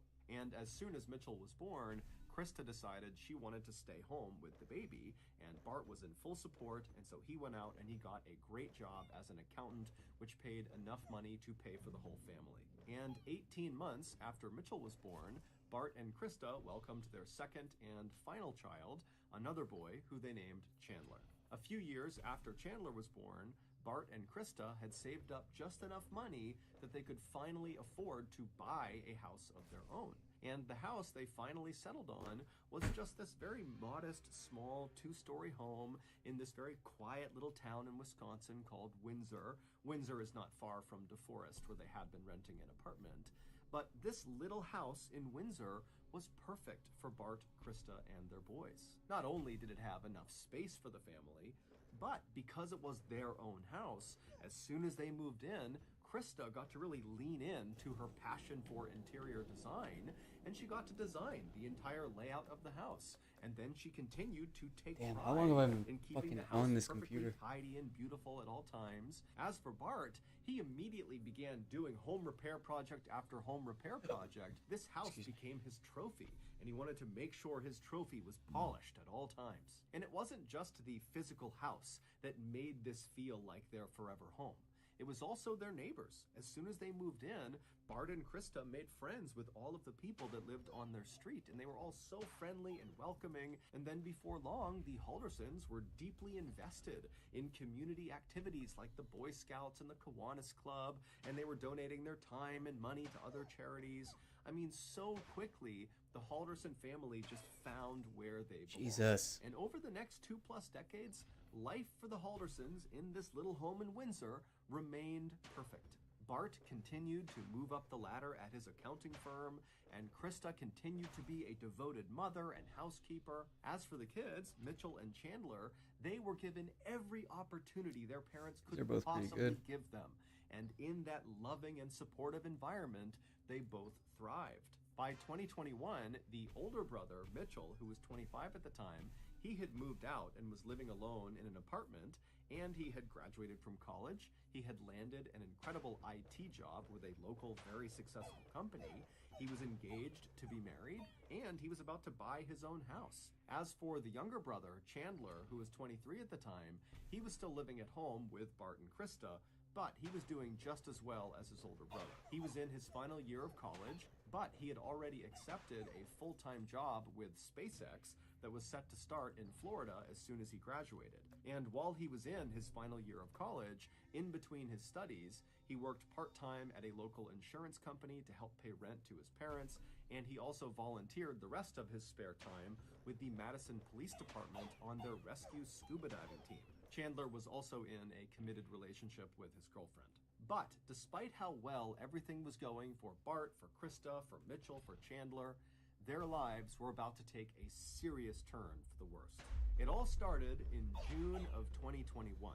That month, Chandler, who was only weeks away from flying out to Titusville, Florida to start his job with SpaceX, fell down an entire flight of stairs, smashing his head in the process. Now, he immediately picked himself up and tried to tell himself that he was okay, but over the course of that day, he started to feel woozy and disoriented, and his legs started to feel numb. And so in a panic, he rushed himself to the hospital, and unfortunately, when they scanned his brain and they checked him out, the doctors discovered he had a severe concussion from this fall, and he had a brain bleed that almost certainly would require surgery at some point down the road. Also, the numbness in his legs appeared to be the result of permanent nerve damage. And so suddenly, Chandler, who was so excited about this opportunity in Florida, is now back home in a neck brace with a cane to get around. And even with the cane, he can barely walk. And then adding insult to injury, he almost immediately lost the job at SpaceX because he couldn't travel to Florida to start the job. And so they filled it with someone else. Chandler did his best to stay positive and optimistic, but I mean, this was a crushing blow. Everything he had worked for had just been taken away. And it was crushing for his family too. I mean, seeing their beloved Chaz, as they called him, laying on the couch looking totally miserable and depressed all day was awful. But despite how bad Chandler's accident was, the trauma it inflicted on Chandler and his family was nothing compared to what happened next. The Haldersons owned a small cabin that was located in a part of Wisconsin called White Lake. It was located about 3 hours drive to the north of their home in Windsor, and the cabin was situated inside of this rural forested area right near a big lake called White Lake, hence the name of the area. This cabin had been in the Halderson family since the 1940s, and when Mitchell and Chandler were little kids, Bart and Krista would take them up there all the time to go fishing, to go swimming, or just to relax. It was like their vacation home. But at some point, Chandler and Mitchell reached a certain age where they weren't that interested in going to the cabin anymore, and so as a result, Bart and Krista basically stopped going. However, just 2 weeks after Chandler's horrific injury, there was this huge storm that rolled through the White Lake area, and after the storm had passed, some people who lived permanently in White Lake called Bart and Krista and told them, hey, I was driving past your cabin and I saw there was some broken windows. It looks like your cabin might have been damaged from this storm. And so Bart and Krista, they're thinking, oh my goodness, we got to get up there as soon as we can and patch up that window and fix the rest of the cabin before another storm rolls through and totally ruins the cabin. And so Bart and Krista pull out their calendar and they see the next weekend coming up is the 4th of July weekend. The 4th of July is a very big holiday in America. It's when we celebrate our independence. And the way White Lake celebrates the 4th of July is with a big parade down Main Street and these amazing fireworks out over White Lake. And so Bart and Krista, they figure, you know what, let's just hold off and head up to our cabin in a couple of days to time it with the 4th of July weekend, and we can make the necessary repairs and we can enjoy the festivities of the holiday and kind of have a mini vacation up there. And so that was all fine and good, but right before they left for this trip up to White Lake, Bart and Krista started acting a little weird. On the evening of Thursday, July 1st, the day before Bart and Krista are supposed to leave for this trip, they begin packing up their things. And since Chandler lives with them, he's at home, he sees them doing this, and at some point he kind of got up and hobbled over and tried to help them pack, but that was short-lived because his legs were so weak. And so he sat down and just kind of watched them pack. And what he saw is they were packing lots and lots of cash and silver bars into their luggage. Although this was kind of odd to Chandler, he decided not to say anything because he figured, you know what, maybe they want to stash their cash and silver in the cabin like a keepsake, I don't know, but it's their business, it's not mine. And so Bart and Krista, they continue to pack up their things, and Chandler, because he can't go anywhere, just continues to kind of watch them pack. And at some point, Chandler asks his parents, so how are you getting up to White Lake? And his parents would say, oh, we're just getting a ride from our friends, another couple. They're driving us up. But they didn't tell him who the couple was. They basically just said, it's our friends. And so again, Chandler's sitting there thinking, okay, this whole thing is a little bit weird, but you know what? It's their business. I'm not going to ask about it. They obviously don't want to tell me. And so he just kind of let it go. And so at some point, Bart and Krista, they finish packing and they move all their luggage to the front of the house right near the front door. And then a little while later, they and Chandler would retreat to their rooms and they would go to sleep. The next morning, July 2nd, Friday, Chandler got up early at about 6 a.m. And when he got up, he began slowly hobbling his way down the stairs, expecting to see his mom and dad having breakfast and, getting ready to leave because they certainly wouldn't have left without telling him. But he gets downstairs and the house is dark and totally empty, and all of the bags that his parents had packed the night before and put near the front door, they were all gone. And so Chandler's thinking, did my parents get up at like 5 a.m. and leave without telling me? So he goes to the door and he looks out the window thinking, maybe they're out there waiting outside. But when he looked outside, his parents weren't out there. And sure enough, their cars were still in the driveway. And so Chandler was left to believe that, well, I guess my parents did get picked up by whoever these friends were, and they did not feel the need to come tell me they were leaving. Now, this did leave Chandler a little bit shaken up. He just kept thinking about the strangeness of what they were packing and the fact that he didn't know who they were going with, and now this sudden departure. But again, Chandler just told himself that his parents would be just fine. These are just kind of random anomalies, but they are not indicative of there being any issue here. And so Chandler found a way to just kind of push these concerns out of his mind, and he just went about his day.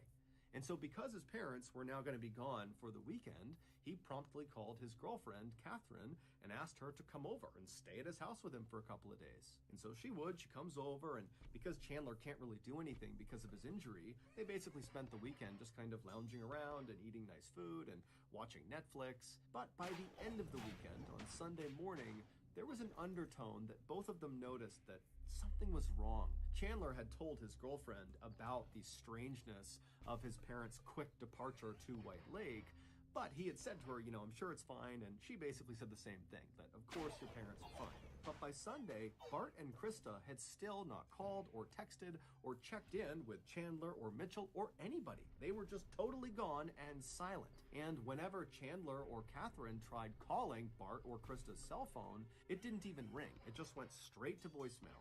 But by late that day, Sunday, July 4th, when really concerns were starting to mount about what happened to Bart and Krista, Krista would text her son, Chandler. And what she basically said was, hey, we arrived in White Lake, you know, it's packed here, the service is terrible, but we're gonna stick around for the parade, and we'll be back either Monday night or Tuesday early. And so as soon as Chandler and Catherine saw this text message, it was like all their worries were completely gone, and they were just excited to see Bart and Krista when they came back the next day or the day after. But the next day, Monday, Bart and Krista did not come home, they didn't call anyone, they didn't text anyone, and again, whenever anybody tried calling their cell phones, which now was Chandler, Catherine, and also Mitchell, who had been looped in on what's going on with his parents, whenever they tried calling them, Bart and Krista's phone didn't ring, it just went straight to voicemail. And then the day after that, on Tuesday, July 6th, so this was the day that Krista said they would be home by, they didn't come home. And again, no one could get in touch with them. And again, they did not contact anyone. Additionally, on Tuesday, Krista's office began calling Chandler and Mitchell asking if they knew where Krista was. Krista had recently taken up a customer service job at an auto body shop, and apparently she was scheduled to work on that day, Tuesday the 6th, and she was scheduled to work on that previous Friday, which was the day Bart and Krista left for the lake. Meaning she had left on this trip without telling anybody at work. And according to her boss, Krista was the type of person who, even if she was running a couple of minutes late, she would call ahead or text ahead and let people know. So for her to just completely not show up and tell no one was totally out of character. But before Chandler, Mitchell, and Catherine could process this information, Bart's employer began calling them, asking the same things.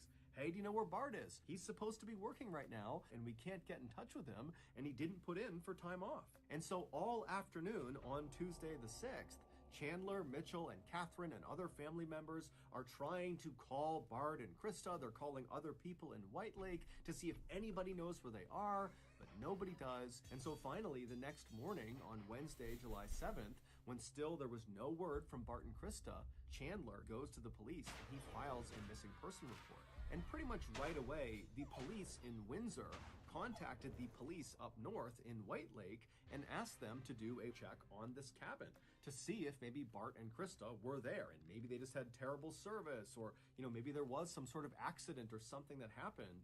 But when the White Lake police arrived at the Halderson cabin, Bart and Krista were not there. No one was there. In fact, the cabin looked like it had not been used in months. The outside was totally overgrown, and inside there was no food in the fridge.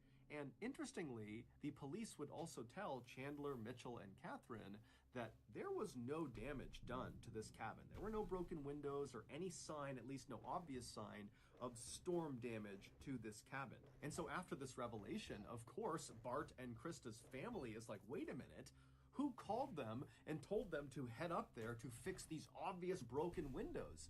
Are those the same mystery friends that drove them up in the first place? I mean, what's going on here? Was this some sort of trap? Have they been set up? Are they okay? And so by the following day, Thursday, July 8th, when still there was no sign of Bart or Krista and the police really didn't have any new leads to speak of, Chandler was desperate, and so he went to local media and he said, please run a story about my parents and get the word out there that they're missing and maybe someone knows something and they'll come forward.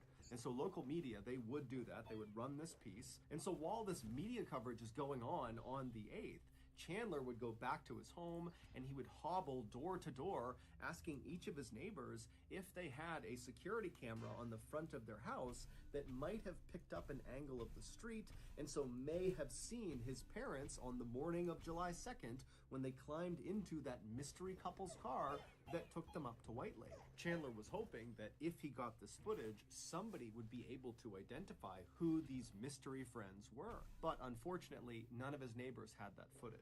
But as it would turn out, it didn't matter, because on that day, the 8th, the police made a discovery that at first seemed relatively minor, relatively small, but when they examined it more closely, they realized it was a huge discovery and it completely broke the case wide open. To understand this breakthrough, we have to go back to June 29th, 2021. So 3 days before Bart and Krista hopped into that mystery person's car and headed up to White Lake. On that day, June 29th, Bart had finally just had it. There had been something bothering him for a really long time, and he had just finally decided, you know what?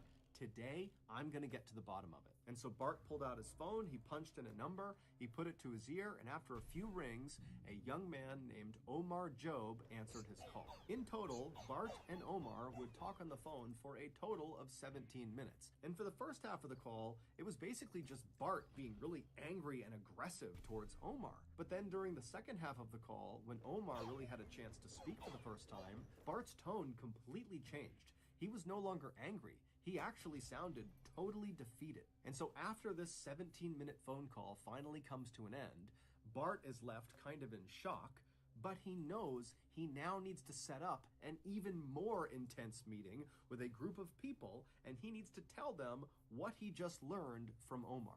And within 24 hours, Bart had set this additional high-stakes meeting with this other group. It was set for 3 p.m. on July 1st. July 1st was the day before Bart and Krista would leave for White Lake. And so on July 1st, the day of this new pivotal meeting, Bart was working from home, and at some point he looked at his watch and he saw it was just after 2 p.m. And even though this meeting he was going to have was still an hour away, the location of the meeting was a bit of a drive away, and so he knew he needed to leave soon. And so Bart stopped working and he texted Chandler, who was in the house with him. He just said, "Ready to leave when you are." Chandler was aware of how important this meeting was for his dad. He also understood the terrible position his dad was in. And so he had agreed to go with his dad to this meeting. And so after a couple of minutes, both Chandler and Bart had gotten dressed and ready for this meeting, and they met downstairs on the first floor, and after kind of a nod to each other, they began walking towards the front door. Was there anything in particular that surprised you most about becoming a parent? Something that's very interesting is how the guys can just sleep. Yeah. You know? Yeah, they can. I can't sleep through it, for sure. I can't. But then something happens. Chandler was standing behind Bart, and so as they're moving towards the door, Chandler reaches out and grabs a rifle he was hiding on the first floor.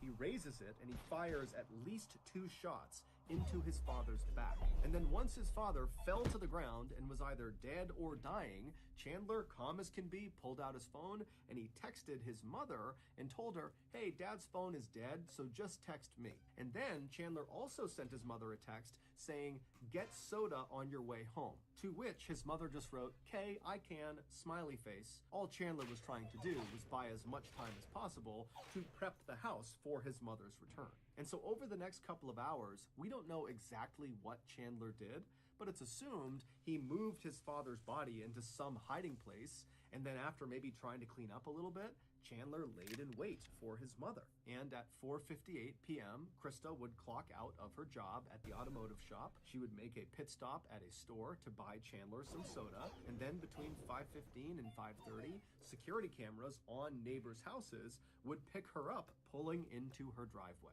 And then just a couple of minutes later, she walked inside of her beautiful little dream home where she had raised her family over the past couple of decades, only to be immediately gunned down by her son the second she walked inside. It would turn out Chandler was living a double life. He had never graduated from college. He had gone to college, but for like a semester and flunked out. But he just kept telling his friends and family that he was progressing through college and then he graduated from college, all made up. He also did not have a job at the insurance company. He just told his family that he worked from home, which really meant he sat in his room and played video games all day. He was not a rescue scuba diver for the Madison Police Department because 1, he was not a scuba diver, and 2, because the Madison Police Department did not have a rescue scuba diving team. And needless to say, he did not have a job with SpaceX. He had never even applied. As for his head injury, he may have bumped his head at some point, and he did go to the doctors by himself sometime in mid-June, but that doctor just told him he might have a mild concussion and then offered him a neck brace and told him, "You don't need to wear it. That's only if you want to wear it." But then very quickly, Chandler turned this non-injury into a debilitating, crippling, life-altering injury and literally hobbled all around with a neck brace and cane. And the reason he did that is he needed an excuse for why he wasn't starting his job at SpaceX. In short, Chandler lied about virtually every aspect of his life to virtually everyone in his life. And for the most part, people did believe him.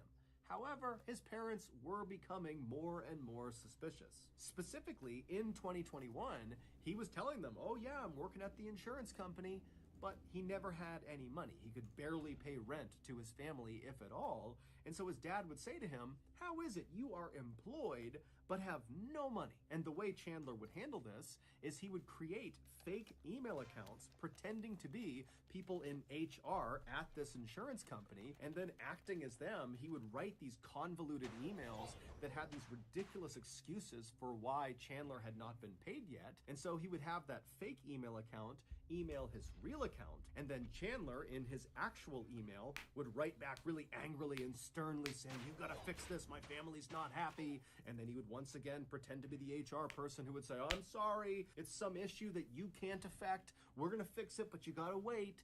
And Chandler would take these exchanges and he would forward them to his father. And while Bart didn't necessarily totally believe what he was being shown, it was enough to get him to stop asking questions. But Bart and Krista were also suspicious of other aspects of Chandler's life, like, for example, his school records. At some point, he needed to show them his transcripts, and he would tell them, oh, you know, I can't access my transcripts. And so Bart and Krista are like, why? Can't you just log in and pull up your unofficial transcripts at least? And the way Chandler would handle this was the same way he handled the insurance company. He would create fictitious email accounts of people that were college advisors at Madison College, where he claimed to have gone and graduated from, and he would do those phony back and forths where it looked like the college was telling Chandler, sorry, you can't get your transcripts. It's this huge problem that's totally our fault, not yours, but you just gotta wait. There's nothing else you can do. We can't get them for you right now. And when Chandler would send these exchanges to Bart, Bart would get totally worked up about it, and finally he demanded that Chandler give him a phone number so he can talk to one of these college advisors. And so Chandler went out and got a burner phone from a convenience store, and he gave that phone number to his dad. And then when his dad called this number up, somebody picked up, someone introducing themselves as Daniel Spieth, which really was just Chandler disguising his voice. And Daniel Spieth would give Bart the same spiel about how, oh, I'm so sorry, it's all the college's fault that we can't get your son's transcripts, you're just gonna have to wait. And so finally, on June 29th, 2021, Bart had just had it with his son. He was convinced his son was lying, or there was something going on, there was just too much about his son's life that didn't add up. And so Bart decided he was just going to call Madison College and pretend to be Chandler and see if he could get his transcripts. And so he dialed a number for customer service at Madison College, and after a few rings, Omar Job, a customer service rep at Madison College, picked up, and initially Bart was kind of aggressive and mean towards Omar for really no reason other than he was just so frustrated with this whole situation. And so he's on this call pretending to be Chandler, and he's kind of barking at Omar to give me my transcripts right now. I go to your school. There's no reason you can keep them from me. But then after a couple of minutes, Omar finally was able to talk. And he said, you know, hey, Chandler, I looked you up in the system and you don't go to this school. You've never gone to this school, save for maybe one semester, and you failed out. And so it's at this point when Bart hears this that he just pauses for a really long amount of time on this call, and then he begins asking follow-up questions that are not really connected to trying to get transcripts, because now he knows the transcripts don't exist because his son didn't go to school. And so he begins asking Omar, does Daniel Spieth still work there? And so Omar would look him up and he would say, no, there's no Daniel Spieth that works here, and there's no Daniel Spieth that's ever worked here. And because Chandler had used like 5 or 6 different names when pretending to be college advisors for Madison College, Bart, in addition to asking about that Daniel Spieth guy, asked about every other name he had interacted with, believing he was talking to Madison College. And one by one, Omar told him, I'm sorry, those people do not work here. I've never heard of these people. They're not in the directory. I'm sorry. And so finally, at the end of that 17-minute call, Bart knew his son was living a huge lie. And so he hung up with Omar, and then Bart called real college advisors at Madison College, and he set a meeting for July 1st at 3 p.m. And then he told Chandler that he had set this meeting, and Chandler was going to come with him, and they together were going to ask those college advisors why they can't produce Chandler's transcripts. Now, Bart, of course, knew Chandler did not have transcripts, and so he likely had set this meeting to get Chandler to call the meeting off and come clean about this big lie so that Bart could get his son back on the right track, stop lying, and live a real life. But the way Chandler handled being caught was not to own up to any of this. He didn't call off the meeting.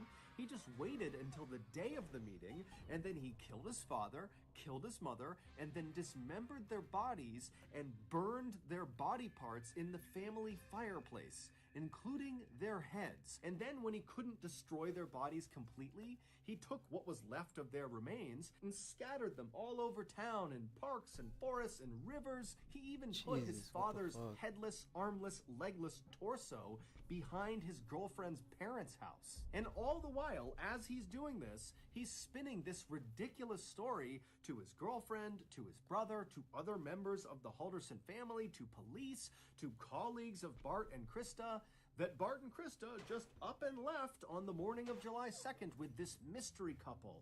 And oh, by the way, my parents, they were putting cash and silver bars in their luggage. So I don't know, they went up to White Lake and now they're gone. I don't know what happened to them. We don't know why Chandler chose the story he did. It's unclear if he was trying to make it seem like his parents were suspicious and had gotten into something that had maybe gotten them harmed or kidnapped, or if he was trying to make it seem like his parents were just super gullible and had been taken advantage of by this mystery couple. We don't know. He was just trying to make the whole situation seem plausibly suspicious. Ultimately, though, Chandler did so many things that got him caught. From the mountain of physical evidence he left behind inside of his house, where he killed and dismembered his parents, and also at the various dump sites where he didn't even bury the body parts. He would just put them underneath sticks and branches, and so they were very easy to find.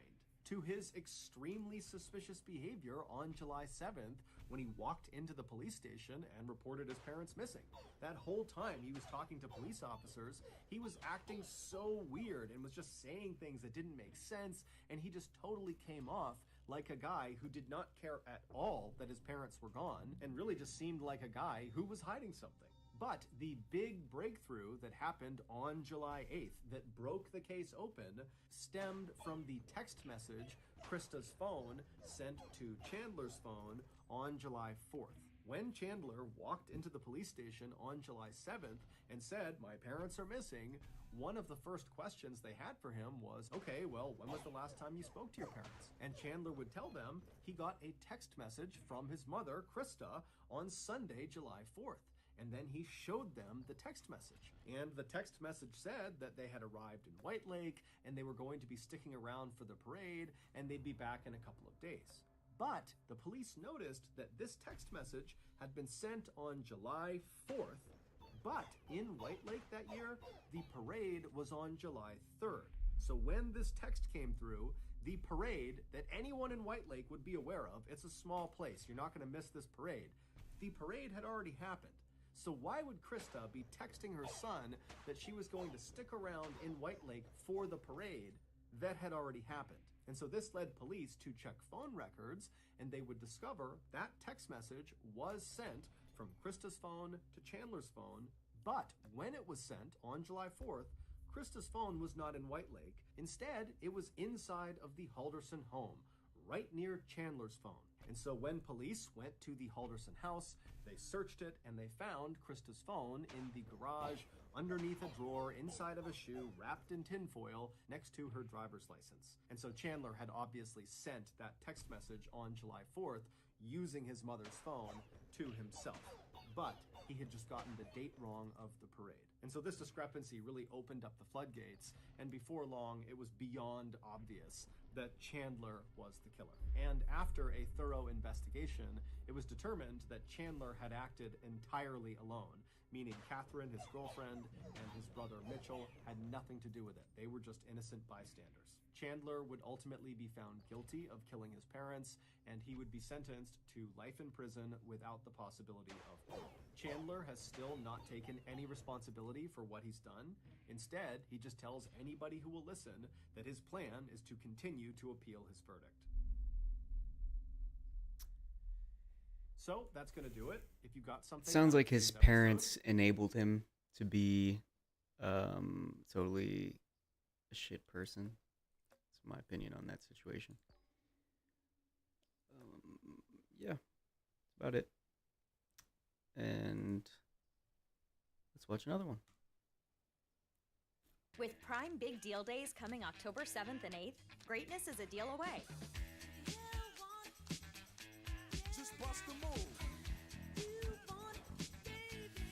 That was a Shop deals waste. up to 40% off this Prime Big Deal Days. In 1985, a group of hikers were making their way down a trail in this big forest in Southern California when one of them looked through the trees off to their side and they saw there was a stream running down parallel to the trail they were on. And in this stream, the hikers saw something that just didn't look right. And so the hikers left the trail and made their way down to the stream. And when they actually saw the thing that stood out to this hiker that was in the stream, they just stopped and stared at it.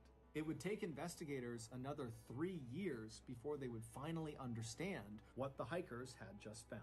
But before we get into today's story, if you're a fan of the strange, dark, and mysterious delivered in story format, then you've come to the right place because that's all we do, and we upload once a week. So, if that's of interest to you, the next time the like button is having a bad day, offer to make them a cup of tea. But make sure you put the milk in before the water and use Splenda instead of sugar. Also, please subscribe to our channel and turn on all notifications so you don't miss any of our weekly uploads. Okay, let's get into today's story.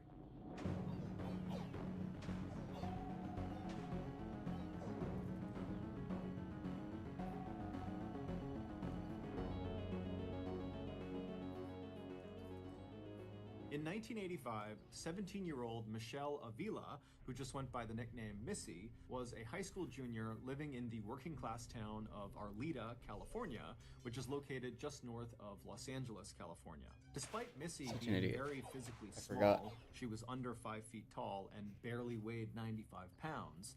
She had a big presence about her, and it made her very popular at her school. Not only was she incredibly beautiful, with boys and girls falling over themselves to try to win her affection, but also Missy was just very kind and gentle and didn't seem to take herself very seriously. But life for Missy was not all perfect. A year earlier, during her sophomore year, a nasty rumor had been spread around Missy's high school that Missy had apparently been sleeping with all of these boys who were in established relationships with girls in the school. And even though this rumor was a total lie, by the time the rumor reached the girlfriends of these boys that Missy had apparently slept with, these girls believed it. And so to get their revenge on Missy, one day after school when she had walked outside, this group of girls ganged up on her and beat her really, really badly.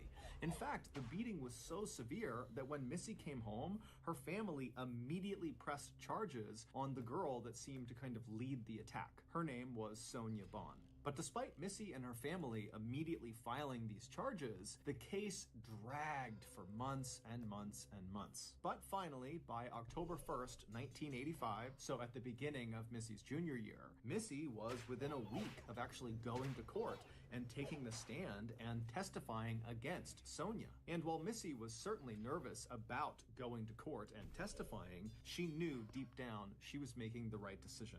On October 1st, so a week before Missy is set to testify, Missy came home from school and she told her mom that she had plans that afternoon to go hang out with her friends. This was fairly routine for Missy, who had a big circle of friends, and so her mother, Irene, told her that was totally fine, but you gotta be home by 6 p.m. Missy agreed, and then just a couple of minutes later, a 17-year-old girl named Laura Doyle, who was very close with Missy, she pulled up outside of Missy's house and she honked the horn.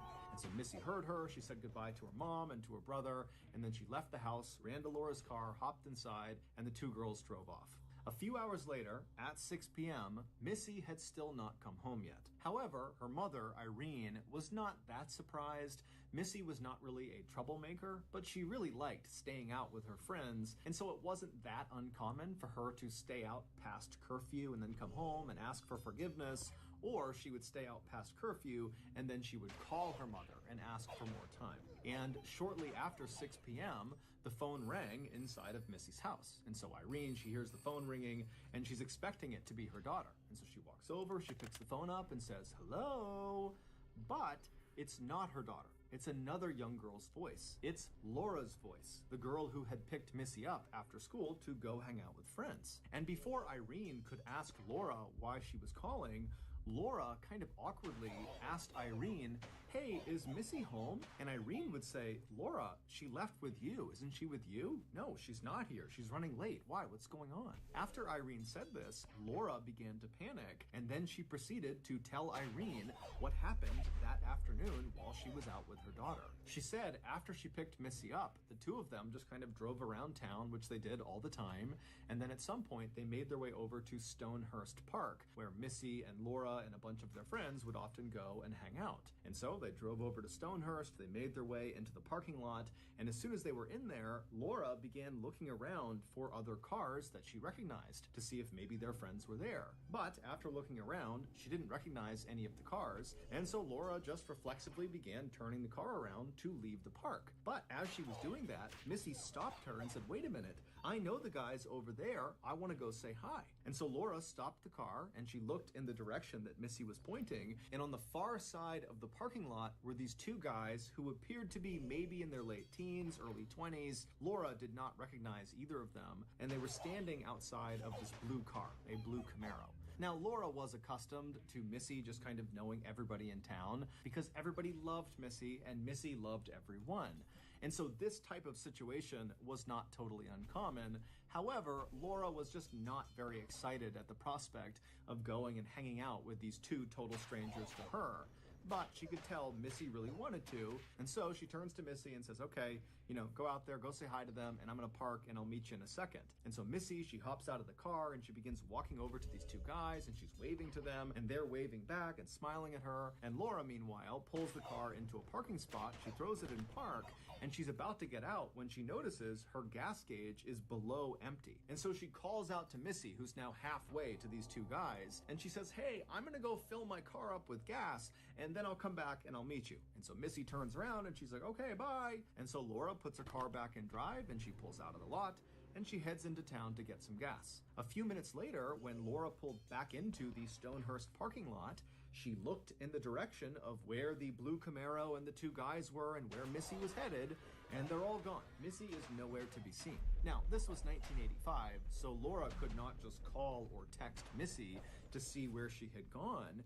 And so instead, Laura just sat in the parking lot looking at the vacant spot where the blue car had been, kind of going over in her mind what she should do. And eventually, she told herself that, you know what, Missy is a good girl, she can handle herself, she knew those guys, I'm sure everything is just fine, and those guys will drop her off at her house when she needs to go home. And so even though Laura is telling herself this, she would leave the Stonehurst parking lot and spend a while just kind of driving around town looking for Missy and looking for this blue Camaro and these two guys, and after finding none of them, she would head home. And then, right after 6 p.m., Laura picked up the phone and she called Missy's house because she knew Missy's curfew was 6 p.m., and so she should be home by now. But of course, when Missy's mother, Irene, picked up the phone, Laura would learn Missy had not come home. And so Irene and Laura are immediately really worried about Missy, but not to the point where either of them think they should involve the police. Instead, Laura and Irene would spend the next couple of hours after that 6 p.m. phone call calling everybody they could think of that might know where Missy was. And when that yielded no results, Laura and Irene actually met up that night and began going door to door to all of Missy's friends and acquaintances' houses, asking the occupants if they knew where Missy was. But by late that night, no one had given them any information about Missy's whereabouts, and so still feeling very concerned about Missy, Laura and Irene decided the best thing to do was just to go back home and go to bed and hope in the morning Missy turned up or someone contacted them with information about where Missy was. But the following morning, Missy had still not turned up and no one had heard from her, and so that morning Irene went to the police and told them what was going on.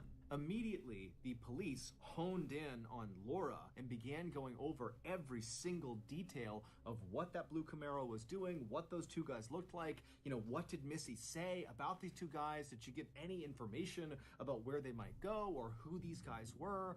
And Laura, I mean, she was totally guilt-ridden and emotional about being the last person to see Missy before she has apparently vanished, and she sat there trying to give every bit of information she possibly could about what had happened that day, but unfortunately, she was just too far away from these two guys and their vehicle. She could only give them a sort of basic physical description, which Laura even admitted was not very accurate because it was really far away, and frankly, she wasn't looking that hard. And so after getting all the information they possibly could from both Laura and Irene, the police launched a very extensive search all over Arleta, California, and the surrounding areas. And while they were doing that, Irene and other members of Missy's family, along with Laura and other close friends of Missy's, began their own search. But after a couple of days, neither the professional search nor the amateur search had turned up any new information about Missy's whereabouts or the whereabouts of those two guys and their blue Camaro. But then on October 4th, just 3 days after Missy went missing,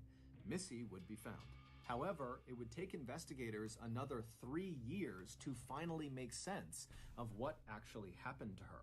Based on eyewitness testimony, here is a recreation of what happened to Missy on the day she vanished. On that day, which was Tuesday, October 1st, 1985, Missy came back from school. She told her mother she wanted to go out and hang out with her friends. Her mother told her, okay, be home by 6. And then a couple of minutes later, Laura pulled up outside and honked the horn, and Missy ran outside, hopped in the car, and they drove off. The pair would drive around town for a few minutes before making their way to Stonehurst Park. Now, to understand what happens next, you need some context. Missy had two best friends. One of them was 17-year-old Laura Doyle, who she was with, and the other was another 17-year-old girl named Karen Severson. These three girls had met when they were in grade school, they lived basically on the same street, and they spent virtually every second of every day together. However, a month earlier in September, the trio had had a falling out because a month earlier, another rumor about Missy sleeping with boys who had girlfriends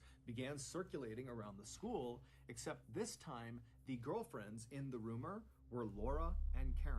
Now, of course, Laura and Karen were well aware of the fact that a year earlier, Missy had been accused of something similar, and it had all been a big lie. And so going into this new rumor, Laura and Karen knew that the likelihood of it being real was very slim, but because this rumor directly involved them and their boyfriends, they felt a little concerned. And so Laura and Karen went to Missy and they said, hey, we don't think it's true, but is it true? Did you sleep with our boyfriends? And Missy immediately is like, are you kidding me? No, I didn't sleep with your boyfriends. Did you see what happened last year? It's the same thing. It's a lie. It's just a rumor. I can't believe you would think I would do that to you. And so pretty quickly, this discussion escalated to a full-blown fight between the girls. Or more specifically, it turned into a full-blown fight between Karen and Missy. Because Laura, she was worked up about it, but pretty quickly she was able to calm down. But Karen, she didn't calm down, because apparently Karen had seen Missy at some point flirting with her boyfriend, and so when this rumor began to circulate, Karen felt like, you know what, it could be true. She might have had sex with my boyfriend. And so eventually, the three girls just stopped fighting. Not because they had reached some sort of compromise, but rather because Missy just tried to turn around and walk away. And when she did, Karen wound up and slapped her across the face. And as soon as that happened, all three girls knew a line had been crossed, and now their decade-long friendship was potentially ruined. Over the next couple of weeks, Missy and Laura were able to come together and patch things up, but Missy and Karen continued to avoid each other. However, the distance between them really wore on both of them, and so finally, on the morning of October 1st, Karen would reach out to Missy and she would apologize. And Missy was really touched by this, and before long, Missy and Karen and Laura had made plans for that afternoon to meet up at Stonehurst Park to have a good day together, just like old times. So that afternoon, Laura picks up Missy from her house, and the two of them drive around for a bit before heading over to Stonehurst Park, where they're planning to meet Karen. But when Laura pulls the car into the parking lot, they look around and Karen is not there. And the blue Camaro and those two guys standing around it on the far side of the parking lot, they weren't there either, because Laura had made up the blue Camaro and those two guys. They never existed. That was all just a big cover-up for what happens next.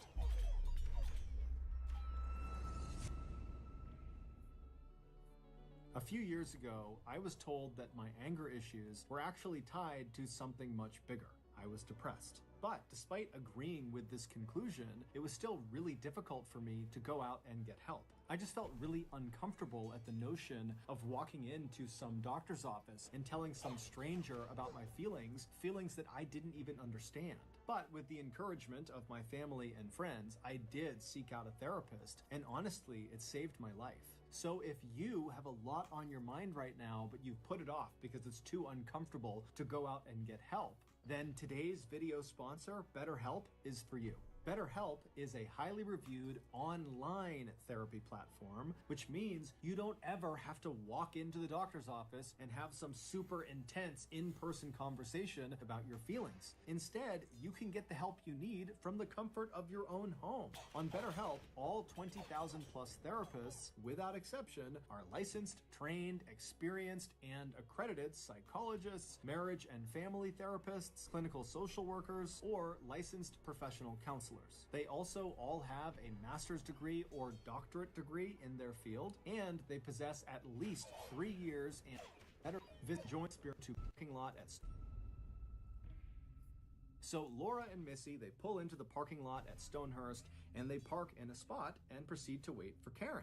And Karen would show up just a couple of minutes later. But when she showed up, all hell broke loose. Karen came flying into the parking lot and came to a screeching stop right up alongside Laura's car. Karen had parked her car so close to Laura's car that Laura literally couldn't open her door without striking Karen's car. And in Karen's car, in the passenger seat, which was closest to Laura's car, was a terrified-looking 17-year-old named Eva Cherambolo, who was friends with all three of the girls, and that day, Karen had apparently asked Eva to come over for dinner, but after picking Eva up, without giving her any explanation, she had flown over to Stonehurst and then came to this screeching stop right next to Laura's car. And so Eva is sitting in the passenger seat looking at Karen and looking over at Laura, and Missy having no idea what's going on, and Karen begins yelling at Eva to roll her window down. And so Eva rolls her window down, and Laura and Missy are looking over in absolute astonishment, and then once the window is down on Eva's side,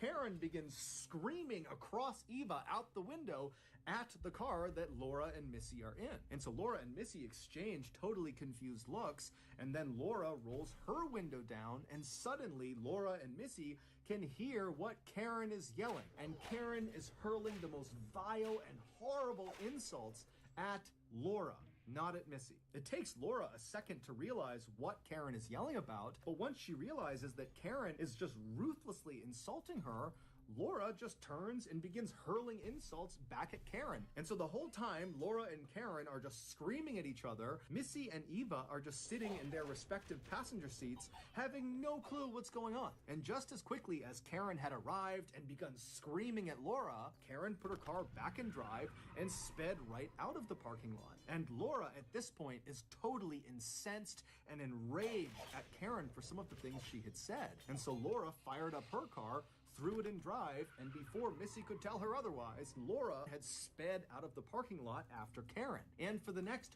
45 minutes, Karen and Laura drove like absolute maniacs north of the city up into the mountains, where the whole time they're driving, Karen is swerving side to side, and she's speeding along these desolate roads, and Laura would speed up and get right on her bumper, like she was experiencing this extreme case of road rage. Now, for the first few minutes of this, both Missy and Eva were desperately trying to get their drivers to calm down and just pull over. Whatever you're fighting about, it's not worth crashing and dying over.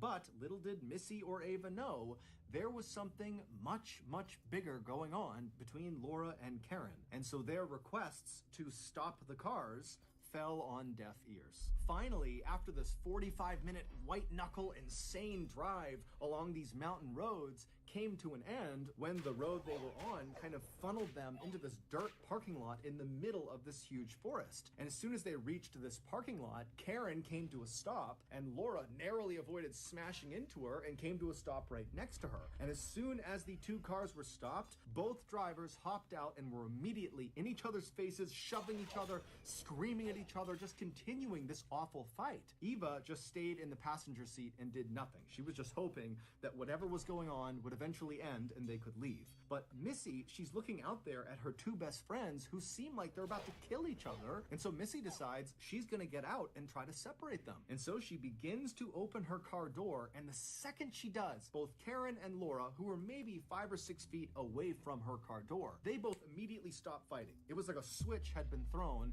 and whatever was going on had come to a complete and total stop. And at the same time they have suddenly stopped fighting, both girls simultaneously turn and look at Missy. And before Missy could say or do anything, Karen and Laura ran over and positioned themselves right outside of Missy's door. So Missy could no longer shut the door, and Missy could not get out of the car. She was totally trapped. And as soon as Karen was in position right outside of the car, Karen kind of got down and got right in Missy's face, and with a very menacing and hissing voice, she looks at Missy and says, "You know, this whole thing was a joke. Me and Laura, we weren't actually fighting. We're not mad at each other, but we are mad at someone. We're mad at you." And then Karen and Laura would reach down and pull Missy out of the car, and they would slam her back up against the side of Laura's car. And then Laura and Karen pressed up against her and began screaming at Missy that she had slept with their boyfriends, and they knew it. And this whole time, Missy is trying to tell them, "No, I didn't. I did not sleep with your boyfriends. I don't know what's going on." But at some point, Karen and Laura were screaming so loudly, and they were right on top of her, that Missy just kind of began to shut down, and she went quiet and kind of tucked herself into a ball. And as soon as this happened, Karen and Laura, they grabbed Missy and they began pushing her away from the car towards a trail that led into the forest. And Missy, she's 4'10", 95 pounds. She's tiny. And Karen was 5'2", over 200 pounds, and Laura was 5'6" inches tall and weighed 135 pounds. And so Missy knew she could not put up a fight. She had no chance against these two. And so Missy just kind of began shuffling her feet, walking towards this trail, and periodically Karen and Laura would walk up and push her to walk towards this trail. And as this is happening, Eva, who had been sitting in the car the whole time, she finally got out and kind of walked up behind the group, but didn't participate. She just walked along behind them. And so after a couple of minutes, Karen and Laura had managed to push Missy all the way to the actual start of the trail, this narrow trail that left the parking lot.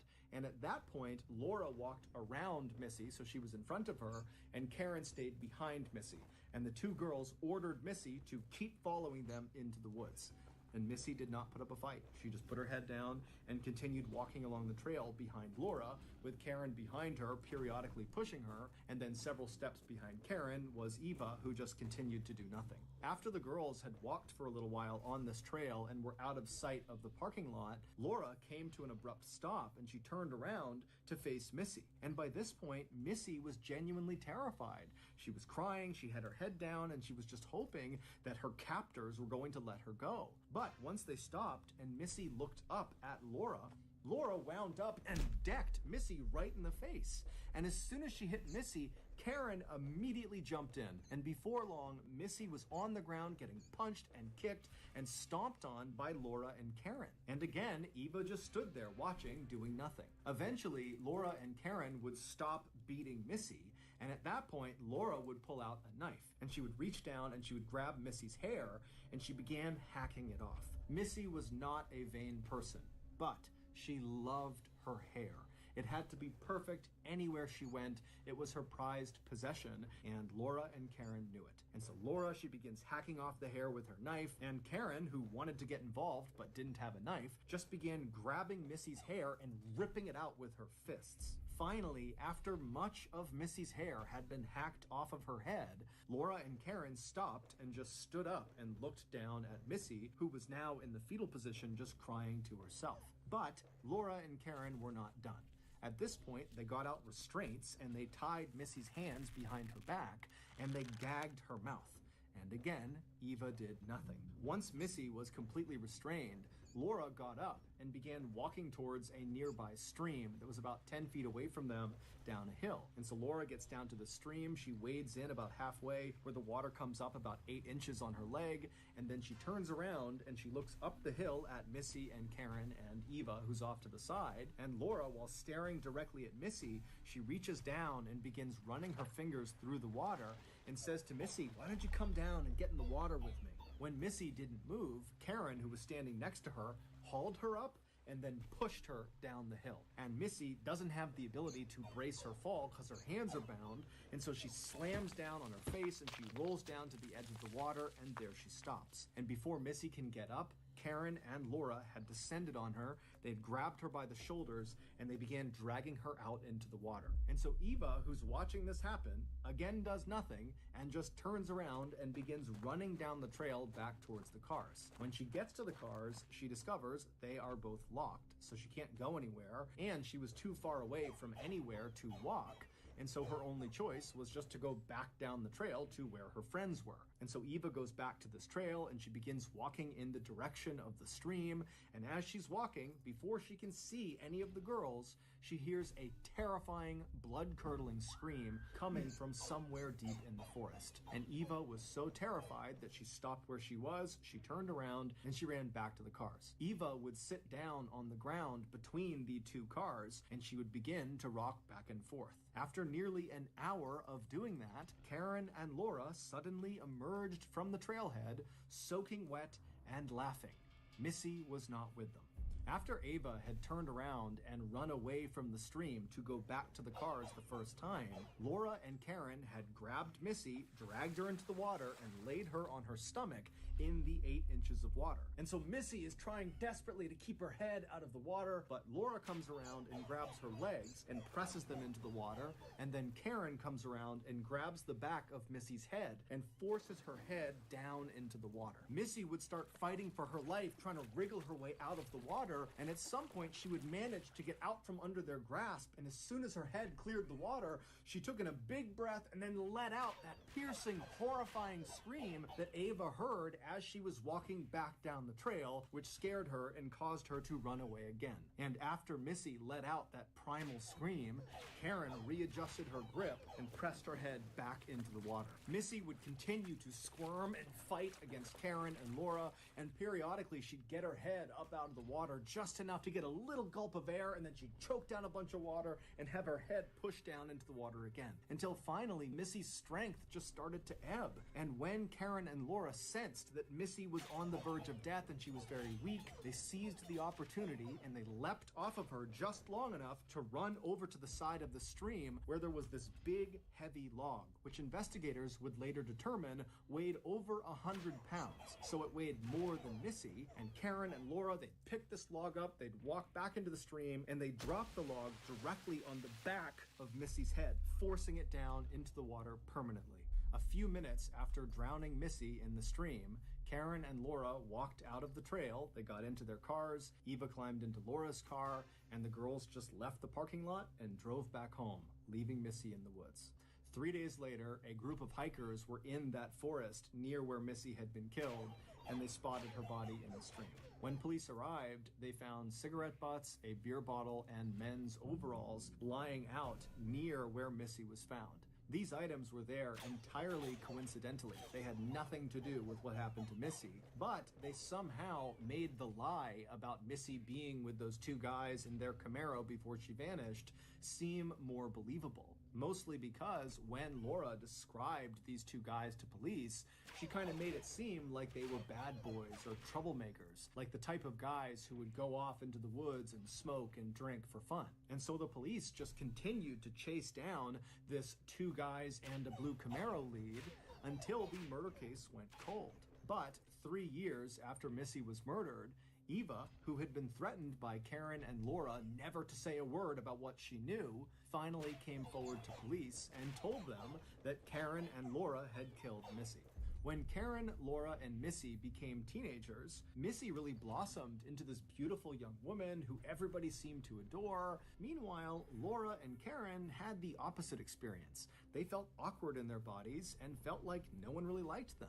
And so in time, they became very jealous of Missy, and that jealousy turned into resentment, and that resentment turned into hatred. And so, in 1984, it was Karen and Laura who started that rumor about Missy sleeping with all these boys who had girlfriends. And that lie would get Missy attacked and beat up really badly. But that wasn't enough for Karen and Laura. They felt like Missy deserved worse. And so the following year, in September of 1985, This one's really Laura fucking and me up. Karen decided This story is really fucking me up right now. It's making me really uncomfortable.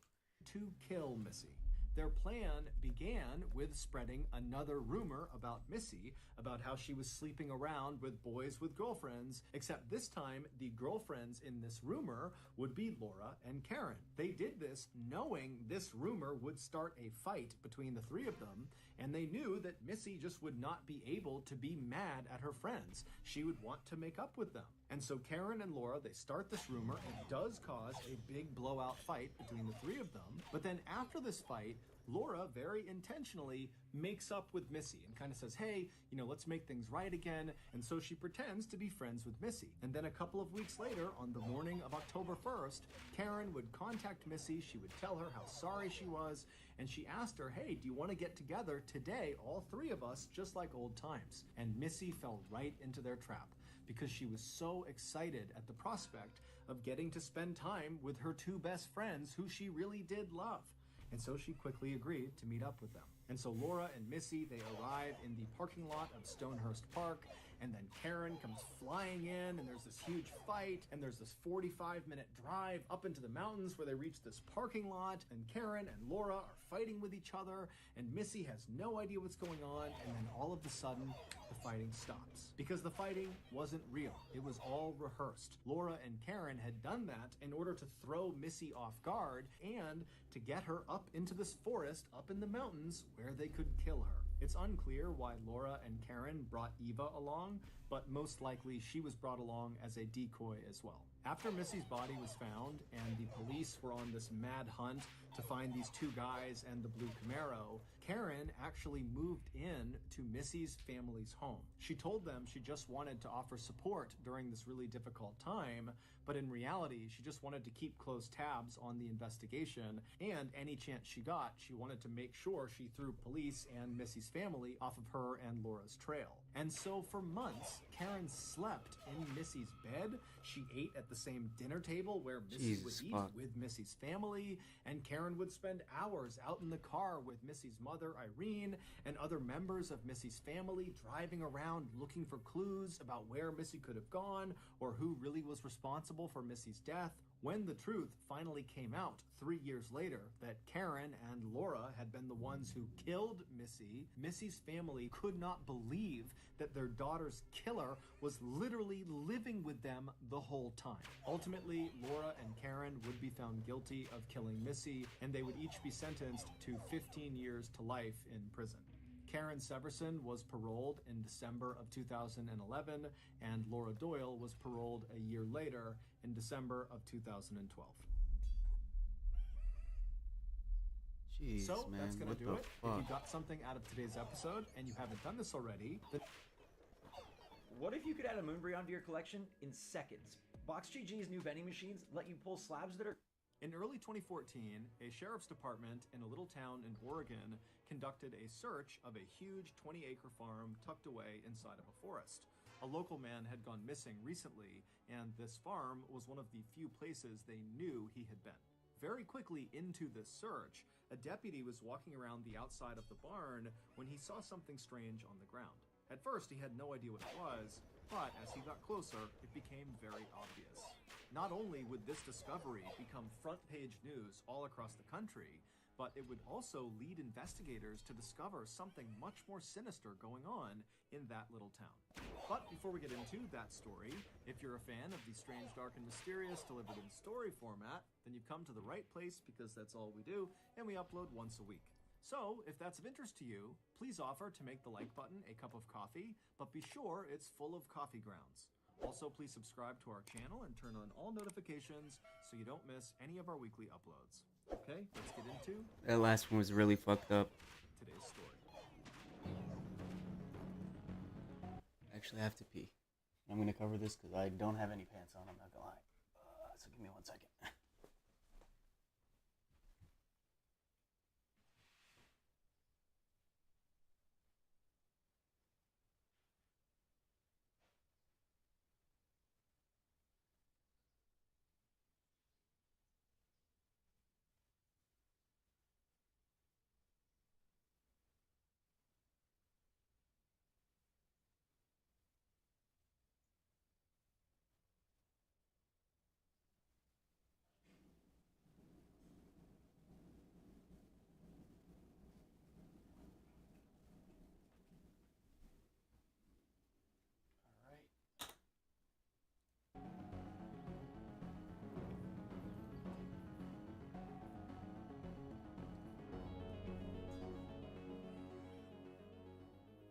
By most people's standards, Susan Monica's life had been pretty good. She had a small but very close group of friends, she had a great job working as an engineer, and she lived in one of the most exciting cities in the world, San Francisco, California. But Susan was not happy. Moving to the big city was not so much a choice as it was a product of life and circumstance. Deep down, Susan had always been someone who preferred peace and quiet and being alone, things that were in rare supply in a big city like San Francisco. Many nights after work, Susan would come home to her apartment and she would sit there and dream about moving away from the city and living off the grid somewhere on a farm, raise her own food and be totally self-sufficient, away from everybody else in the world.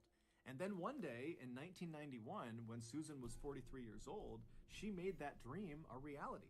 That year, she wound up purchasing a 20-acre farm located in a forest in a little town in Oregon called Weimar. However, this farm was really not a farm. There was nothing on it. There was no house for Susan to live in, there was no barn for her animals or tools, there was no running water, no electricity, no septic system. It was just pure Oregonian wilderness. But to Susan, it was perfect. The property kept her far away from other people, and she liked the idea of having to literally build her own farm.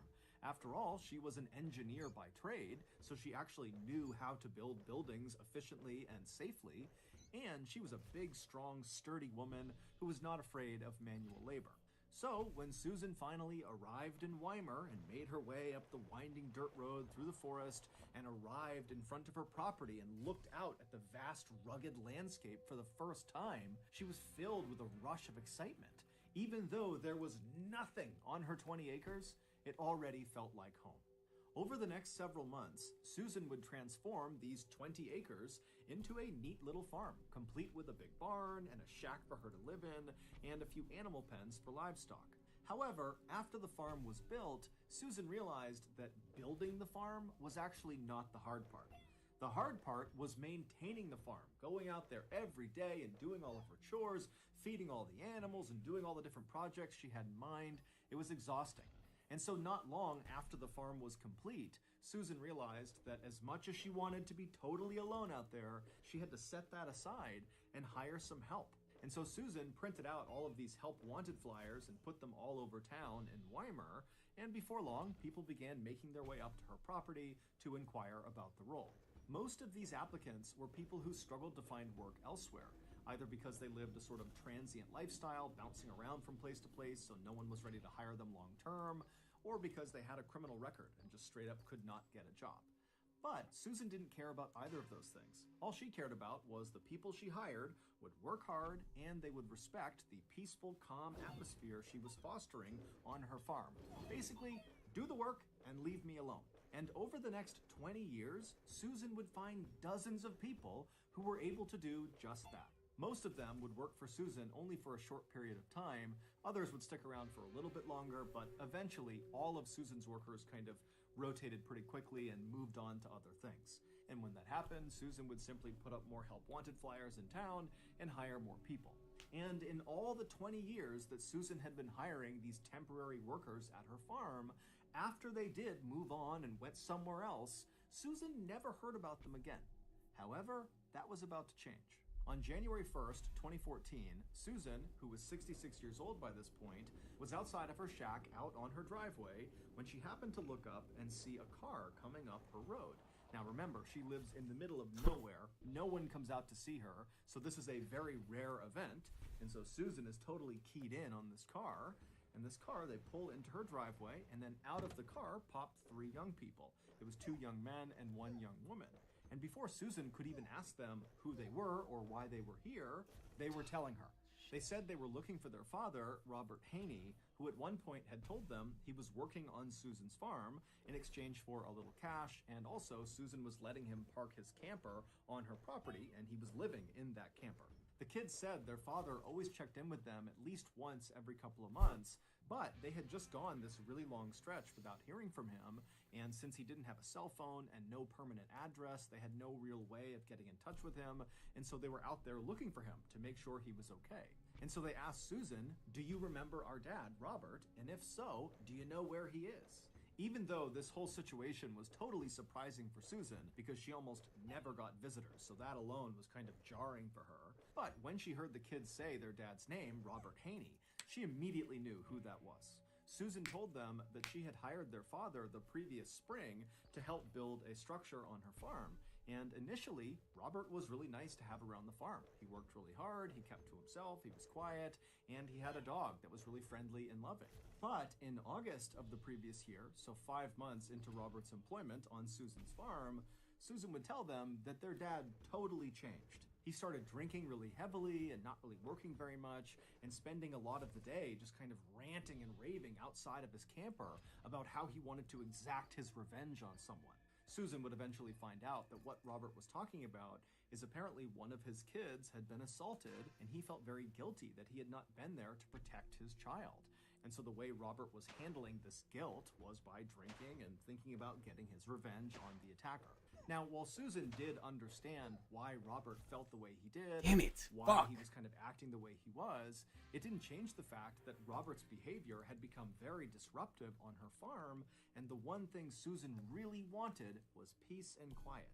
And so she decided she would have to go confront Robert about his behavior and potentially fire him if he couldn't find a way to calm down. But before Susan ever had to do that, Robert one day just walked right up to her shack, he handed her an envelope filled with cash, and he asked Susan if she wouldn't mind looking after his dog for a while. And Susan was so taken aback by his complete change in behavior and this request that she just took the envelope and said, "Okay, I'll look after your dog." And then Robert nodded as thank you, he turned around, and he walked away from her. And then a few moments later, Susan's standing there with the envelope in hand, watching as Robert is climbing into some white car that had just pulled up in front of the property. She didn't know who was in the car with him, and then the car turned around and drove out of sight. Susan told the kids that that had happened back in September, so about 4 months ago, and since he left, she had not heard from him, despite the fact she still had his dog, and she told the kids that a lot of Robert's stuff was still in his camper. Susan brought the kids over to the side of her property where Robert's camper was, and when they went inside, sure enough, all their father's things were all over the place, but the one item that immediately stood out to them was their father's tool belt. They knew their father was a traveling handyman, that was how he made his living, and so it begged the question, why would he leave his tool belt here if he knew he was going to be gone for several months potentially? It didn't make any sense. After leaving Robert's camper, the kids thanked Susan and asked her to please be in touch if she learned anything else about their dad, and she said she would. And then the kids got back in their car and they began driving south towards the Jackson County Sheriff's Office. When they got there, they asked to file a missing person report for their dad. However, they learned very quickly that it was going to be very challenging to locate their dad, because their dad lived this transient lifestyle with no cell phone, he had no permanent address, he had nothing that could really be traced. But the investigators agreed with Robert's children that their dad's absence was a big concern, given the fact that his last interactions with Susan had consisted of him drinking very heavily and talking about going and getting his revenge on his child's attacker. And so the sheriff and the deputies were very concerned that that was exactly what Robert had done. He had gone out and potentially murdered someone and now was in hiding. So they asked Robert's kids if they could think of absolutely anything that could possibly allow investigators to track down Robert. And at some point, one of the kids said, "Oh, what about my dad's EBT card?" EBT cards, or electronic benefit transfer cards, are like debit cards for state welfare services. You can use the cards to buy things like groceries, and the cards are definitely traceable. A few days later, when Robert's EBT card trace came back, investigators saw the card had been used just 1 month earlier in a Walmart located about 30 minutes southwest of Susan's farm. Now, this trace obviously didn't tell investigators where Robert was right now or what kind of condition Robert was in, but they had no other leads to operate on, so they decided they would go to the Walmart and see what they could find. When they got there, the investigators were led to the back room of the building where they were able to review the security footage from the previous month when Robert was supposedly there with his EBT card. After reviewing hours and hours and hours of footage, the investigators never saw Robert on camera. However, they did see Susan on camera, and unbelievably, she was the one using Robert's EBT card. And so obviously this was very suspicious, and right away the investigators left the Walmart, went back to their office, and began the process of getting a search warrant to search Susan's farm.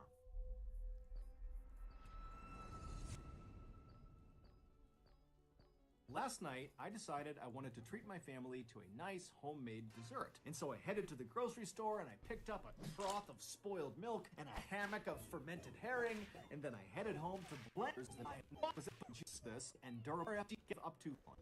A few days later, on January 10th, the sheriff and his deputies arrived at Susan's property, and when they pulled onto her driveway, Susan came outside to greet them. When she asked them, what's going on, they told her, hey, we're here to search your property in connection with Robert Haney's disappearance. And before Susan could ask any more questions, the sheriff said to her, hold on, just turn around, let's go back inside, I need to talk to you privately. And so Susan, who was very shocked by this, just said, okay, and she turned around and led the sheriff into her house while the other deputies fanned out across the property to begin this big search. Once inside of Susan's house, they sat down in her kitchen, and right away the sheriff says to Susan, okay, I have you on camera using Robert's EBT card. I know you stole it, so you need to tell me where Robert is right now, or it's going to get a whole lot worse for you. And as soon as he said this, Susan's look of shock on her face quickly turned into a look of kind of relief. It was like suddenly she understood what was going on here. And she says to the sheriff, no, I didn't steal his EBT card. He gave it to me along with an envelope full of cash when he left 4 months ago, and he told me to use it to buy dog food for his dog that I'm looking after. And since Robert had been gone for all these months, she had run out of cash to pay for the dog food and now was using the EBT card. Susan also added that if she had just stolen the card from Robert, she wouldn't be able to use it because it requires a PIN number, and Robert gave her the PIN number. That's how she was able to use it.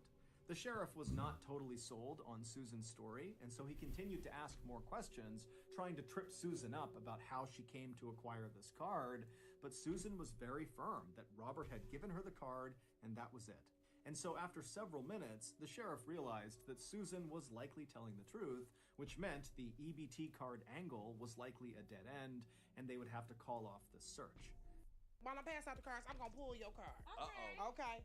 Now go ahead and read that for me. That's something that you got some explaining to do, explaining to do, and then you show it to the camera. But as the sheriff was standing up to leave the kitchen and leave the property altogether, a deputy from outside came running into the kitchen and without saying a word, just bent down and whispered something into the sheriff's ear. And as the sheriff is listening to this deputy, his face is contorting in disgust. He can't believe what is being told. And after the deputy stands up and leaves the kitchen, the sheriff takes a deep breath and then looks at Susan and says, ma'am, you're gonna have to come with us. Back at the station, a now very flustered Susan was led into a small interrogation room where she sat down looking totally anxious. She's looking around, wondering what's going on.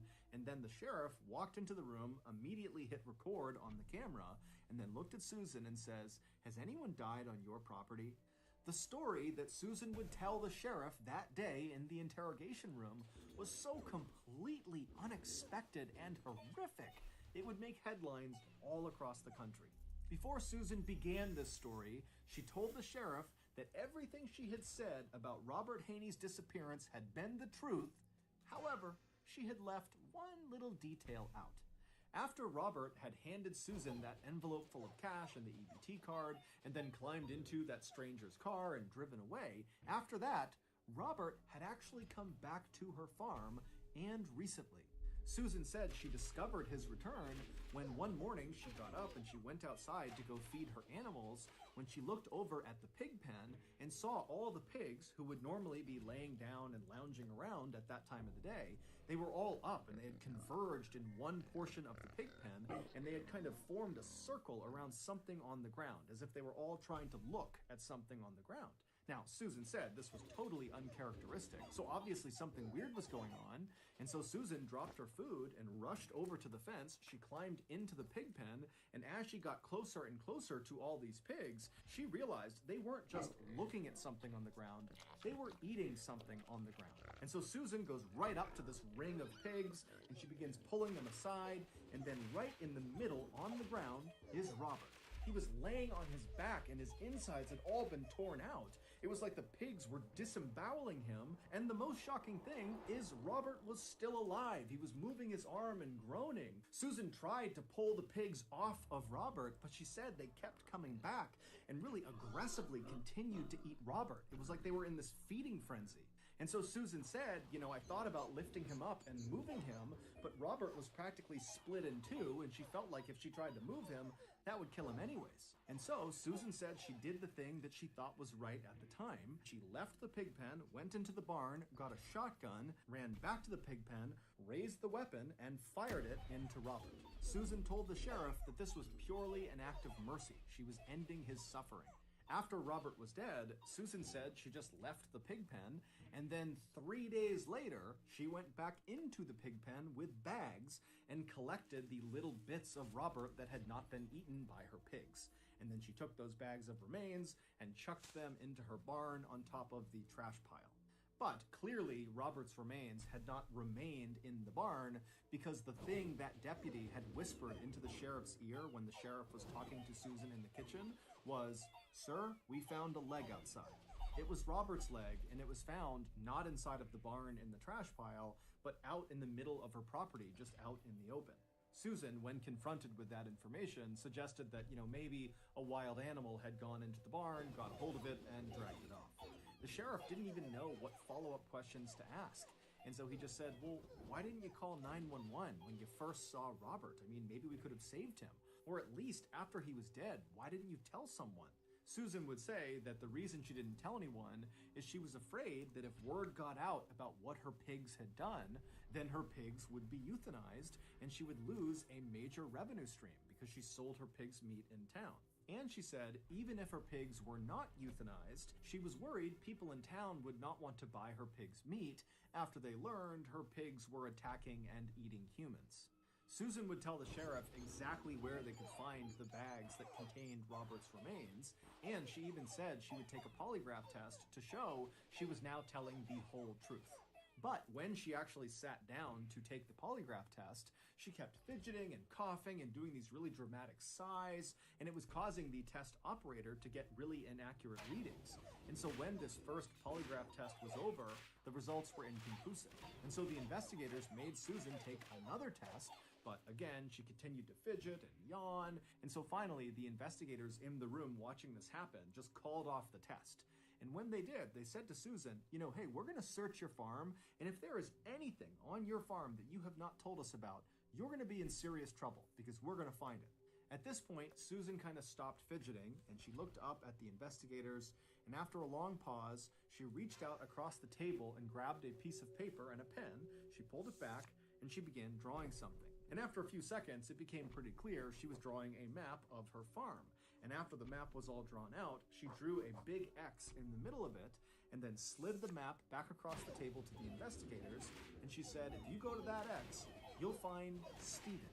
And the investigators are like, who's Stephen? We're talking about Robert. What are you talking about? Well, it would turn out Robert was not the only farmhand to die on Susan's property. Jesus. In 2012, about a year before Susan hired Robert, she hired another man named Stephen Delicino. And according to Susan, Stephen was a lot like Robert. He was really easy to get along with, he was quiet, he worked hard, but at some point, Susan said they had a big falling out. Susan said she started to suspect that Stephen was stealing her guns in her barn, and so she went to confront him. And during this confrontation, they got into this big fight, and Susan said she didn't really remember all the details of what happened next, but at some point during this fight, a gun went off, and then Stephen fell to the ground in the middle of the pig pen with his head bleeding, and all of Susan's pigs suddenly swarmed him and began eating him. The stunned investigators again asked Susan, okay, if that really happened the way you said it did, why didn't you call 911 if this was like an accident? And Susan would say, again, that her big fear was her pigs would either be euthanized or word would get out that her pigs were eating people, and the people in town would not want to buy her pig's meat because of that.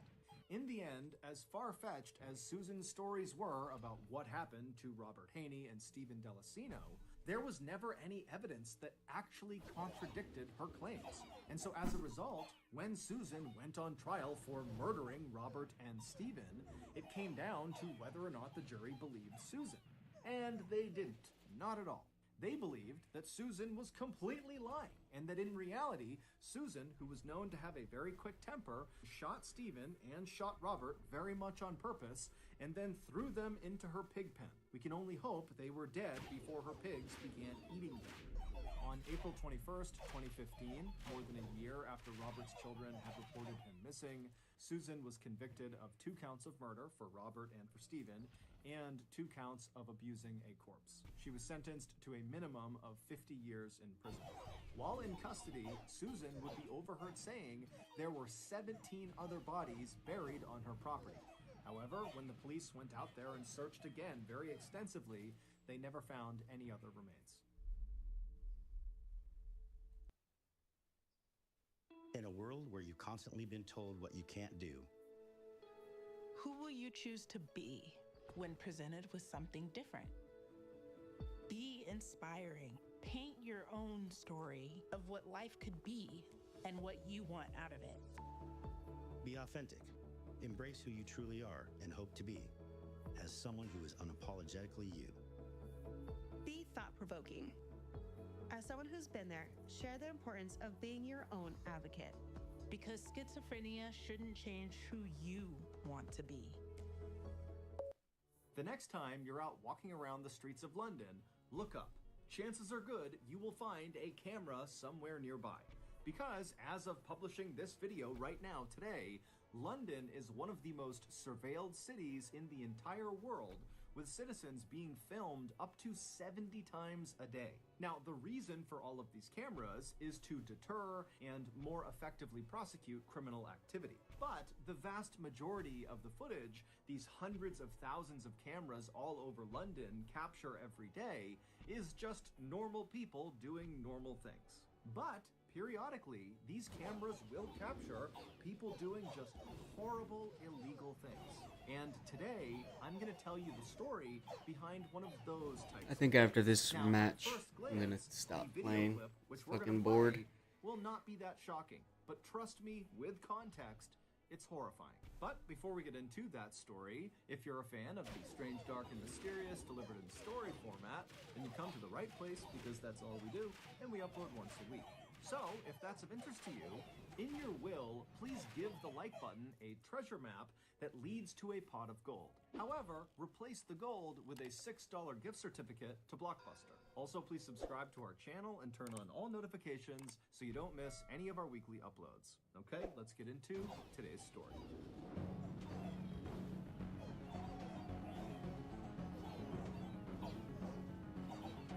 I don't see myself winning this one. On the morning of Friday, June 11th, 2021, in a suburb in the northwest of London, a man named David Klein woke up to his early morning alarm.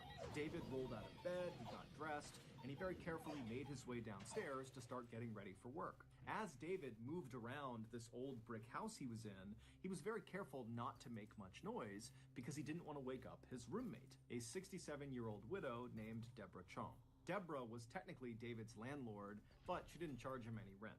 The two had met in church, and when Deborah had learned that David didn't really have a place to live, she had immediately volunteered her house and told David to come live with her for free. David couldn't believe her generosity and immediately took her up on the offer.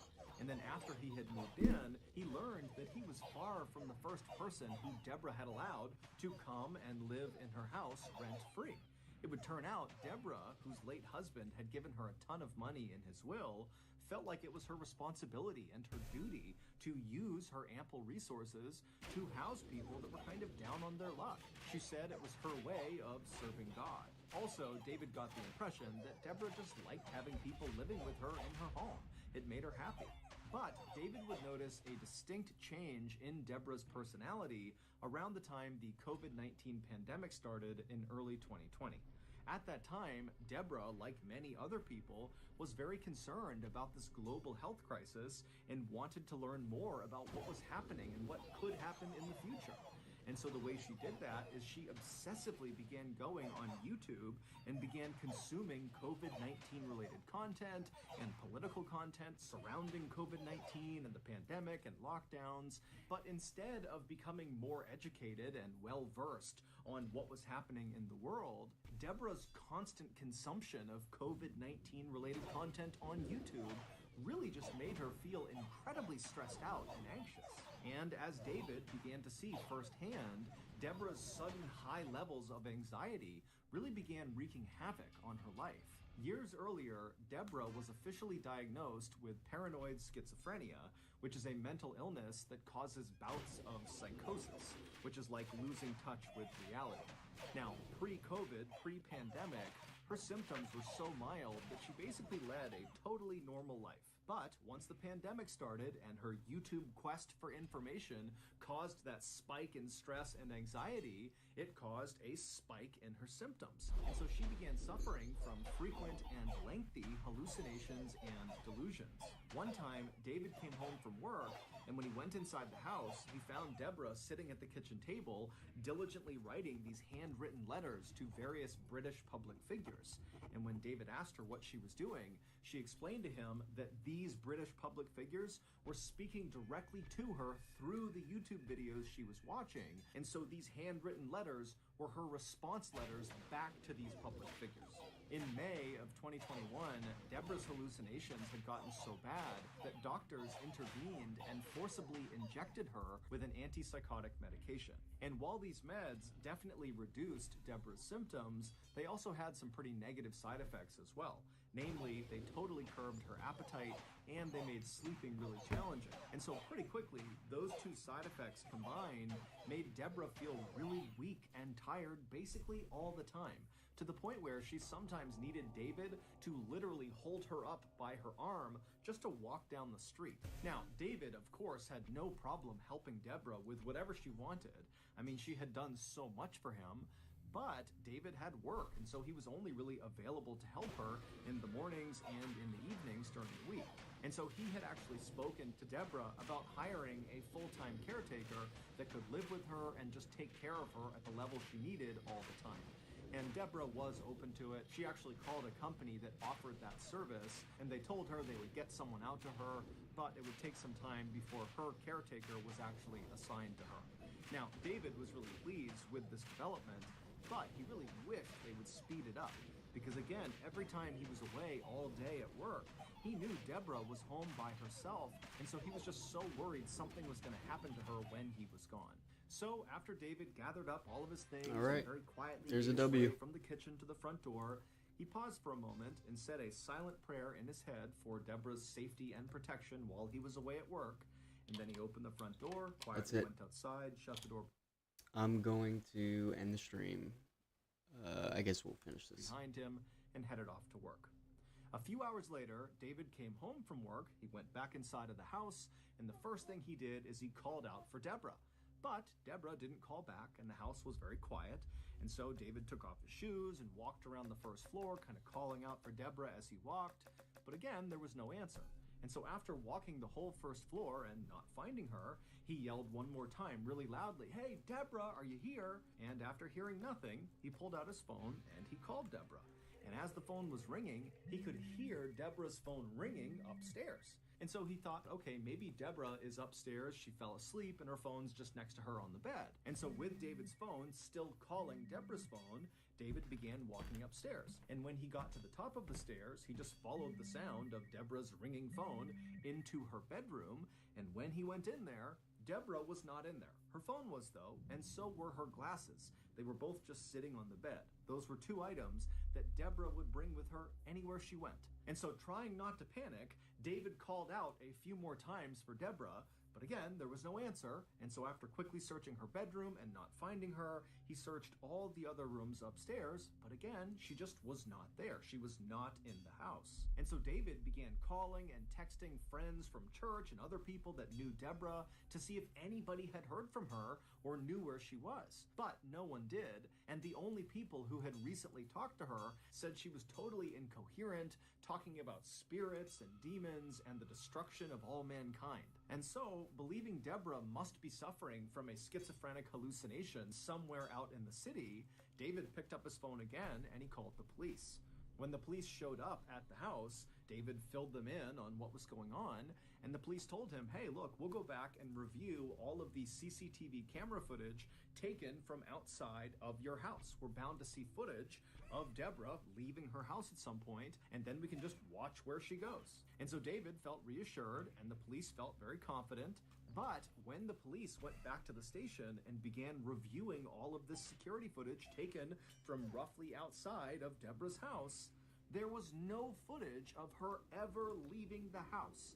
There was only footage the day before of Deborah going into the house, but she never left. And so naturally, the police went back to Deborah and David's house, and they thoroughly searched that house, believing Deborah had to be in there somewhere. But despite searching everywhere in this house, in every crawl space, in the attic, the basement, every closet, everywhere, she wasn't there. It would take the police nearly a month, but they would eventually figure out where Deborah went. And to say they were surprised at where she went is a massive understatement. But to understand what happened, we have to go back to the very beginning of Deborah's very strange disappearance story.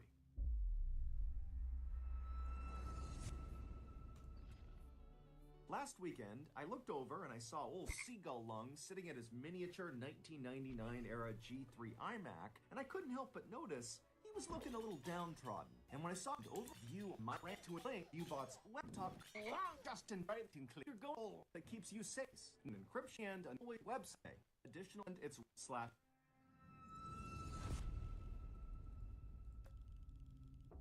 It all started about 10 months before Deborah actually went missing in August of 2020. That month, Deborah met a 36-year-old woman named Gemma Mitchell at one of her church prayer groups. Like Deborah, Gemma was very religious, and so the two women became fast friends despite being 30 years apart in age. Deborah would confide in Gemma about her mental health struggles, and Gemma would confide in Deborah about her house/financial troubles. Basically, Gemma, a couple years earlier, had given money to a contractor to fix up her house, but the contractor had taken her money, not done any work, and then run off, basically robbing Gemma. But Gemma really needed to do these renovations, and so she wound up hiring a second contractor who did begin work, but during this process, Gemma realized she would never be able to recover the money that was stolen from her from the first contractor, and so when she realized she wasn't going to get that money,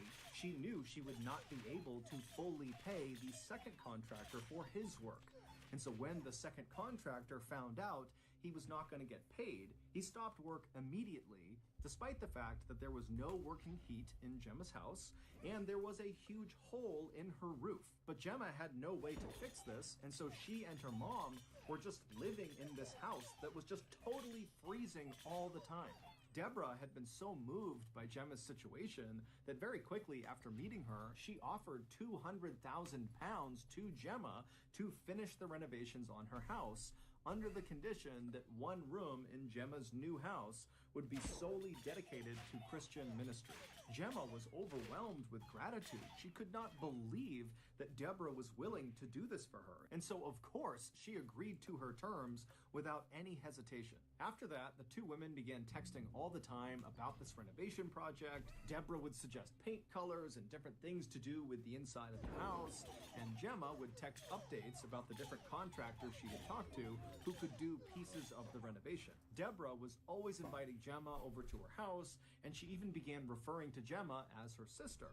And Gemma loved it, because Gemma actually had always wanted to be much closer with her own biological sister, but they had kind of drifted apart, and so for Gemma, Deborah really did feel like the sister she was supposed to have. But their relationship was about to change drastically. In May of 2021, so 8 months after the two women met for the first time, and 1 month before Deborah would vanish, Deborah was forcibly injected with that antipsychotic medication in order to combat her paranoid schizophrenia. And right after Deborah got this injection, she began treating Gemma totally differently.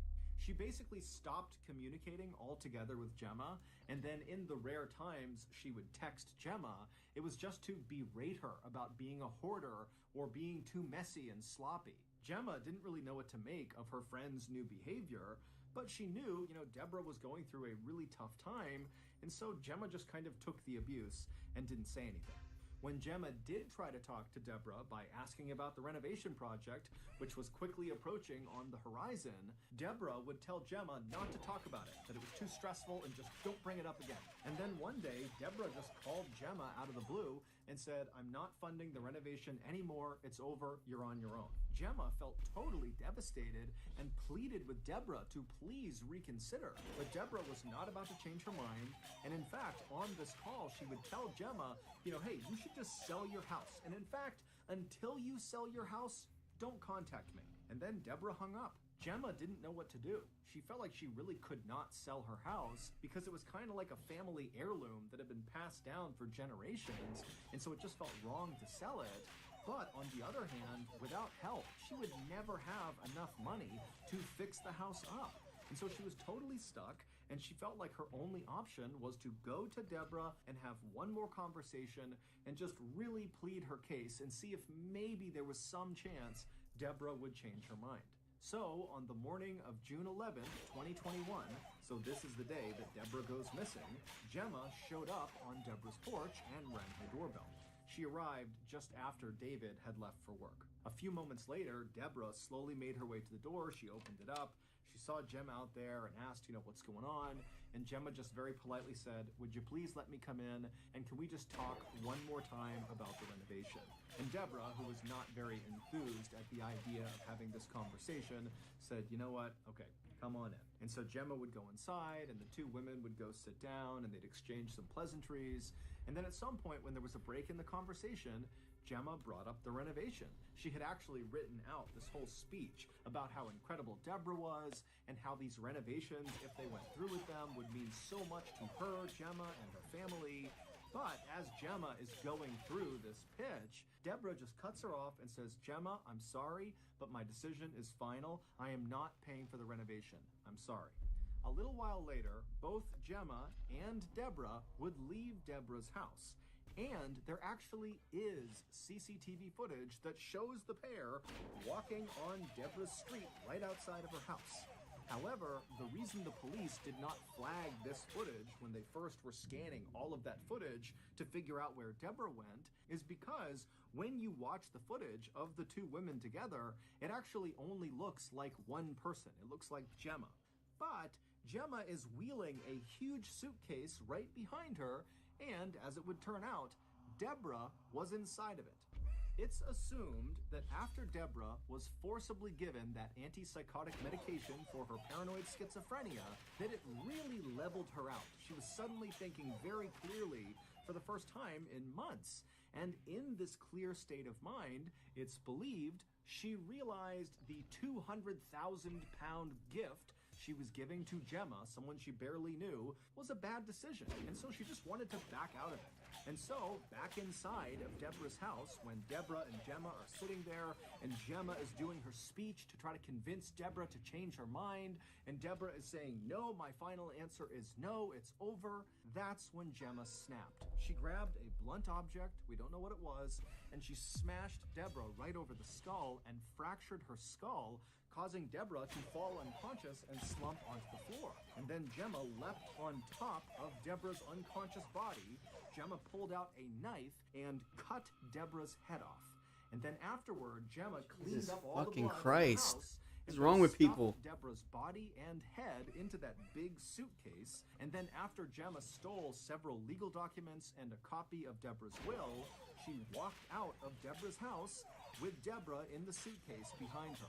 Gemma would walk with Deborah all the way back to her house, and then she would leave the suitcase, with Deborah still inside of it, in her backyard. She would just leave it there for 2 weeks, and then after those 2 weeks, Gemma would take the suitcase again, still with Deborah's body inside of it, and transport it 250 miles away to a seaside town where she would dump it. And in that seaside town, some vacationers would discover Deborah's body and call it in to the police. On July 6th, 2021, police would arrest Gemma on suspicion of murder. When they arrested her, they showed up at her house and used a battering ram to smash in her front door. And then when the door finally literally smashed open, Gemma was just standing there waiting for the police, as if she knew this was going to happen, and she's just waiting to be taken away. When the police would actually go into Deborah's house and search it, they would find a fake copy of Deborah's will where all of Deborah's estate was handed over to Gemma and Gemma's mother. In October of 2022, Gemma was found guilty of murder and sentenced to life in prison with a minimum term of 34 years. To this day, Gemma insists she did not kill Deborah. So that's going to do it. If you got something out of this episode and you haven't done this already, in your will, give the like button a treasure map to a pot of gold. But replace the gold with a $6 gift certificate to Blockbuster. Also, please subscribe to our channel and turn on all notifications so you don't miss any of our weekly uploads. We have a podcast called the Mr. Ballin Podcast that puts out brand new exclusive stories on Monday mornings, and on Thursday mornings, we put out the remastered audio of our best YouTube videos. Again, it's called the Mr. Ballin Podcast, and it's available exclusively on Amazon Music. Consider donating to our charity. It's called the Mr. Ballin Foundation, and it provides support to victims of violent crime as well as their families. Monthly donors to the Mr. Ballin Foundation Honor Them Society will receive free gifts and exclusive invites to special live events. Go to MrBallin.Foundation and click on Get Involved to join the Honor Them Society today. We have 2 additional YouTube channels, Mr. Ballin Shorts and Mr. Ballin en Espanol. We put out near daily content on TikTok, Facebook, and Snapchat. All of those pages are just called Mr. Ballin. If you want to get in touch with me, please follow me on any major social media platform and then send me a direct message. My username is just @MrBallin, and I really do read the majority of my DMs. Check out our merch at shopmrballin.com, and if you have a story suggestion, please submit it to our subreddit, just called Mr. Ballin. It's linked in the description below. So, whether I see you on Twitter, Instagram, TikTok, Reddit, YouTube, Facebook, other YouTube channels, the podcast, wherever, just know that I really appreciate your support, and until next time, that's going to do it. See ya. Alright, let's pause that. Let's finish this one match. And then that's it for now.